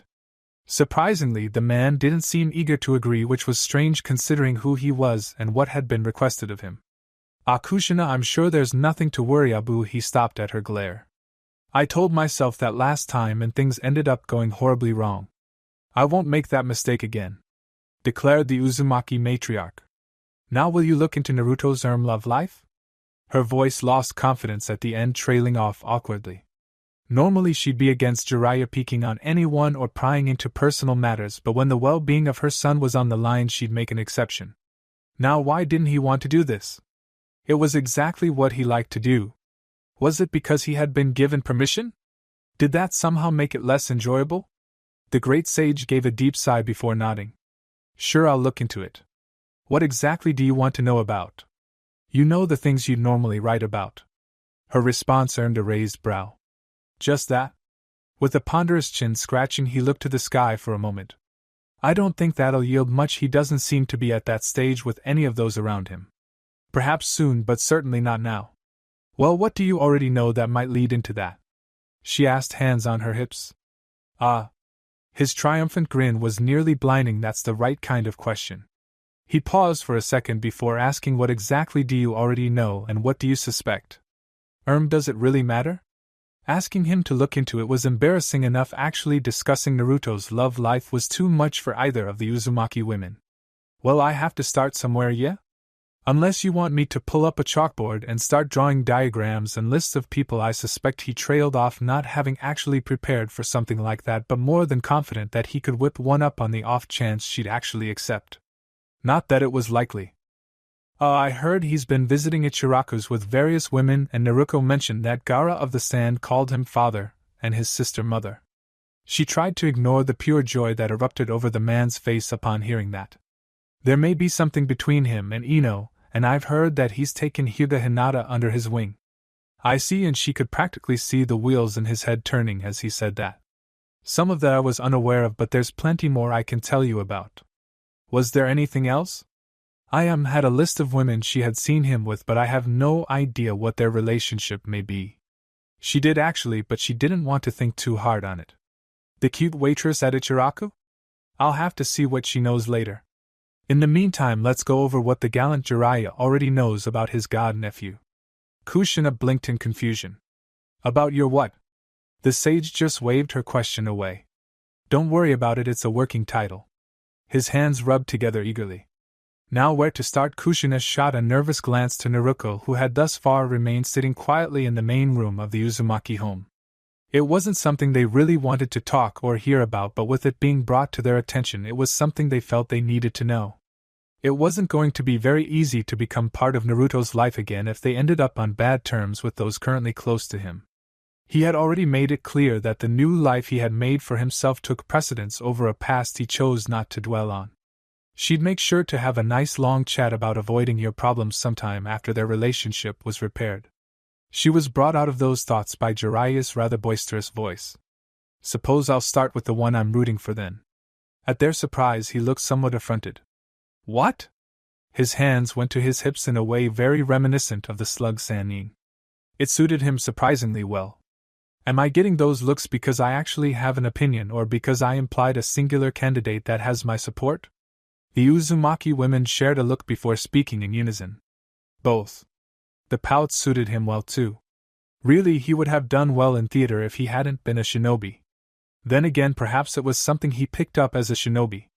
Despite his strange mannerisms, Jiraiya was not someone to be underestimated, and even his teammates usually couldn't tell how much of what he showed was acting or real. To demonstrate the duplicity and deception of the shinobi, there was no better example than Jiraiya. Of course, he did it so well it was sometime hard to remember that. He wasn't a Sannin for nothing. Fine then, be that way. One day I'll meet someone who respects me and my opinions. His pout cleared as easily as removing a mask, and his mood followed with it, changing to become the serious spymaster that hid within. Well, as serious the spymaster can be when he's talking about the love life of his student's son to his student's widow. Actually, that was kind of a depressing thought. Back to the ladies.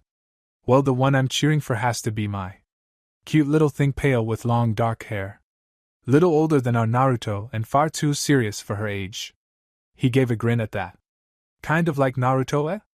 She relaxes a bit when around him, and the two seem very comfortable with each other. Going on 3 years of the two knowing each other, so it's a solid relationship already, and she's completely devoted to him. He paused before amending his latest statement. They're both pretty devoted, actually, trying to look after each other even when they just get in each other's ways. He seems to really appreciate her company, and she would do anything if she thought it would make him happy. I'm not sure if they're romantic at all or what role her friendship with some plays in their relation, but I could easily see them happily married. Jiraiya gave a broad grin. Now that I think about it, I'd say they practically are. Still, who knows where it might go down the road. His face became serious. It could very easily become a great tragedy, really one worthy of the greatest theaters. The sage of empty Myaboku fell silently into his own thoughts before slowly withdrawing an old worn journal and scratching down a few sentences. Taking great care, he returned it to his person, but Kushina couldn't say she had ever seen it before. His usual notebooks were very distinctive. Modern things of vibrant color that reminded everyone who saw them of the covers of his books.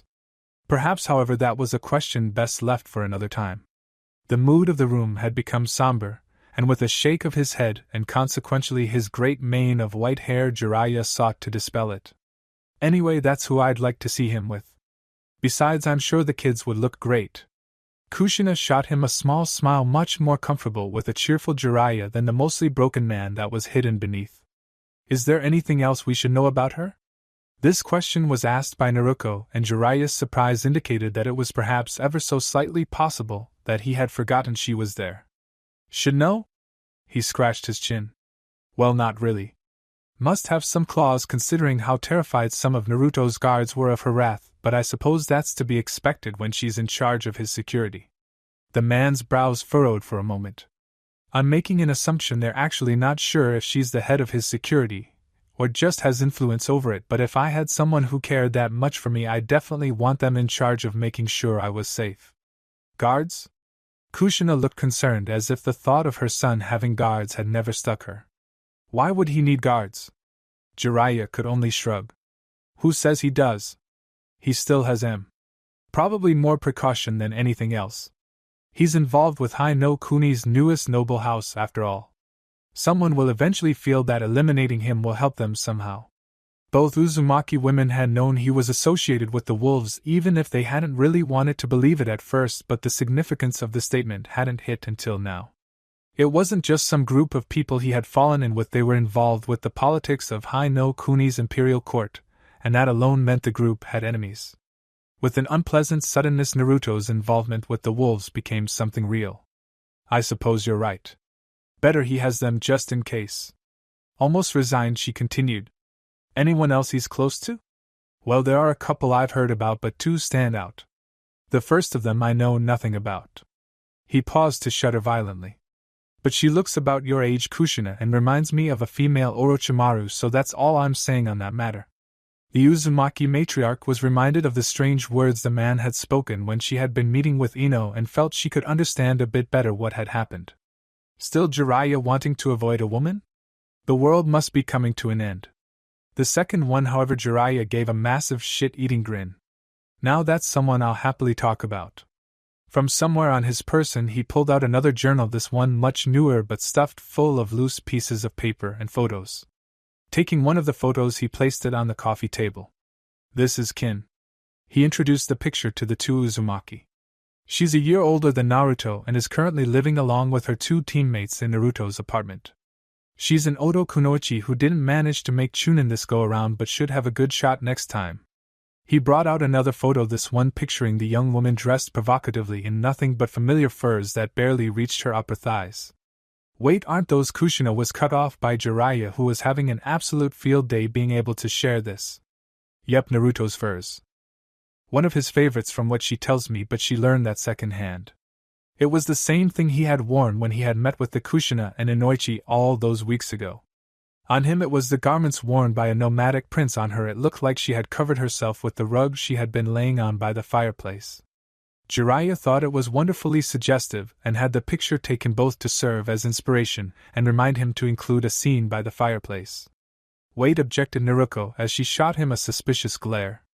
Why do you have this kind of picture of her? The old pervert rubbed his hands together eagerly, his grin somehow growing. Oh, that's the best part. Not only does she like to call him master, but she wants me to write a book with In that moment he realized exactly what he had been about to say and more importantly who he was about to say it to. Oh shit. Naruto seemed to have been somewhat satisfied by the partial answer, enough that she had gone from glaring to simply looking on curiously, but now it was Kushina's turn to wear that suspicious glare.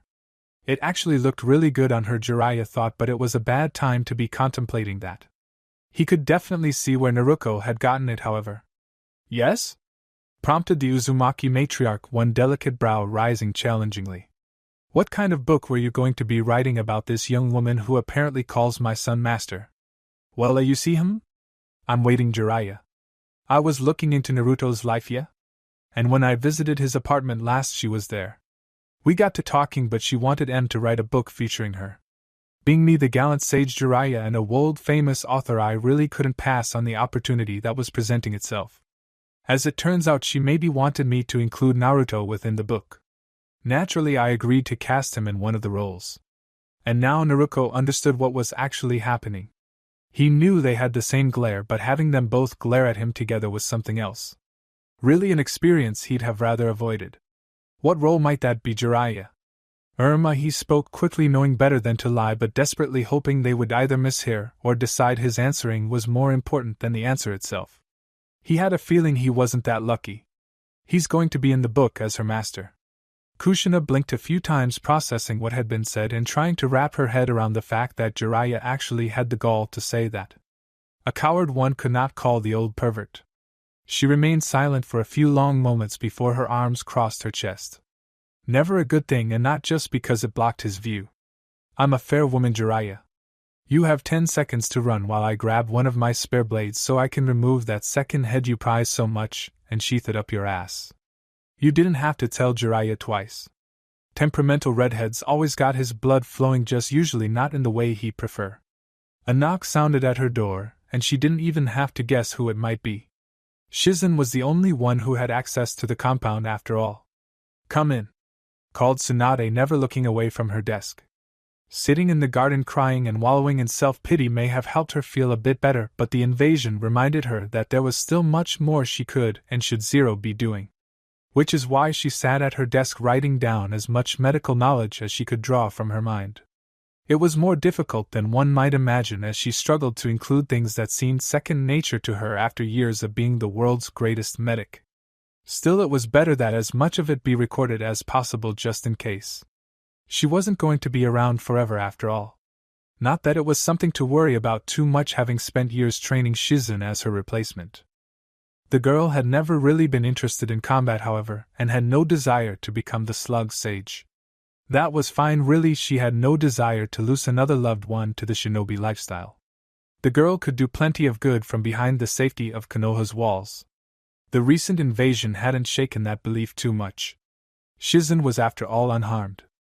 The door clicked open to admit her apprentice, and she could barely make out the faint footsteps.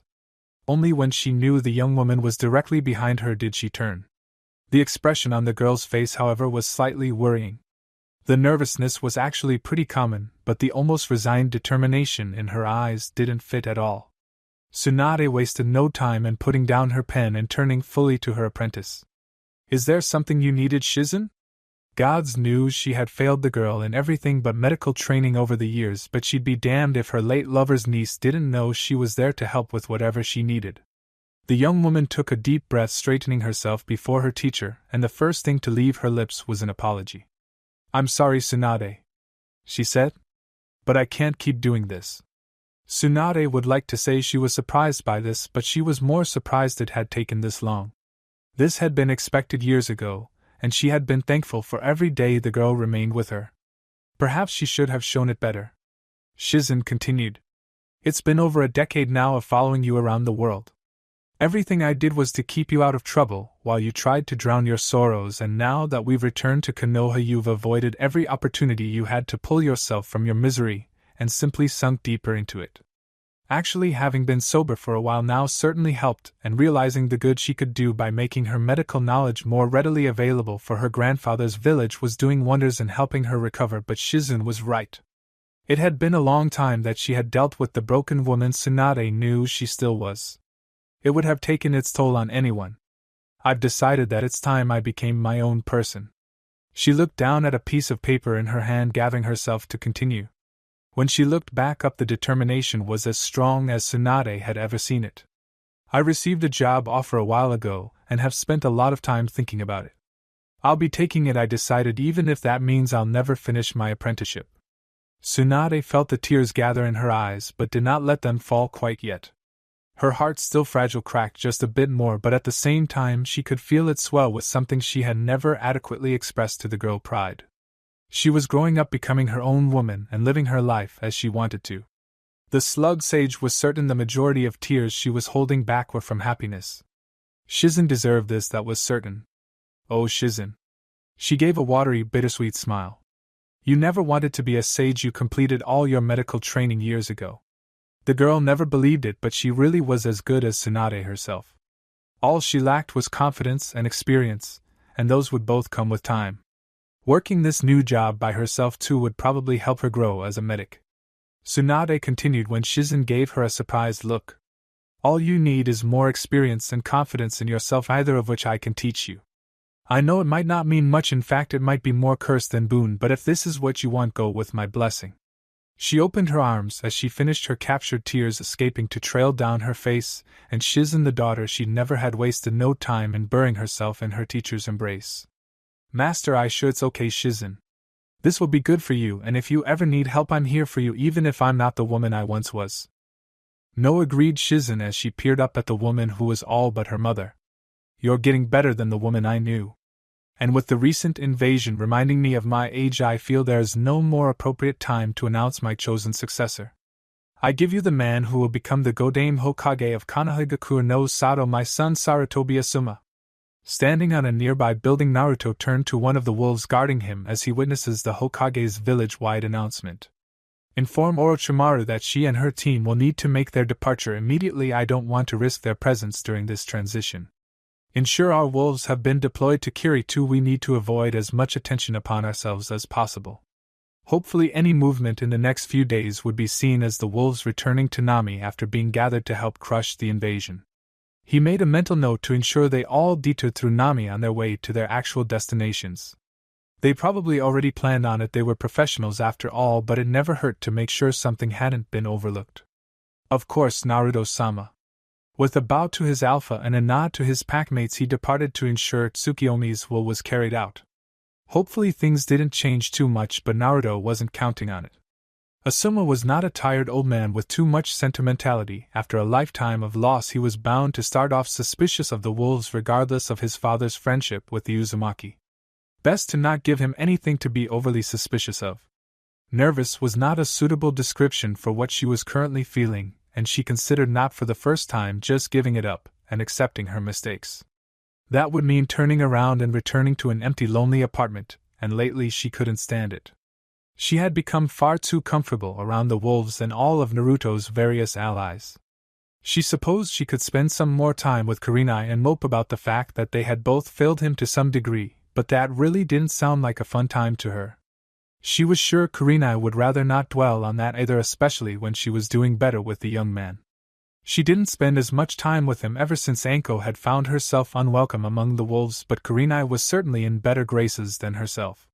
Who knows, maybe someday soon Kurenai would be as comfortable around Naruto as she had apparently been around the Yondaime Hokage. Something about that thought bugged her, telling her she was missing something obvious, but she ignored it for the time being. What mattered at the moment was Naruto and fixing her relationship with him. And Kurenai.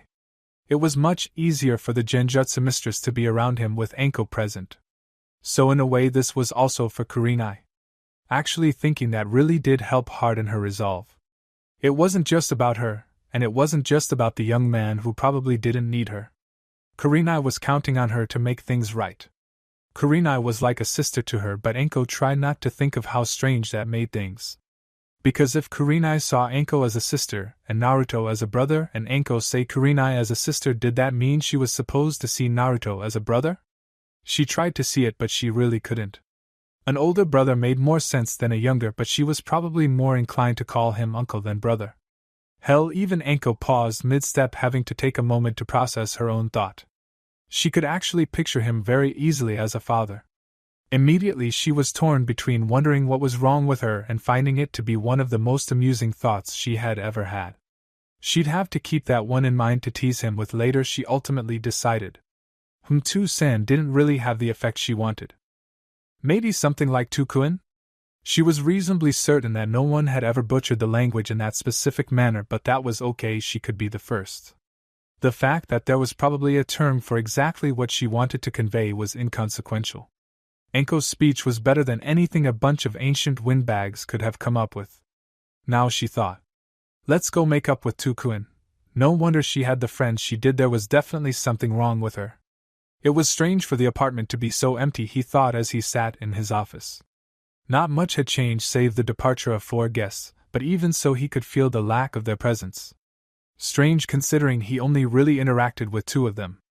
Then again, with that moron Zaka's idiocy, it was hard not to notice his presence. He would certainly not be missing that failure, but the lack of the others just seemed to make the apartment feel less lived in. Which was odd considering the amount of time he spent here. He knew he was surrounded by wolves too, but when they were on duty they weren't the best of company. Perhaps part of it was that Makoto was gone too, having slipped out during Hiruzen's announcement. Which was good because the scrutiny the wolves might soon be under did not need encouragement in the form of an Uchiha matriarch who should have been dead. Still, it was going to take a few days to get used to be alone, or at least as alone as one could be when surrounded by guards. Strangely enough, the paperwork seems to have lessened after the invasion. He knew it wasn't because Mai was hoarding it all to herself. The wolves still answered to him first, and he had them check twice. So it must mean that there was simply less paperwork after the invasion than before. Which was odd, but he supposed he shouldn't look a gift horse in the mouth. Even without the regular paperwork he had plenty to work on. He should be receiving reports from the initial force sent to Kirigakure soon enough, and he needed to find a way to somehow become involved with Yuki no Kuni so he could learn more about those trains of theirs they guarded jealously. He wasn't fool enough to attempt stealing the secrets outright and risk alienating one of the most advanced countries of the elemental nations. Well, not initially. Trains weren't that important at the moment, but if everything else failed he'd consider it. He was just really interested in those trains, the possibilities were fantastic. Actually, he should probably be more focused on the fact that a group of Raza's loyal Suna shinobi and a host of Kaze no Kuni civilians were expected in Nami any day now. That needed to be sorted out before he started laying down any tracks for other projects. Come to think about it, he wasn't certain if all of Nami's projects had finished yet. He was sure he had signed off on things for his country recently, but with the amount of papers that crossed his desk, including many that Mai would be of the opinion shouldn't, he was having trouble recalling what they said. A rather big failing on his part as a daimyo if he was honest. That was a job that deserved far more focus than he was currently sparing it. I'm going to need all the filed reports from Nami again, he said, still mostly lost in thought but aware that one of the wolves in the room left to retrieve them for him. Just like he needed to be less of a shinobi and more of a commander, now he needed to be less of a commander and more of the daimyo he was. Arrangements would need to be made to move more control of the wolves to Mai and Sai. He briefly considered moving it completely to Sai's control, so it was one less thing Mai had to be directly responsible for, but the young man was still absolute crap at budgeting and other administrative duties. He would either need more coaching in those skills or he'd need his own personal Mai. He couldn't have the real one because she was Naruto's to assist him. For now, however, there was little choice but to split the responsibilities between the two. Hopefully not for long. He was fairly certain he was going to need her as he tried to run a country. A knock at the door announced the return of his wolf, but oddly enough he wasn't alone. Not that there weren't people who visited him, or that he needed to visit the two Hyuga sisters coming to mind, but he certainly wasn't expecting anyone soon. He was even more surprised by the identity of his guest, and as the other wolves in the room moved from lounging about to standing ready to defend their god, he stood to greet them. Ah, Anko, what a pleasant surprise. I had not expected you to return. She winced slightly at his words, almost guiltily, but shot him a somewhat sheepish grin all the same. Hey, yeah? She stopped before his desk, her shoulders coming up in a half shrug. Surprise? A fond smile twitched over Naruto's lips. He really did enjoy her company, and her absence had most certainly been noticed. He did have to note that his productivity had probably gone up with her away, though. It's good to see you again, Anko. He gestured to a chair before his desk as he returned to his seat. Please make yourself comfortable. Before he had a chance to finish, she had jumped onto his desk very much like her former master. Naruto had to wonder if this is what Orochimaru's mannerisms would have been if they had been born female, or if Orochimaru based their female self after his or her former apprentice. An amused smile tugged at his lips, which earned him a more confident grin from the snake summoner. So Naruto leaned back comfortably in his chair. What brings you here? What, I can't visit my favorite genin? Anko gave a very Anko pout, Anko being both the best noun and best adjective as far as she was concerned. That brought a great lightness to his chest. He simply couldn't help be cheered up by even the simplest of Anko's antics. Of course you can, Anko, I just figured you were here because you needed something. She looked down slightly and Naruto could just barely make out her next words. Just you. I'm sorry, Anko, what was that? He could see her body tense and relax as she tried and failed to steal her resolve. In the end she turned to face him again almost meekly, which was very un-Anko for the most Anko person to ever exist. I miss you, Naruto. As happy as it made him to hear that, those words also brought with them a heavy load of guilt. She may have declined his offer for the wolves, but surely he should have been able to make some time to spend with her as Naruto, right? One of his hands reached across the desk to squeeze one of hers comfortingly. He hoped his smile was warm and welcoming, but he was sure it was more sad than anything. I miss you too, Anko. I'm sorry I didn't make any time for you. He didn't get much further than that before Anko recognized where his thoughts would be going with this. With a hop, she launched herself from the desk and into his lap, smacking him over the head even as he winced from the sudden impact of a larger body. Don't you dare go blaming yourself for this, Naruto. I was perfectly capable of dropping in to visit at any time, and you've been busy. She scolded. A moment later she swatted him again. And that was for wincing when you caught me. His smile was small but genuine. Suppose I needed that, Anko, thanks. A beaming smile was his response. Don't worry, Naruto, I'll always be around to knock some sense into you. She attempted to curl into him, but unable to get comfortable in the chair, she opted instead to lift him from it and steal his place. It was mere moments later that the daimyo of Nami no Kuni found himself dragged onto her lap, her fingers running through his crimson hair. Both were aware of the snickering wolves in the room, but they couldn't really bring themselves to care. They sat like that in silence for a few minutes before Anko broke the silence. Say Naruto? Remember when you asked me about working with Orochimaru? She asked. Naruto nodded. Yeah. Well, I've been thinking. Enko paused briefly, using their current seating arrangement to strengthen her resolve. I can't promise anything, but I'd be willing to give it a try. Naruto blinked in surprise before looking up to see she was avoiding his gaze as she awaited some sort of reaction. Really? It had been a long shot when he first proposed it. He had never expected that she might revisit the subject. Yeah, really. He could feel the soft smile in her voice. For you. As happy as it made him to hear this, a frown still crossed his face. You know what's being offered, don't you? He was referring to a position within the wolves serving him as they did. In fact, if she went through with this, she would be the first outsider brought fully into the pack. Hana had been honorarily accepted, but it wasn't the same as being marked. That was after Orochimaru Naruto's biggest concern about the offer. He had initially gained her friendship. After removing someone's mark from her, he wasn't confident that she'd be willing to be marked again. I have a pretty good idea. And she knew it was a position serving him and working very closely to the wolves and her former teacher Orochimaru. What her official status would be she wasn't too clear on, but she figured that would be explained as it became relevant. Are you aware that you'd be marked with a seal again? That stopped her short. She hadn't even considered that, but it was a fairly common practice.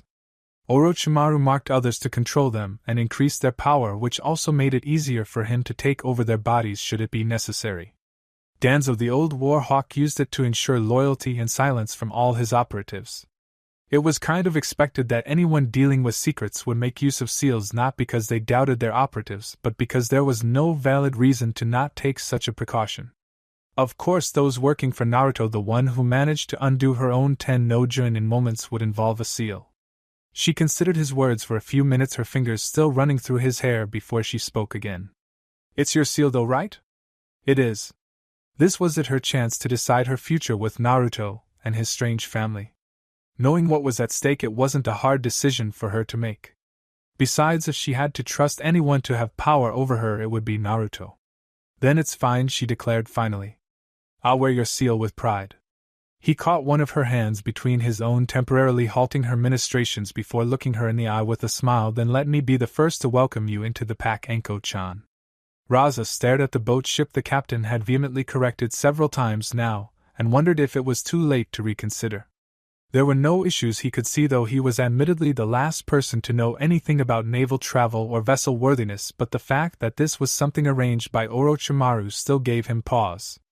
An Orochimaru so devoted to that godchild of theirs that they didn't hesitate to throw away months and possibly years before they had contacted Suna of planning just because it may have upset them. Words could not possibly convey how horrifying that idea was, and that wasn't even considering the kind of might said godchild would have at their fingertips. A single command would see armies raised and wars ignited, but that was nothing. When dealing with someone as unstable as Orochimaru, something as simple as an errant comment would have them committing the greatest of atrocities in an effort to bring to bear that godchild's desires, even if that hadn't actually been something they wanted. There were, after all, worse things than simple war and death. And Orochimaru was a master at them. Still, perhaps he was looking at it too negatively. There was a chance that introducing another element, the godchild, might serve to stabilize the dangerously unpredictable mixture that was the snake Sannin. He could only pray. It did seem like Orochimaru was a bit more grounded the last time he had met them, now that he thought about it. He just hoped that having the godchild as an anchor didn't backfire horribly. He couldn't even contemplate the horrors that would be unleashed upon the world by Orochimaru should anything happen to them.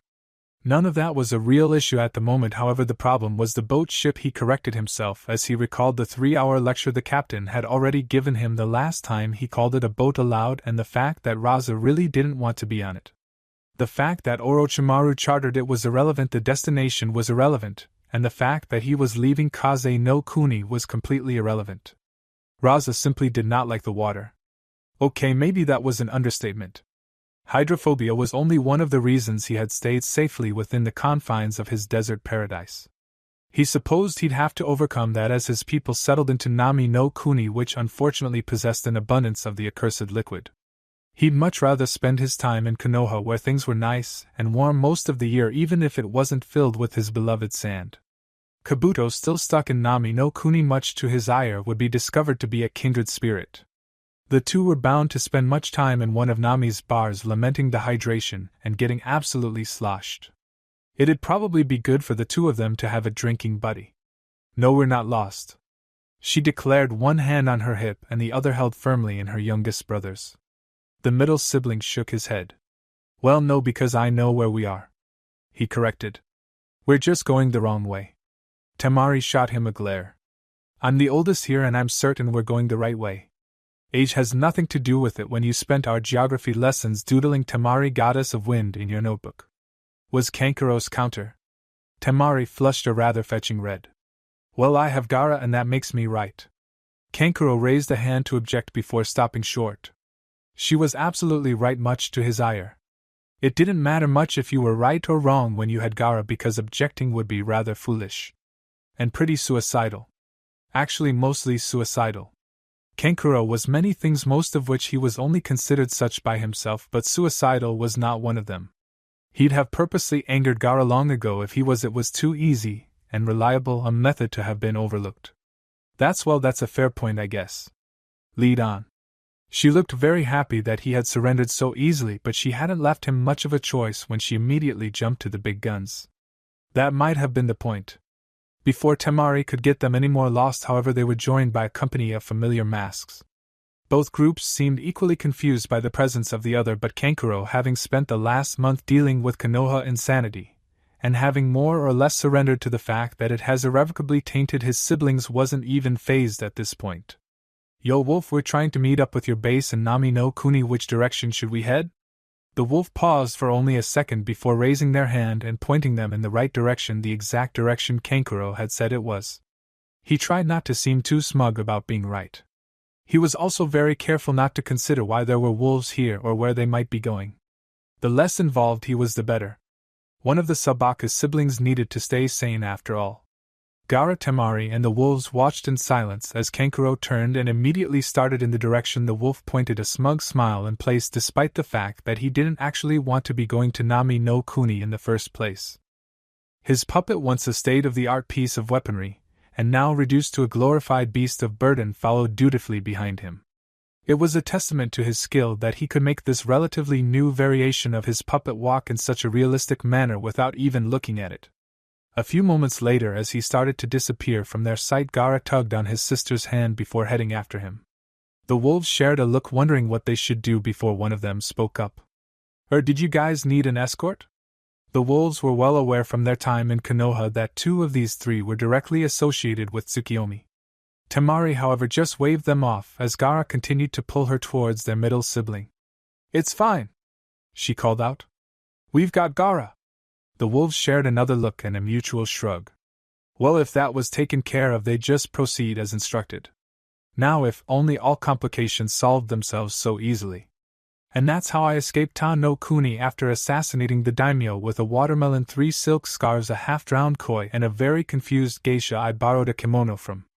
Jiraiya finished his grand tale with a grin, leaning back into his seat and reaching for the sake that had been poured for him already. Both he and Naruto did their best to ignore the wolves stationed about the room, acting as both security and servants. It was an odd mix. Wait, questioned Naruto. You escaped Ta no Kuni using those, or you assassinated the daimyo with them?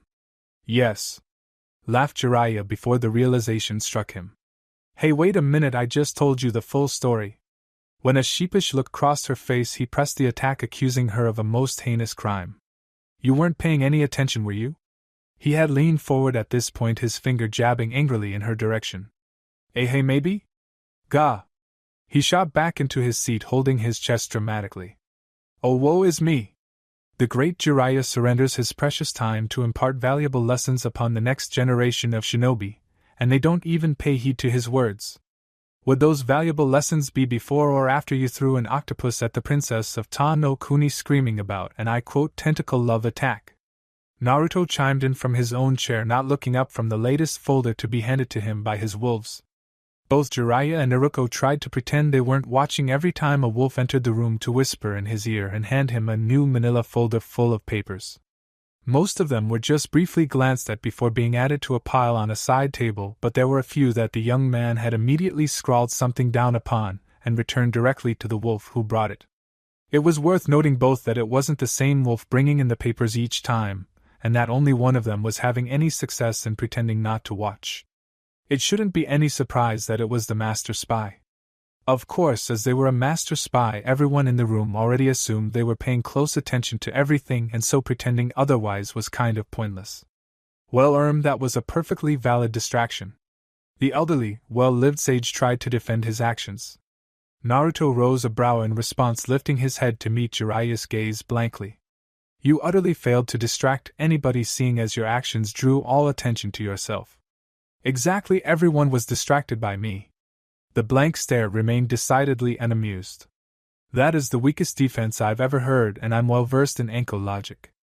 Jiraiya was somewhere between being proud of Naruto for spending time with a scantily clad older woman, being sympathetic that someone had to experience ankle logic to the point they were used to it, and being embarrassed at having chosen such a poor justification for one of his many mishaps over the years. Everyone here is well aware that you did that mission solo, so there was absolutely nothing to be gained by distracting people with yourself. It defeats the entire purpose of you employing a distraction in the first place. I suppose so. Jiraiya agreed with a sheepish chuckle. Still a good lesson though, isn't it? Teaches you to be careful with your plans lest they backfire or something. Seeing as I pointed it out, I'm going to go ahead and say people probably don't require such a lesson. It was Jiraiya's turn to give him a blank look, gesturing to the wolves around them, the stack of manila folders on the small table by Naruto's chair, and the wolf currently serving Naruto another cup of tea. And you would consider yourself to be an average genin? Naruto blinked in surprise, not having considered that angle before. He responded with a shrug. Average enough, I suppose. Technically not wrong, he was a pretty average shinobi. He simply also happened to be a few things other than a genin of Konohagakure no Sato, such as the daimyo of Nami no Kuni. I'm certainly nothing extraordinary. Both Jiraiya and Naruto shot him a slight glare at that declaration, and were caught only slightly off guard when the wolves around the room gave soft growls of displeasure. Obviously Naruto was the only one here who even remotely thought such. That too seemed to catch him by surprise, almost as if he hadn't expected the present company to have such high opinions of him. Which perhaps was understandable with Jiraiya and his sister, as they had not spent much time together, but was a major oversight when it came to the wolves. His divinity had initially been a joke, but it seemed to be not a small number of the wolves who honestly believed in it. That was concerning. Actually, he already had one cult in his hands, he didn't need to be creating another one out of his soldiers. Of course, he couldn't really call them his soldiers either, it just felt wrong. They were his wolves and nothing was going to change that. He would have to consider the merits of calling them pups or something similar. It seemed to work well enough for Tsum. Jiraiya seemed amused by the wolves' show of support, though it made him even more suspicious of Naruto's relation with them, and Naruto seemed slightly smug that the wolves had sided with them in support of her brother against her brother. Really, everyone here except Naruto put him above everyone else in the room. Judging by the fact that he was still going over papers while this was going on made it pretty clear who he put first. Not surprising really, the wolves, his children, were a major part of his life and had been for years now.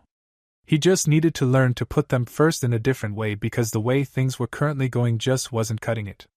Well, now that we've cleared that up, grinned Jiraiya, I suppose we'll call it a day. I've still got a lot of research to catch up on.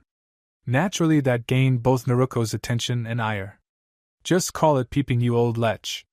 Everyone present was pretty sure that if she wasn't sitting at the moment, she would have kicked him in the shin.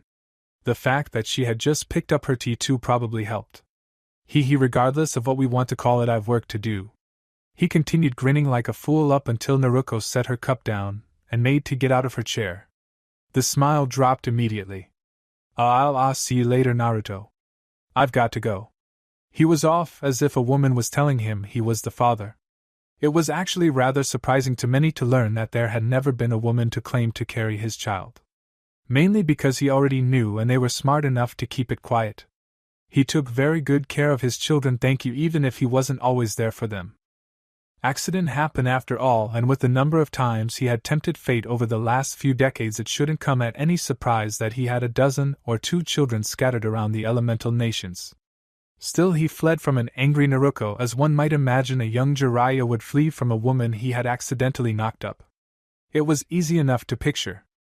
Naruto followed after him nearly at the same speed, and those that watched were pretty sure Jiraiya was keeping his speed just enough to remain out of her reach without completely outclassing her as a Sannin inevitably could. And while she didn't stop at any point in her pursuit of the old pervert, she did call back a farewell as she ran. "Bye Naruto ni, I'll see you next week." His lazy wave was seen only by his wolves. Adding more people and obligations to his life was probably a bad idea, but what's the worst that could happen spending time with his estranged sister and great god uncle? The story served as an amusing break too. Well, now it certainly had been a while since the whole family had sat down to dinner. Even before Hana had left for Nami no Kuni, conflicting schedules usually meant any member of the family would perhaps share a meal with a single other member. Sometimes that meant you would have one meal yourself, typically running out the door late, and then you'd have lunch with one member of the household and dinner with the other. Of course, even that was pretty inconsistent. Inazuka were not known for their planning. Shit just kind of happened, and that's the way they liked it. So for the three of them to be sitting together at the dinner table was quite a noteworthy occurrence. In fact, it was more than just the three of them, as some of Hana's wolf guards were acting as servers and a few of the other Inazuka clansmen were in the kitchen cooking the meal to celebrate Hana's visit home. Fortunately, the wolves had enough sense to remove their masks, and Kiba was oblivious enough to not notice anything. He was, however, not so oblivious that he had not noticed the absence of his sister, or the way the clan celebrated her return, even if he had in fact been oblivious enough to have absolutely no idea where she had been. "So Nei-chan, you finally found a man to run away with, and you can't even drag him back with you for a visit." It was pretty common for him to make comments about her being single, even though the thought of her having a boyfriend or, gods forbid, a husband seemed beyond strange to him. It would be almost as bad as when he learned his mother was seeing someone regularly. In fact, he was pretty sure she still was, and that it was the same person. He had to wonder what might come out of that. Regardless of the results, however, he wasn't calling anyone else dad. "No, I haven't actually." She paused, tilting her head in contemplation as Kiba dropped his utensils. "I did meet a young man over in Nami.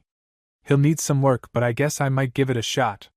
Sai was far from the worst choice she could make if she wanted to try for a relationship, though the same could be said for Tsukiyomi himself. Mai, however, had dibs on him already. Wait, Mai and Sai were siblings, weren't they? So if Mai ended up with Tsukiyomi, and she ended up with Sai, that would make her and Tsukiyomi siblings too, wouldn't it?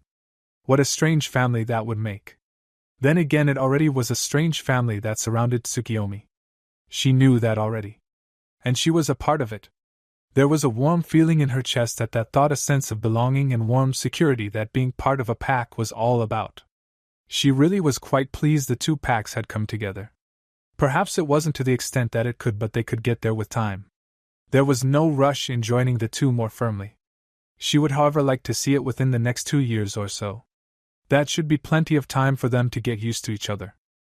They didn't have to get along too well, really. Siblings fought all the time. It was just fortunate that the Inazuka and the wolves of Nami seemed to get on pretty well. Wait, you actually, Kiba seemed somewhere between disbelieving nauseousness and being a bit upset. Whether that was because she was seeing someone or because he was only now hearing about it, she couldn't quite tell. Well, not really, but they have some potential, I suppose. She gave a shrug. I'm already over there, so why not? Tsum let out a bark of laughter. Come on then. The Inazuka matriarch gave a wide grin. Let's hear all about this potential. Hana raised a brow challengingly. Oh? Nothing's happened on my end yet. How about we hear a bit about your potential first? Tsum actually choked on her laughter, sputtering and glaring up at her daughter upon recovery. How did you learn about that? A dry look was her response. You were on a date with them when I met the girls before I left. You weren't exactly hiding it. Her daughter was completely right. Unfortunately, she had been pretty sloppy if secrecy was her goal. It hadn't been, not really, but it certainly wasn't something she was aiming to broadcast anytime soon. Well, it's not all personal. She tried to claim. I met them through the She shot a quick glance to her somehow still oblivious son. How he had no idea they were working with the wolves when there was an entire clan meeting on the subject she didn't know. She was absolutely positive he had been in attendance for it. Our allies. She settled on. She'd let him remain uninvolved for the time being. No real point in dragging him into this if he had somehow managed to avoid it for this long. They're my primary contact within the group, so we just tend to spend a lot of time together. Not wrong at all, a little misleading but not incorrect. She just hoped that, and how much of that time together has anything to do with our relationship to our allies? And she had caught it. Sometimes some thought she raised her daughter too well. Most other Inuzuka wouldn't have seen through that. Perhaps not a great compliment for her clan, but they weren't thinkers and they liked themselves just the way they were. Well, it's all spent, improving relationships? Hana leaned forward at that, elbows on the table and chin cradled within her hands. Oh ho? Personal or professional? Damn, she caught that one too. Well, before she could dig herself a deeper hole, Hana was kind enough to start shoveling on the dirt. How is Mai anyway? Her brother hasn't heard much from her recently because whenever she's not working she's improving relationships, as you say. Some knew of Mai's brother because he had come up in conversation a few times, but she had not heard anything of him knowing her daughter. Which actually was probably in part her own fault. She already knew Mai's time was rather limited and she had pretty much monopolized all of the young woman's free time. Perhaps she needed more friends, so she wasn't always going to Mai for company. If Kushina wasn't having issues with her son, someone very closely connected with the wolves, she tried to resuscitate that friendship, but that wasn't really an option now. Mikoto God's watch over her soul was no longer with them after her son lost his mind and slaughtered the clan, so the only friends some really had were lost to her. Where would a clan head even make friends? Among the other clan heads? At some sort of social function? Wait, yeah, that last one was likely. She just never attended. She'd probably have to fix that. Oh, you no sai? MMHMM, that would be the potential you asked about. Hold on a second. Sim blinked once, twice, and a sudden feeling of nausea overcame her, as she tried to wrap her head around what some of these relationships might mean. If they were to consider her with Mai, that would make her in a way the step-parent of her children. Mai's brother would then be their step-uncle, maybe just uncle, but Hana was thinking about getting with her uncle? If you reverse things, however, her daughter would get with Sai, making him a son-in-law. Did that then make Mai a daughter-in-law? There was wrongness to the thought that hadn't even touched upon the subject of age yet. Sim was aware that Mai was somewhere between the age of her children. She was quite literally old enough to be her mother. She would need to sit down and talk to her soon because this needed to be sorted out if they were going to continue as they had been. Sim gave her daughter a serious look that caught her off guard. Have you considered at all what that would mean? Asked the matriarch. Well, yeah. Hana wondered if there was something she was missing. If I'm with Sai, then Mai is a sister-in-law, and Suki. She paused. Wait, who was Mai actually with? Her brows furrowed and a thoughtful frown crossed her lips. Sai had mentioned Mai's relationship with Tsukiyomi, and the wolves were aware of it too, but Mai and her mother seemed to be a thing too. Was this a love triangle, or an actual three-way relationship? Things were complicated enough with just single relationships, but now it was beginning to look like a massive clusterfuck. She turned to her mother, whose thoughts seemed to have gone the same direction.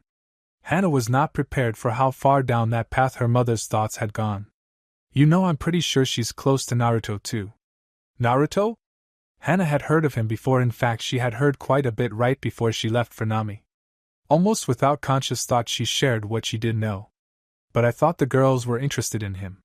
By the girls she was actually referring to her entire group of friends now that she thought about it, which was weird. She didn't think Yugao was interested in him like that, but she was pretty sure the other two were. Last I heard, he was sharing a bed with Enko and Yugao was helping him wash. Oh, probably shouldn't have added that last bit. Yugao wasn't a suspect. Yet.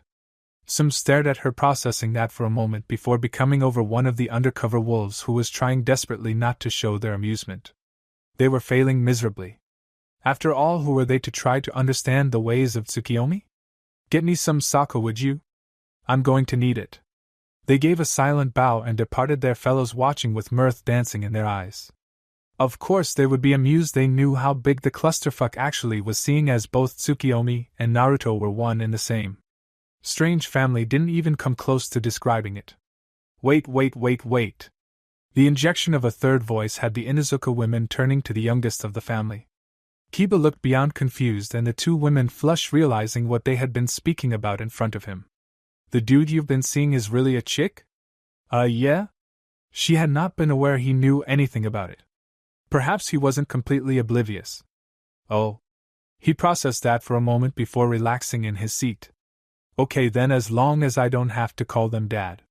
Kiba returned to his food completely unconcerned. A small smirk tugged at Hannah's lips. If any of this actually happened, he'd be worrying about a lot more roles than just Dad.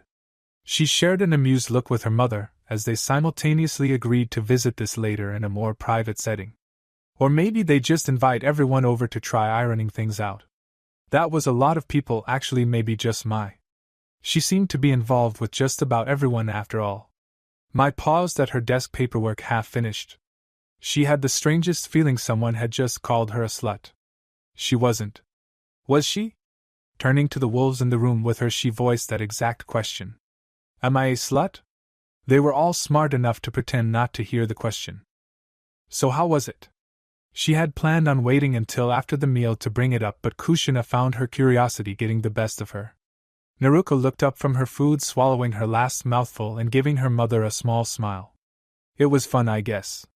Jiraiya Jiji told some pretty ridiculous stories, but I'm not sure he was making them up.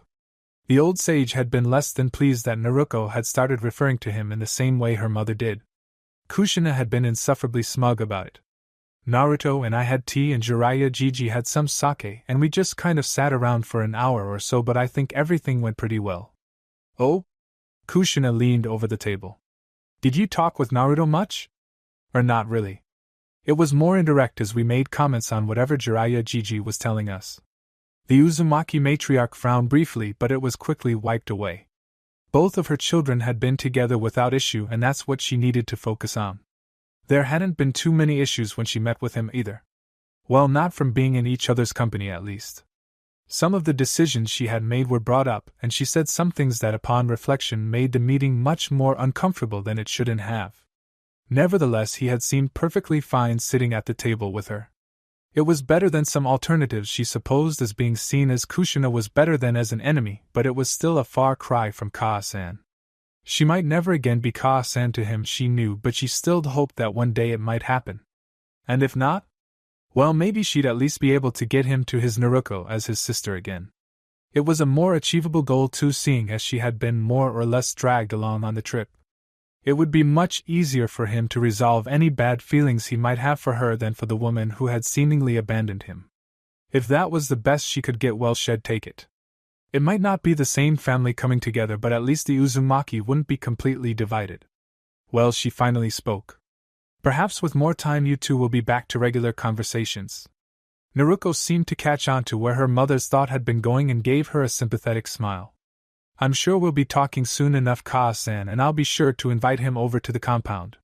Her mother was still trying to insert herself into her son's life, but this was a lot less intrusive than some of her earlier attempts. And if she really had learned her lesson and was toning it down, then Naruko didn't see any problem in lending a hand at establishing some sort of rapport between the two of them again. She still didn't know if they'd all be a family again, but they could at least be friends. Though if Naruko was perfectly honest, she thought they had a far better chance as his aunt and cousin. Close but not too close. She'd save that suggestion for later. Blackened skin cracked as it wept crimson tears. Gritting his teeth, Sasuke did his best to work through it. 1, 2, 3, he would not be weak again, he would not surrender himself, and rely upon the damn Ten no Jin. Most importantly, he would never have to relieve someone of the suffering he had caused. 4, 5, 6 foot. Maybe he should rethink his shinobi career and settle on something else. He did have quite a bit of property to his name, and the Uchiha coffers hadn't dried up quite yet.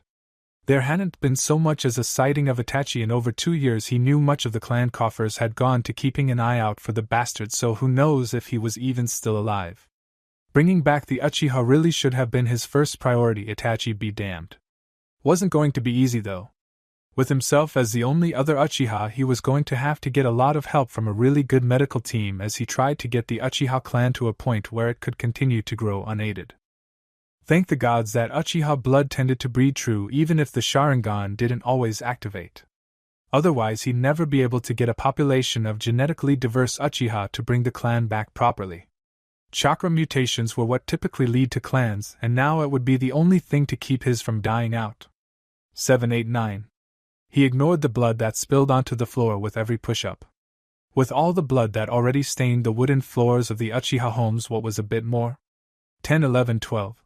Hopefully if he managed to exhaust himself he wouldn't have any dreams tonight. He couldn't stand to see her face while he was sleeping. He already saw it too much while he was awake. She stalked through Umbu headquarters, violently, members both junior and senior scrambling to get out of her way before she decided it was easier to just cut them down. Konoha's Crimson Moonflower might have been a recent title, but it was far from inaccurate, and many of her comrades had borne witness to the bloody path she had torn through the invading Suna shinobi. They were not all that keen to experience it firsthand, thank you. And she had more important things to worry about than the fact that people were getting out of her way, things like her empty home, cold bed, and the fuckers who had taken her hate away. Suna had already paid massively, she had personally made sure of it, and she was firmly supporting those that wanted to return the favor and go after the rats who had scurried off to their desert, but they were not the only ones she held responsible. For while it was true that Suna shinobi were the ones to perform the act, they should have never been given the chance. Regular Konoha forces couldn't have moved around too much in the days before the invasion without drawing attention to themselves and tipping of Suna, but there was a well-known group within Konoha that answered only to the daimyo of Hai no Kuni and Nami no Kuni. The wolves, who obviously knew about it ahead of time, had decided they had better things to do than protect the village they made their home in. And because of it, hate was dead. She could not forgive such a deliberate failing on their part.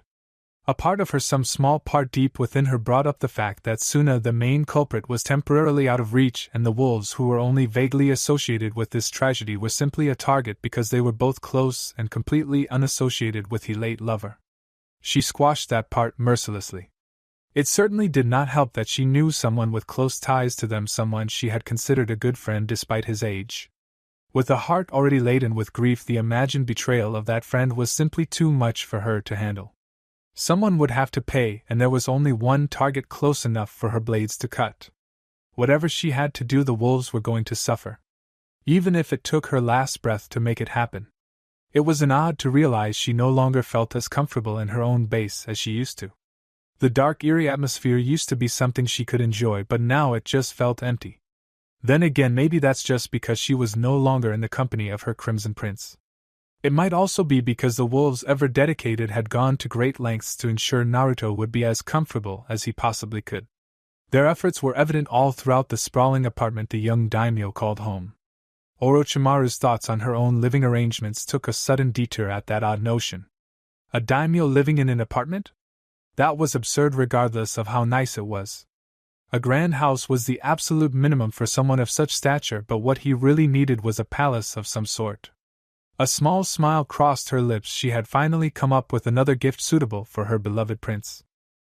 Before she could begin planning it out, or have anyone else get started on it for her, however, she was distracted by 4 figures entering her office.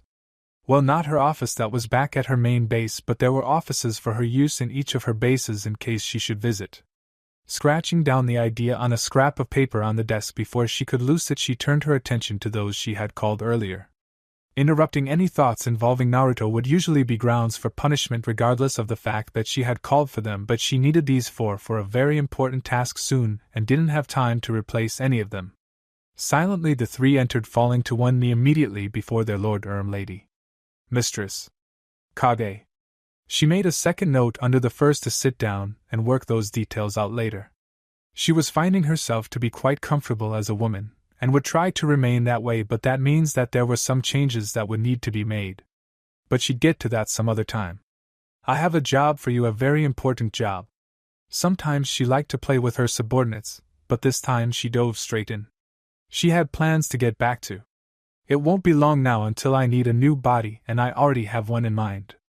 The 4 of you are to prepare to capture and retrieve one Uchiha Sasuke to serve as my next vessel. She took a moment to glare at the 4 despite the fact that they wouldn't dare meet her gaze. Sasuke is currently my only option for obtaining the Sharingan before it is lost forever. Failure is completely unacceptable. My Crimson Prince cut off the limbs from someone he liked and fed them to the wolves in Nami no Kuni. Any mistakes and I'll hand you over to him, and you can be sure he'll be much less lenient with those that upset his beloved godmother. The 4 of them shivered despite every effort to remain absolutely still. None of them had any desire to meet with someone that held so much favor and sway with a person like Orochimaru. And someone who would be concerned and angered when Orochimaru of all people was upset? Oh hell no. Who knew what kind of monster that had to be? You sure you're okay? You seem kind of tense. Naruto looked across the training ground at his current sparring partner, a slight frown on his face and concern in his voice. She hadn't at all been acting normally, and it was even easier to tell as their blades clashed. Bouts of aggression would be quickly restrained until there was almost no heart even left in her attacks, like going through the motions by oneself. That was not what he had come to know from Uzuki Konoha's greatest swordswoman. Together with her more or less husband-hate, they were the most skilled masters of swords within Hai no Kuni. So for her to suddenly seem to be struggling with her control during a friendly spar? Something was up. The problem was that this wasn't the first time he had asked. "I'm fine." She huffed, blade coming to rest by her side as her other hand brushed away some of the long purple hair that had gotten into her face. "Just like that last few times you asked? Are you sure you're okay?" He lowered his own blade, running his hand through his own hair with a sigh. "Yeah, I'm good. Guess I've just spent too much time on other projects." Sheathing his blade, he tossed it gently to the grass and followed it moments later.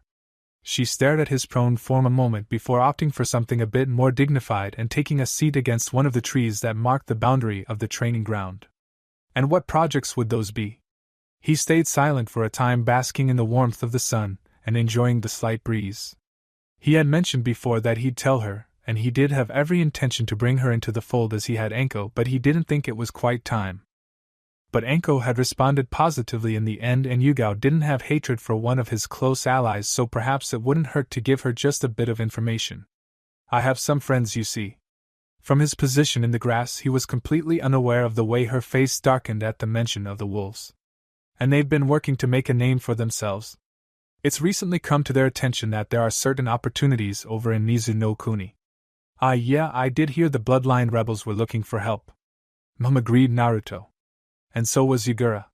Caught by surprise, Yugao took a few seconds to blink it away before her dark look returned with a vengeance. It was pretty well accepted that the rebels were in the right, and only politics kept anyone from interfering directly. She probably shouldn't have been so surprised that those bastards were supporting the other side, but she had still held out some hope that Naruto wasn't like that.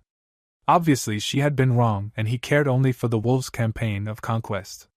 Yugao knew what she had to do, and hopefully Hate would be able to rest peacefully by the time she was finished. Maybe she'd be able to rest peacefully too. Masks were not her thing, Anko decided as she rubbed her forehead. Just today she had managed to crash into people and walls no less than a dozen times because she couldn't see where the fuck she was going. She would have to speak to Naruto soon about some alternate options. Someone to teach her how to move while wearing one would work too, but she'd much rather just have something custom, something that set her apart. After all, she was the first to be officially brought into the pack. That should carry some sort of status, right? And if the only thing that status did was get her out of the wolf mask and into something more suitable for her, then that was fine as far as she was concerned. Not much of a wolf though if she wasn't wearing the wolf head. Maybe something that just covered her lower face and showed a maw of sharp teeth. She'd be down for that. She'd have to cover the hair though. It was pretty damn distinctive. Maybe some sort of hood so her forehead and eyes remained uncovered? It would lend to the whole mysterious and deadly atmosphere of the half-mask in the shape of a wolf's jaw. Anko likey. Tossing her current mask onto her new bed, she took a proper look around the room. Small, clean, and absolutely Spartan. She'd have to fix that. Well, not really. This was her room within the Wolves' Konoha headquarters. She still had both her apartment and the room that was going to be set aside for her within Naruto's sprawling apartment, and even she didn't think asking about it was a good idea just from the way he looked at doorways or walls and sighed as soon as the wolves decided how close to their god they wanted her. And wasn't that something to learn about her favorite little Genin? The brat didn't just work for the wolves, he led them. He possessed their complete loyalty, and many of them practically worshipped him. There were quite a few who did worship him as some sort of god. He mentioned something about using the name Tsukiyomi once and things spiraling out of control after their involvement with the cult, but she had been a little too stunned to learn that he was a daimyo to properly retain it all. Well, she could claim to have shared a bed with a daimyo now, if nothing else. For some reason she didn't think her friends would be too impressed with her for that, even if they learned it was Naruto. Perhaps that was better, as especially if it was Naruto. She was aware the others seemed pretty fond of him too. She couldn't blame him, he was great except for Hana. Poor girl hadn't had a chance to meet Naruto yet.